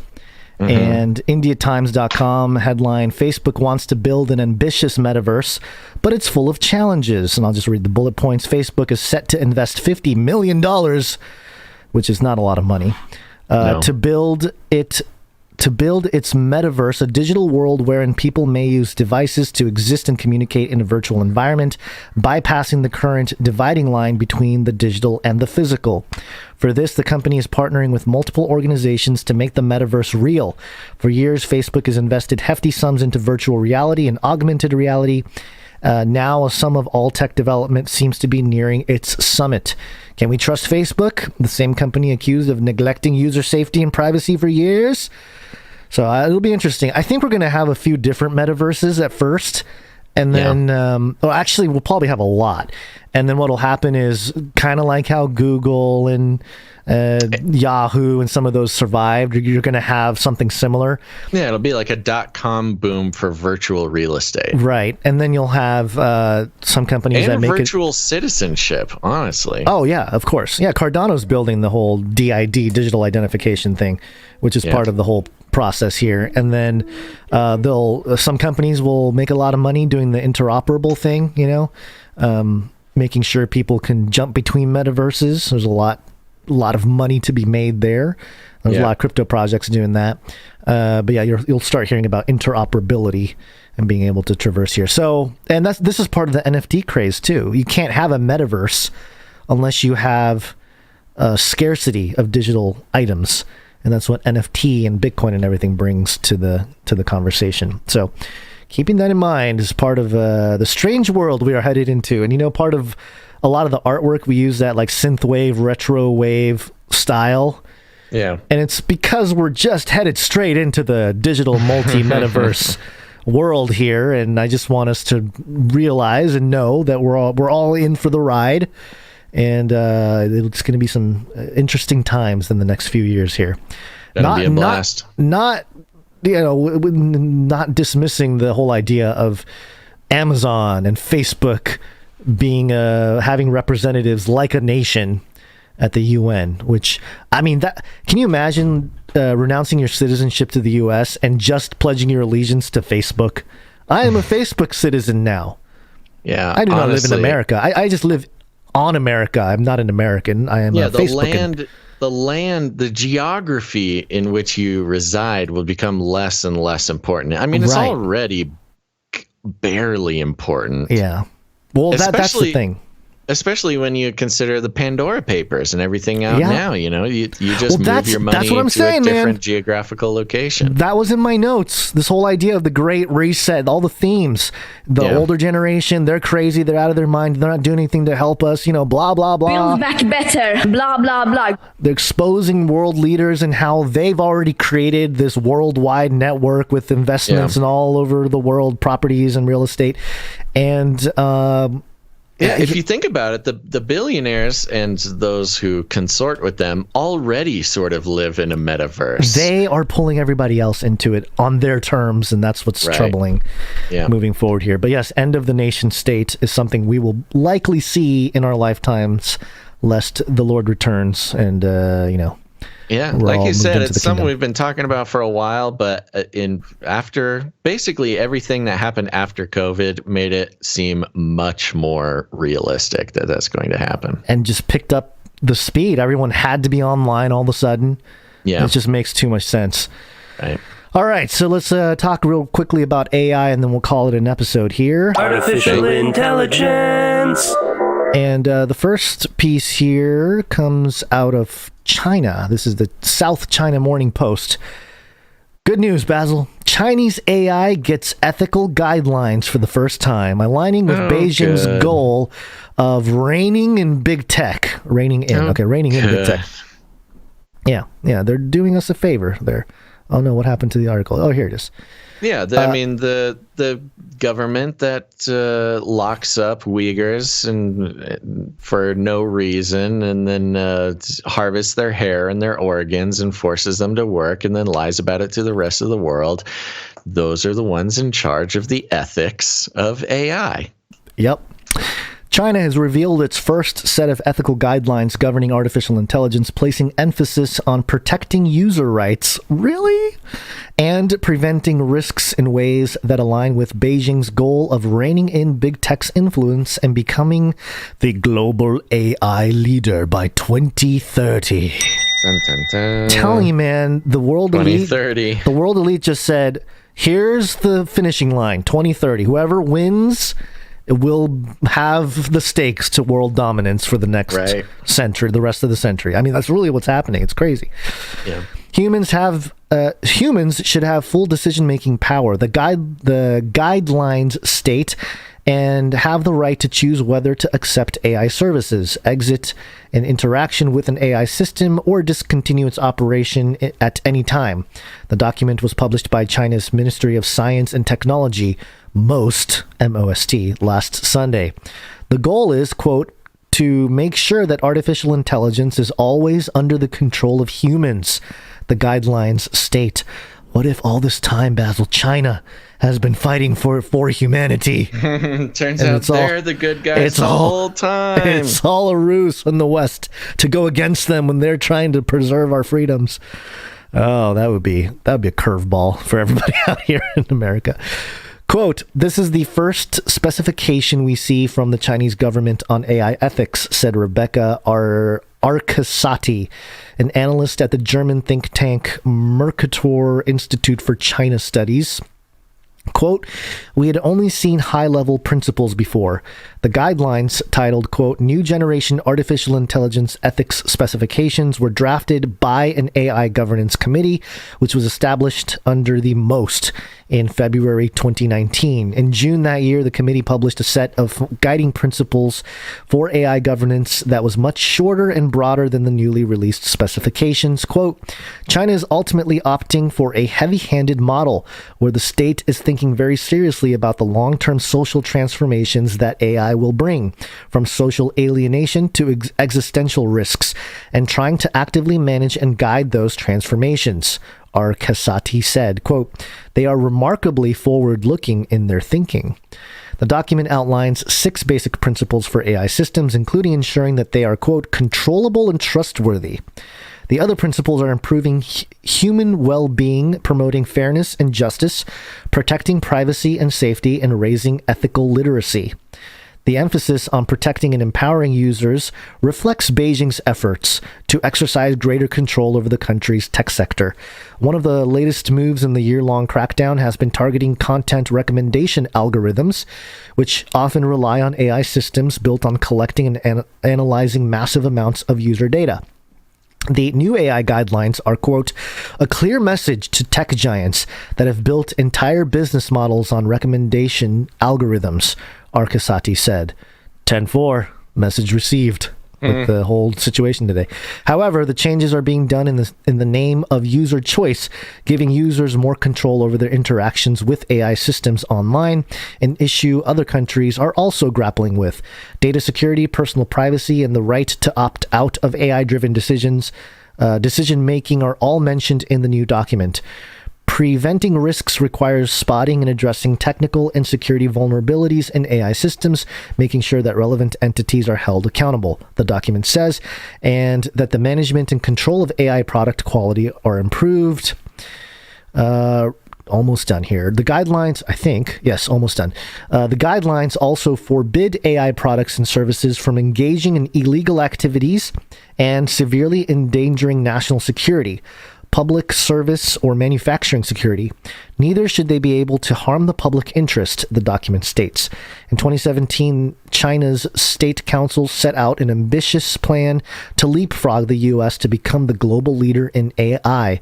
The first phase of the plan, which gives the government a leading role, specified that the domestic industry should keep pace with leading AI technology, applications, ethical guidelines, and policy frameworks by 2020. Which, did they do that? I don't know. The next goal is to have major AI breakthroughs by 2025 and to become the leading country in the field by the end of the decade. So we know the agenda here, and it looks like they're being very aggressive to be able to control it. And it is interesting that they're kind of playing on the human rights angle of this. Of course, the Uyghurs thing is atrocious. Yeah. But it's not like the U.S. isn't involved in atrocities all across the world and throughout its history. Yeah. I will say, I did hear something very interesting. I forget where I heard this. I was listening to some financial stuff. And the analyst was going on this tirade about China. But his conclusion was very interesting because he said, we have China trying to allow markets to fail the way capitalists would allow them to, true free market capitalists would allow them to fail if, there's a problem. And meanwhile, in the U.S., we are protecting our assets and we are funneling all that money into properties and real estate, and we're inflating the heck out of our money supply, which is something that the socialists and communists would normally do for the government to stay in control of and bail out corporations. So I thought that was kind of an interesting outlook. Like, that is weird that China is allowing, but the psyop is strong. It is so strong. My brain just went, blah, and I'm not defending China. I'm not defending any nation state per se. I'm a proud American. I'll say that. He's defending Facebook, his one and only homeland. my brand. No.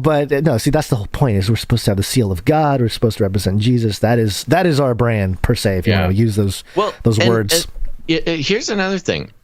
Sorry, this is a little off topic, but just since you make that connection. Yeah. The concept of being a citizen of heaven makes way more earthly sense in this next phase that we're talking about. Oh, yeah, of course. Where your citizenship is not dependent on your geographical place of birth or where you live, but it is somewhere sort of ethereal to you, formless necessarily. And the earthly copy of that is Facebook or Google or metaverse. Citizen of some metaverse, when in the spiritual reality that Christians have been working in, it's like, we've already been citizens of a different place for this whole time. Right. You guys are just catching on to this? Yeah, no, that's a good point. That's a really good point. We don't really belong in this world. We are the aliens. And it's like the world system again trying to counterfeit that sort of spiritual reality. It's a trap.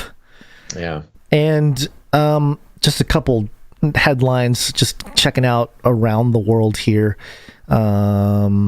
Oh, by the way, before we move on off China, you had this clip of drones allegedly falling from the skies of China.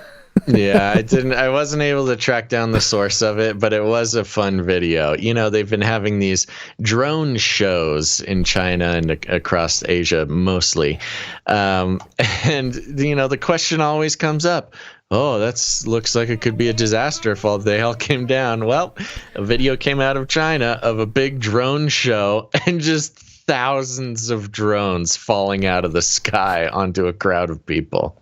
Yeah, I mean, it truly looks like the alien invasion apocalypse here. Yeah, or just like Skynet just took down the net. They're bringing down the net, literally. It's really spooky. Yeah, interesting how you can say stuff like that. They're bringing down. People are down like running for their lives.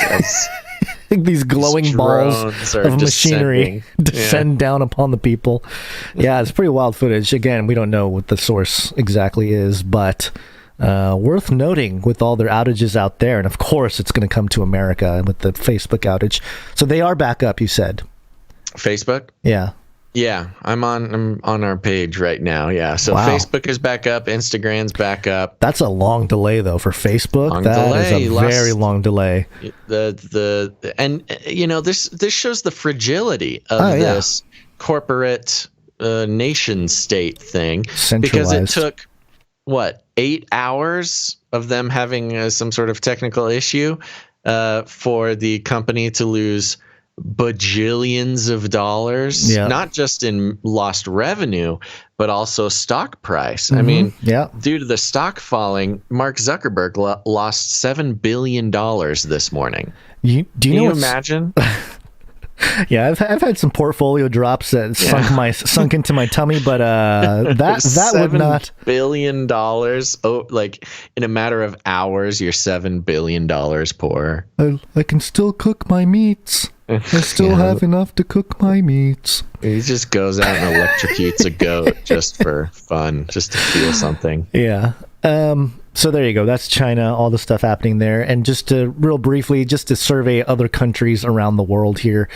Brazil lawmakers approve bill regulating artificial intelligence. Brazil, we've been reporting on Brazil and how they wanted to kind of slow down some of the development.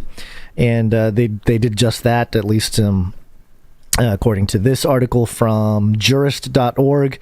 Brazil's House of Representatives have approved a bill that sets out legal regulations for AI. It outlines guidelines to develop and utilize AI in Brazil. The bill will regulate transparency regarding the use of AI in the public sector, promote the creation of AI for the public sector, and require the, quote, adoption of regulatory instruments that promote innovation. So there's one country acting on it, and there's another country, North Korea. Wait, was this part of the... Hold on. Oh, it was. Okay. Yeah. Meanwhile, North Korea develops enhanced translator using AI technology, propaganda outlet. This is according to Yonhap News. And North Korea has developed an artificial intelligence-based translation program with enhanced speed and accuracy. A propaganda outlet reported Sunday. Yeah, good for them. Good for them. They got it. Again, something Google did 10 years ago. North Korea finally. We did it, but we're using AI. Yeah, we are. Now they will understand us. Before, there's just a barrier of translation. We've just been mistranslating. We've just been misunderstood. But now the AI will save them. The AI will package the words neatly for our fellow non-North Korean speaking fellow people of the earth. That's funny. Why don't you take this next one here? You know what? This one's... It's kind of long again. It's not too bad. It's not too bad. Yeah, this will be 2 minutes. If the person, this is from Scientific American, and the headline is Microbes, Natural Intelligence, and Artificial Intelligence. If the Perseverance rover finds evidence for microbes on Mars, our self-esteem will not be affected, since it is obvious that we are more intelligent than they are. But if the rover bumps into a wreckage of a spacecraft far more advanced than we ever produced, our ego will be challenged. Illusory superiority and unjustified hubris are deeply rooted in the human nature. They led the Nazi regime during World War II to trigger the death of more than 70 million people, or 3% of the world population in 1940, an order of magnitude more than the death toll caused so far by the coronavirus. I'd never seen that 70 million number before. The minuscule genetic differences that motivate Nazism would appear laughable in the presence of a far more advanced civilization. Our own civilization might perish within centuries from now as a result of the self-inflicted global catastrophe, like another world war or climate change. If so, primitive life forms such as microbes or even crocodiles swimming in the swamps of exoplanets might prove more prone to the long-term survival than self-proclaimed intelligent species like ours. Given our tendency for self-destruction, we will be remembered on the cosmic scene only if we manage to launch long-lasting relics into space before we disappear from Earth. As argued in my book, Extraterrestrial, humanity is not ready to adopt a sense of cosmic modesty, but this can change if we detect relics of more advanced civilizations. The recently announced Galileo project will indeed search for extraterrestrial technological objects near Earth. This scientific research program is essential for educating us about the cosmic reality that we live in. Our galactic, interesting, they're starting from a presupposed cosmology there. Our galactic neighbors will not disappear if we ignore them, in much the same way that Earth-Sun system was under no obligation to satisfy the self-centered notion of geocentrism. We currently have a broader perspective. Life is a self-replicating molecular organization of genetic information that emerges from a soup of chemicals on early Earth and evolved through Darwinian selection to gain an advantage relative to random processes in an environment. Blah, blah, blah. Humanity is an outgrowth of natural life, but it currently enables a phase transition into technological relics that could survive a phase transition into technological relics. Why does this Scientific American article sound like a New Age ascension letter to all the people that love the New Age and all the propaganda? Transhuman monuments, so other species will be impressed by us. And the same could have happened long ago around other stars that formed billions of years from the sun. Even though our roots stem from a soup of chemicals on early Earth, there should be no nostalgia attached to our beginnings nor to our current evolutionary phase. The future belongs to artificial intelligence systems that through machine learning will supersede all natural intelligence. Wow. He is really... This is a religion. We've been saying it for a long time, but this is a religion. It's got its own cosmology. It's got its own origin story. It's got its own cosmic ending and eschatology. Where do we come from? Where are we now? And where are we going? It's all explained by this. And who are we? Yeah. AI systems could roam through interstellar space and last longer than stars, representing the ultimate winners of Darwin's survival of the fittest. The flame of consciousness that our body carries could be transferred to AI avatars that promote our goals in the universe at large, as if they were our children. This isn't Scientific American. That's what I'm saying. This is not science. This is not science American. at all. Some religions describe humans as made in the image of God. AI systems could be made in the image of humans, with an added advantage of being able to last much longer in space than astronauts. If AI CubeSats represent our future, they may also represent the past technological civilizations that predated us around stars that formed long before the sun. That's kind of a crazy... just dropping that in there, like, hey, there's some past technological civilizations that, they were way ahead of us, and but they didn't do something right, and then now they're gone. Yeah.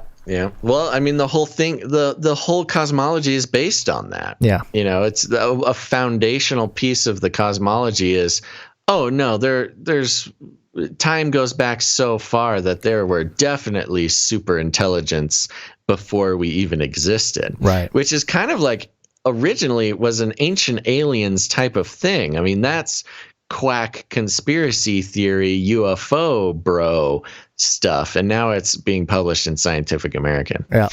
From a global cosmic perspective, we are less impressive than AI. But we should also acknowledge our limitations. We may have a better ability to understand others with an intelligence that is lower than ours than to grasp the subtlety of those with superior intelligence. This reminds me of the tale told by the German physicist Hans Peter Dürr about a fisherman who announces a new law of nature that all fish are bigger than 2 inches until he realized that this is the size of the holes in his fishing net. Similarly, we miss details about reality that our minds cannot grasp.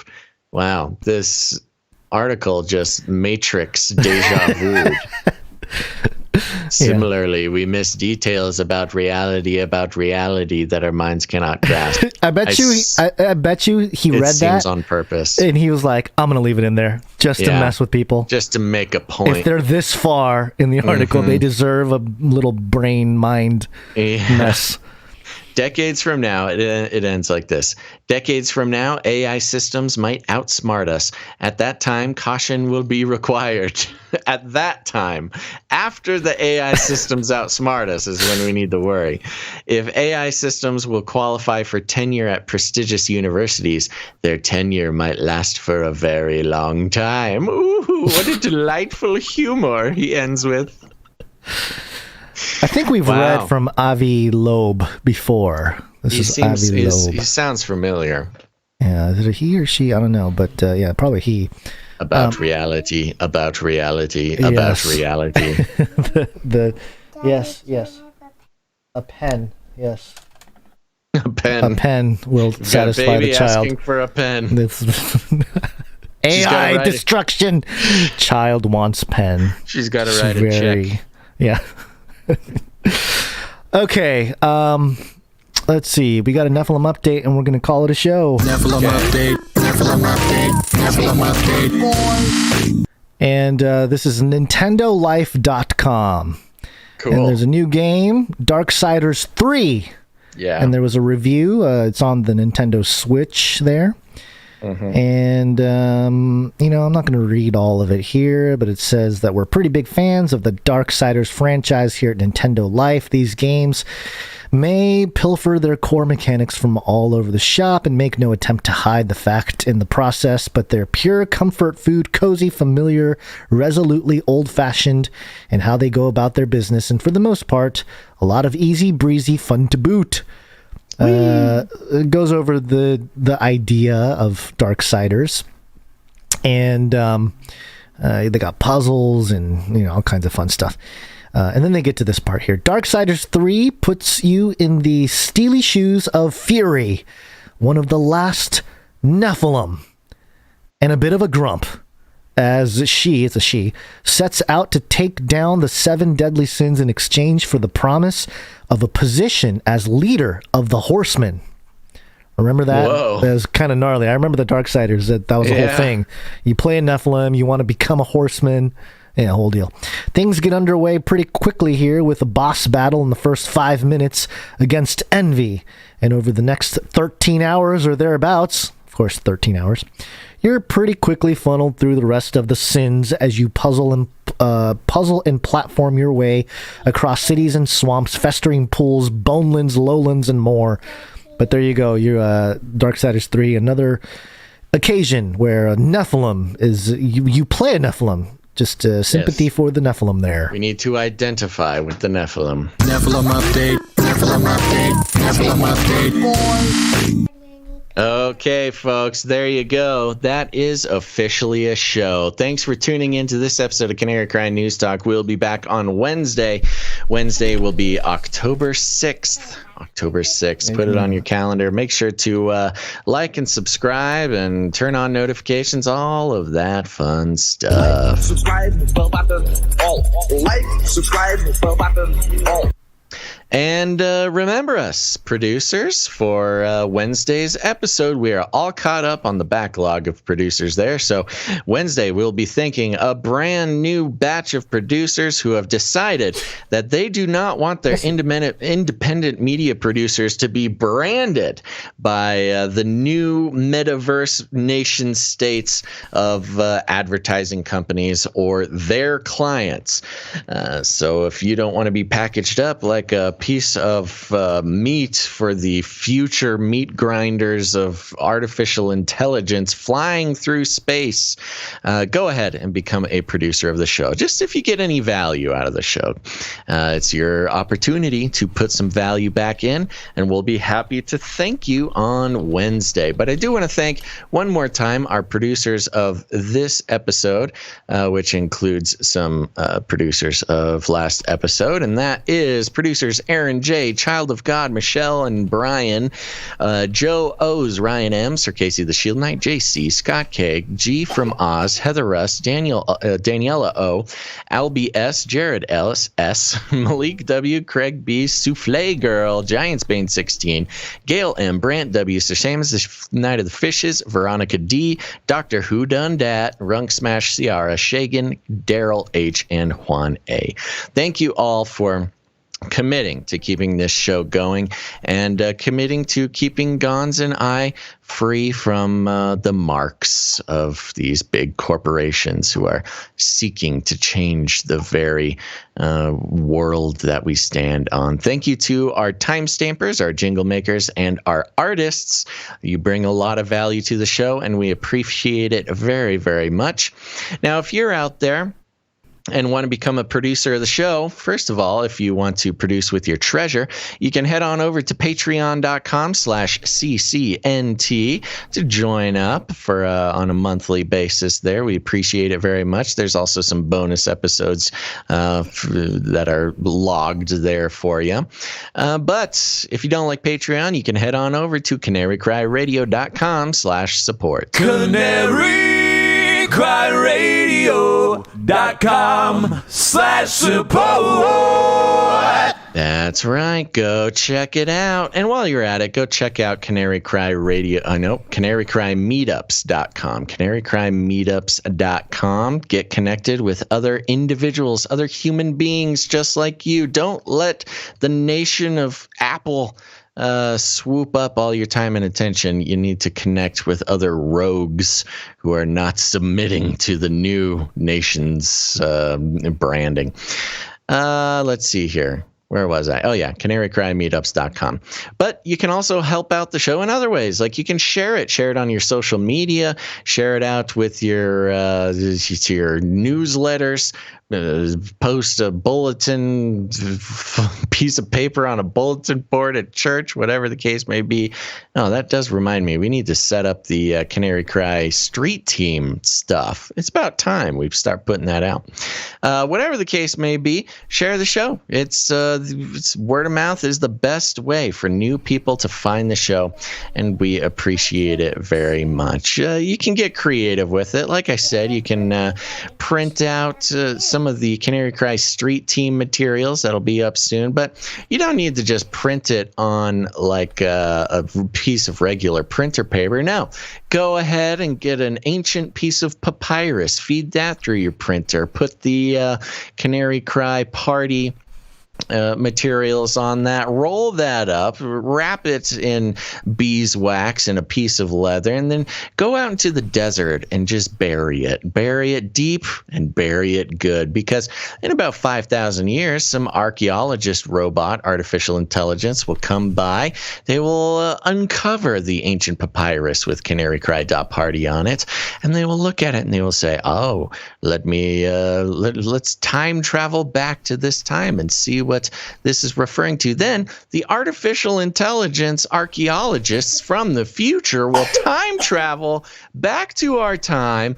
They will visit Gons and I and ask us, what does this mean? And we will tell them by showing them how to subscribe to the podcast. That's just one way to share the show, but you can figure out other creative ways if you'd like. We like to call it rattling cages, and if you need any more instructions, here's what you do. You walk right up to him, you grab him by the cage, and then you shake it. The end of the world occurred pretty much as we had predicted. I want to shake things up, stir up some controversy, rattle a few cages. Hey, stop that! You'll never silence me. I'm the last angry man, a crusader for the little guy.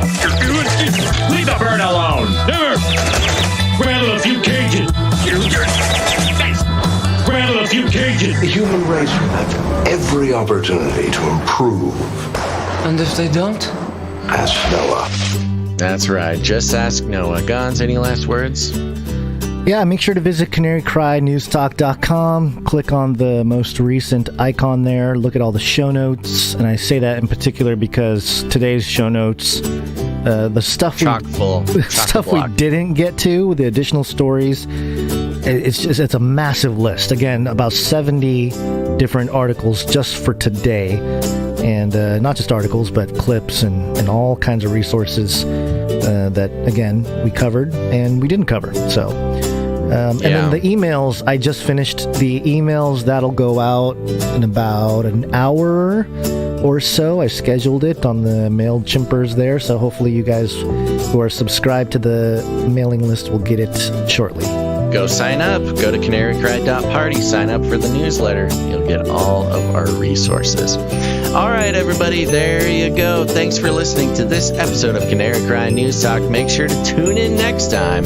But until then, think outside the cage. 120 days. Get vaccinated. I wrote the bill. Come on, man.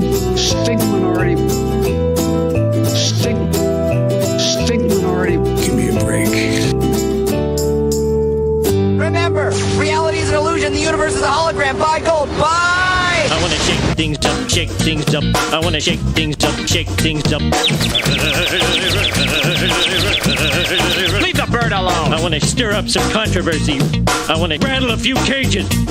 I want to rattle a few cages. I'm the last angry man. You'll never silence me. I'm the last angry man. I'm the last angry man. You'll never silence me. I'm the last angry man. A crusader for the little guy. Little guy. Little guy. Well, we'll see about that. Whatever, Illuminati.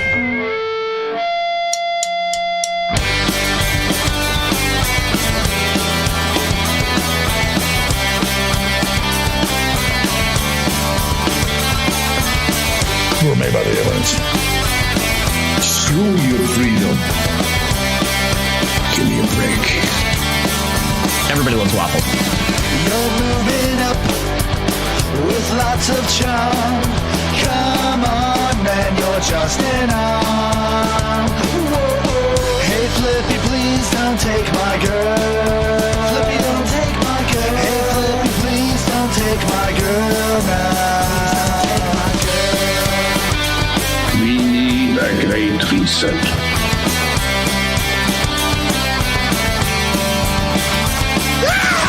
I'm history, your nuts and bolts, perhaps 33 megavolts. Whoa. Hey, Flippy, please don't take my girl. Flippy, don't take my girl. Hey, Flippy, please don't take my girl now. Enslave my kids, embark a new career. Don't you take her, it's not the year. Flippy, please don't take my girl. Flippy, don't take my girl. Hey, Flippy, please don't take my girl now. Hey, Flippy, please don't take my girl. Come on, man. Hey, Flippy, please don't take my girl now. Circle back, but I'll have to circle back. Circle back, but I'll have to circle back. Circle back, but I'll have to circle back. I'm happy to circle back. I'll have to just circle back with you. We can circle back on that one. Circle back with you. It's an interesting question, but we'll circle back. In the future, humans will be confined in a people's zoo. I'll keep you safe and warm in my people's zoo. Single generation!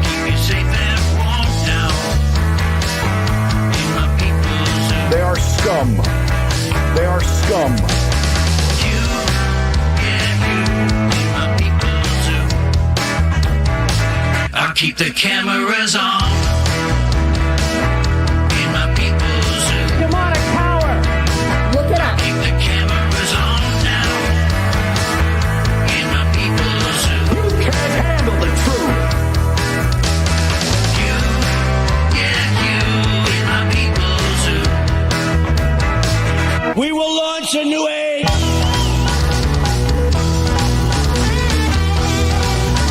Congratulations, you are being arrested. Please do not resist.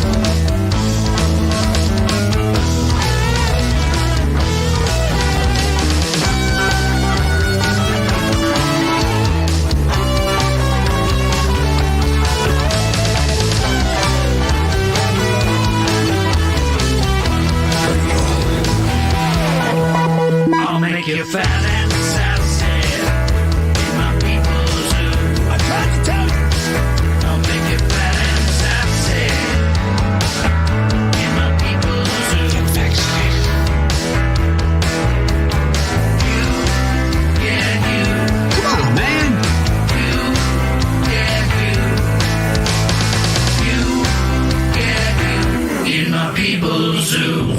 I'll keep you warm and safe in my people's zoo. Do not come back, you Nazi psychopaths.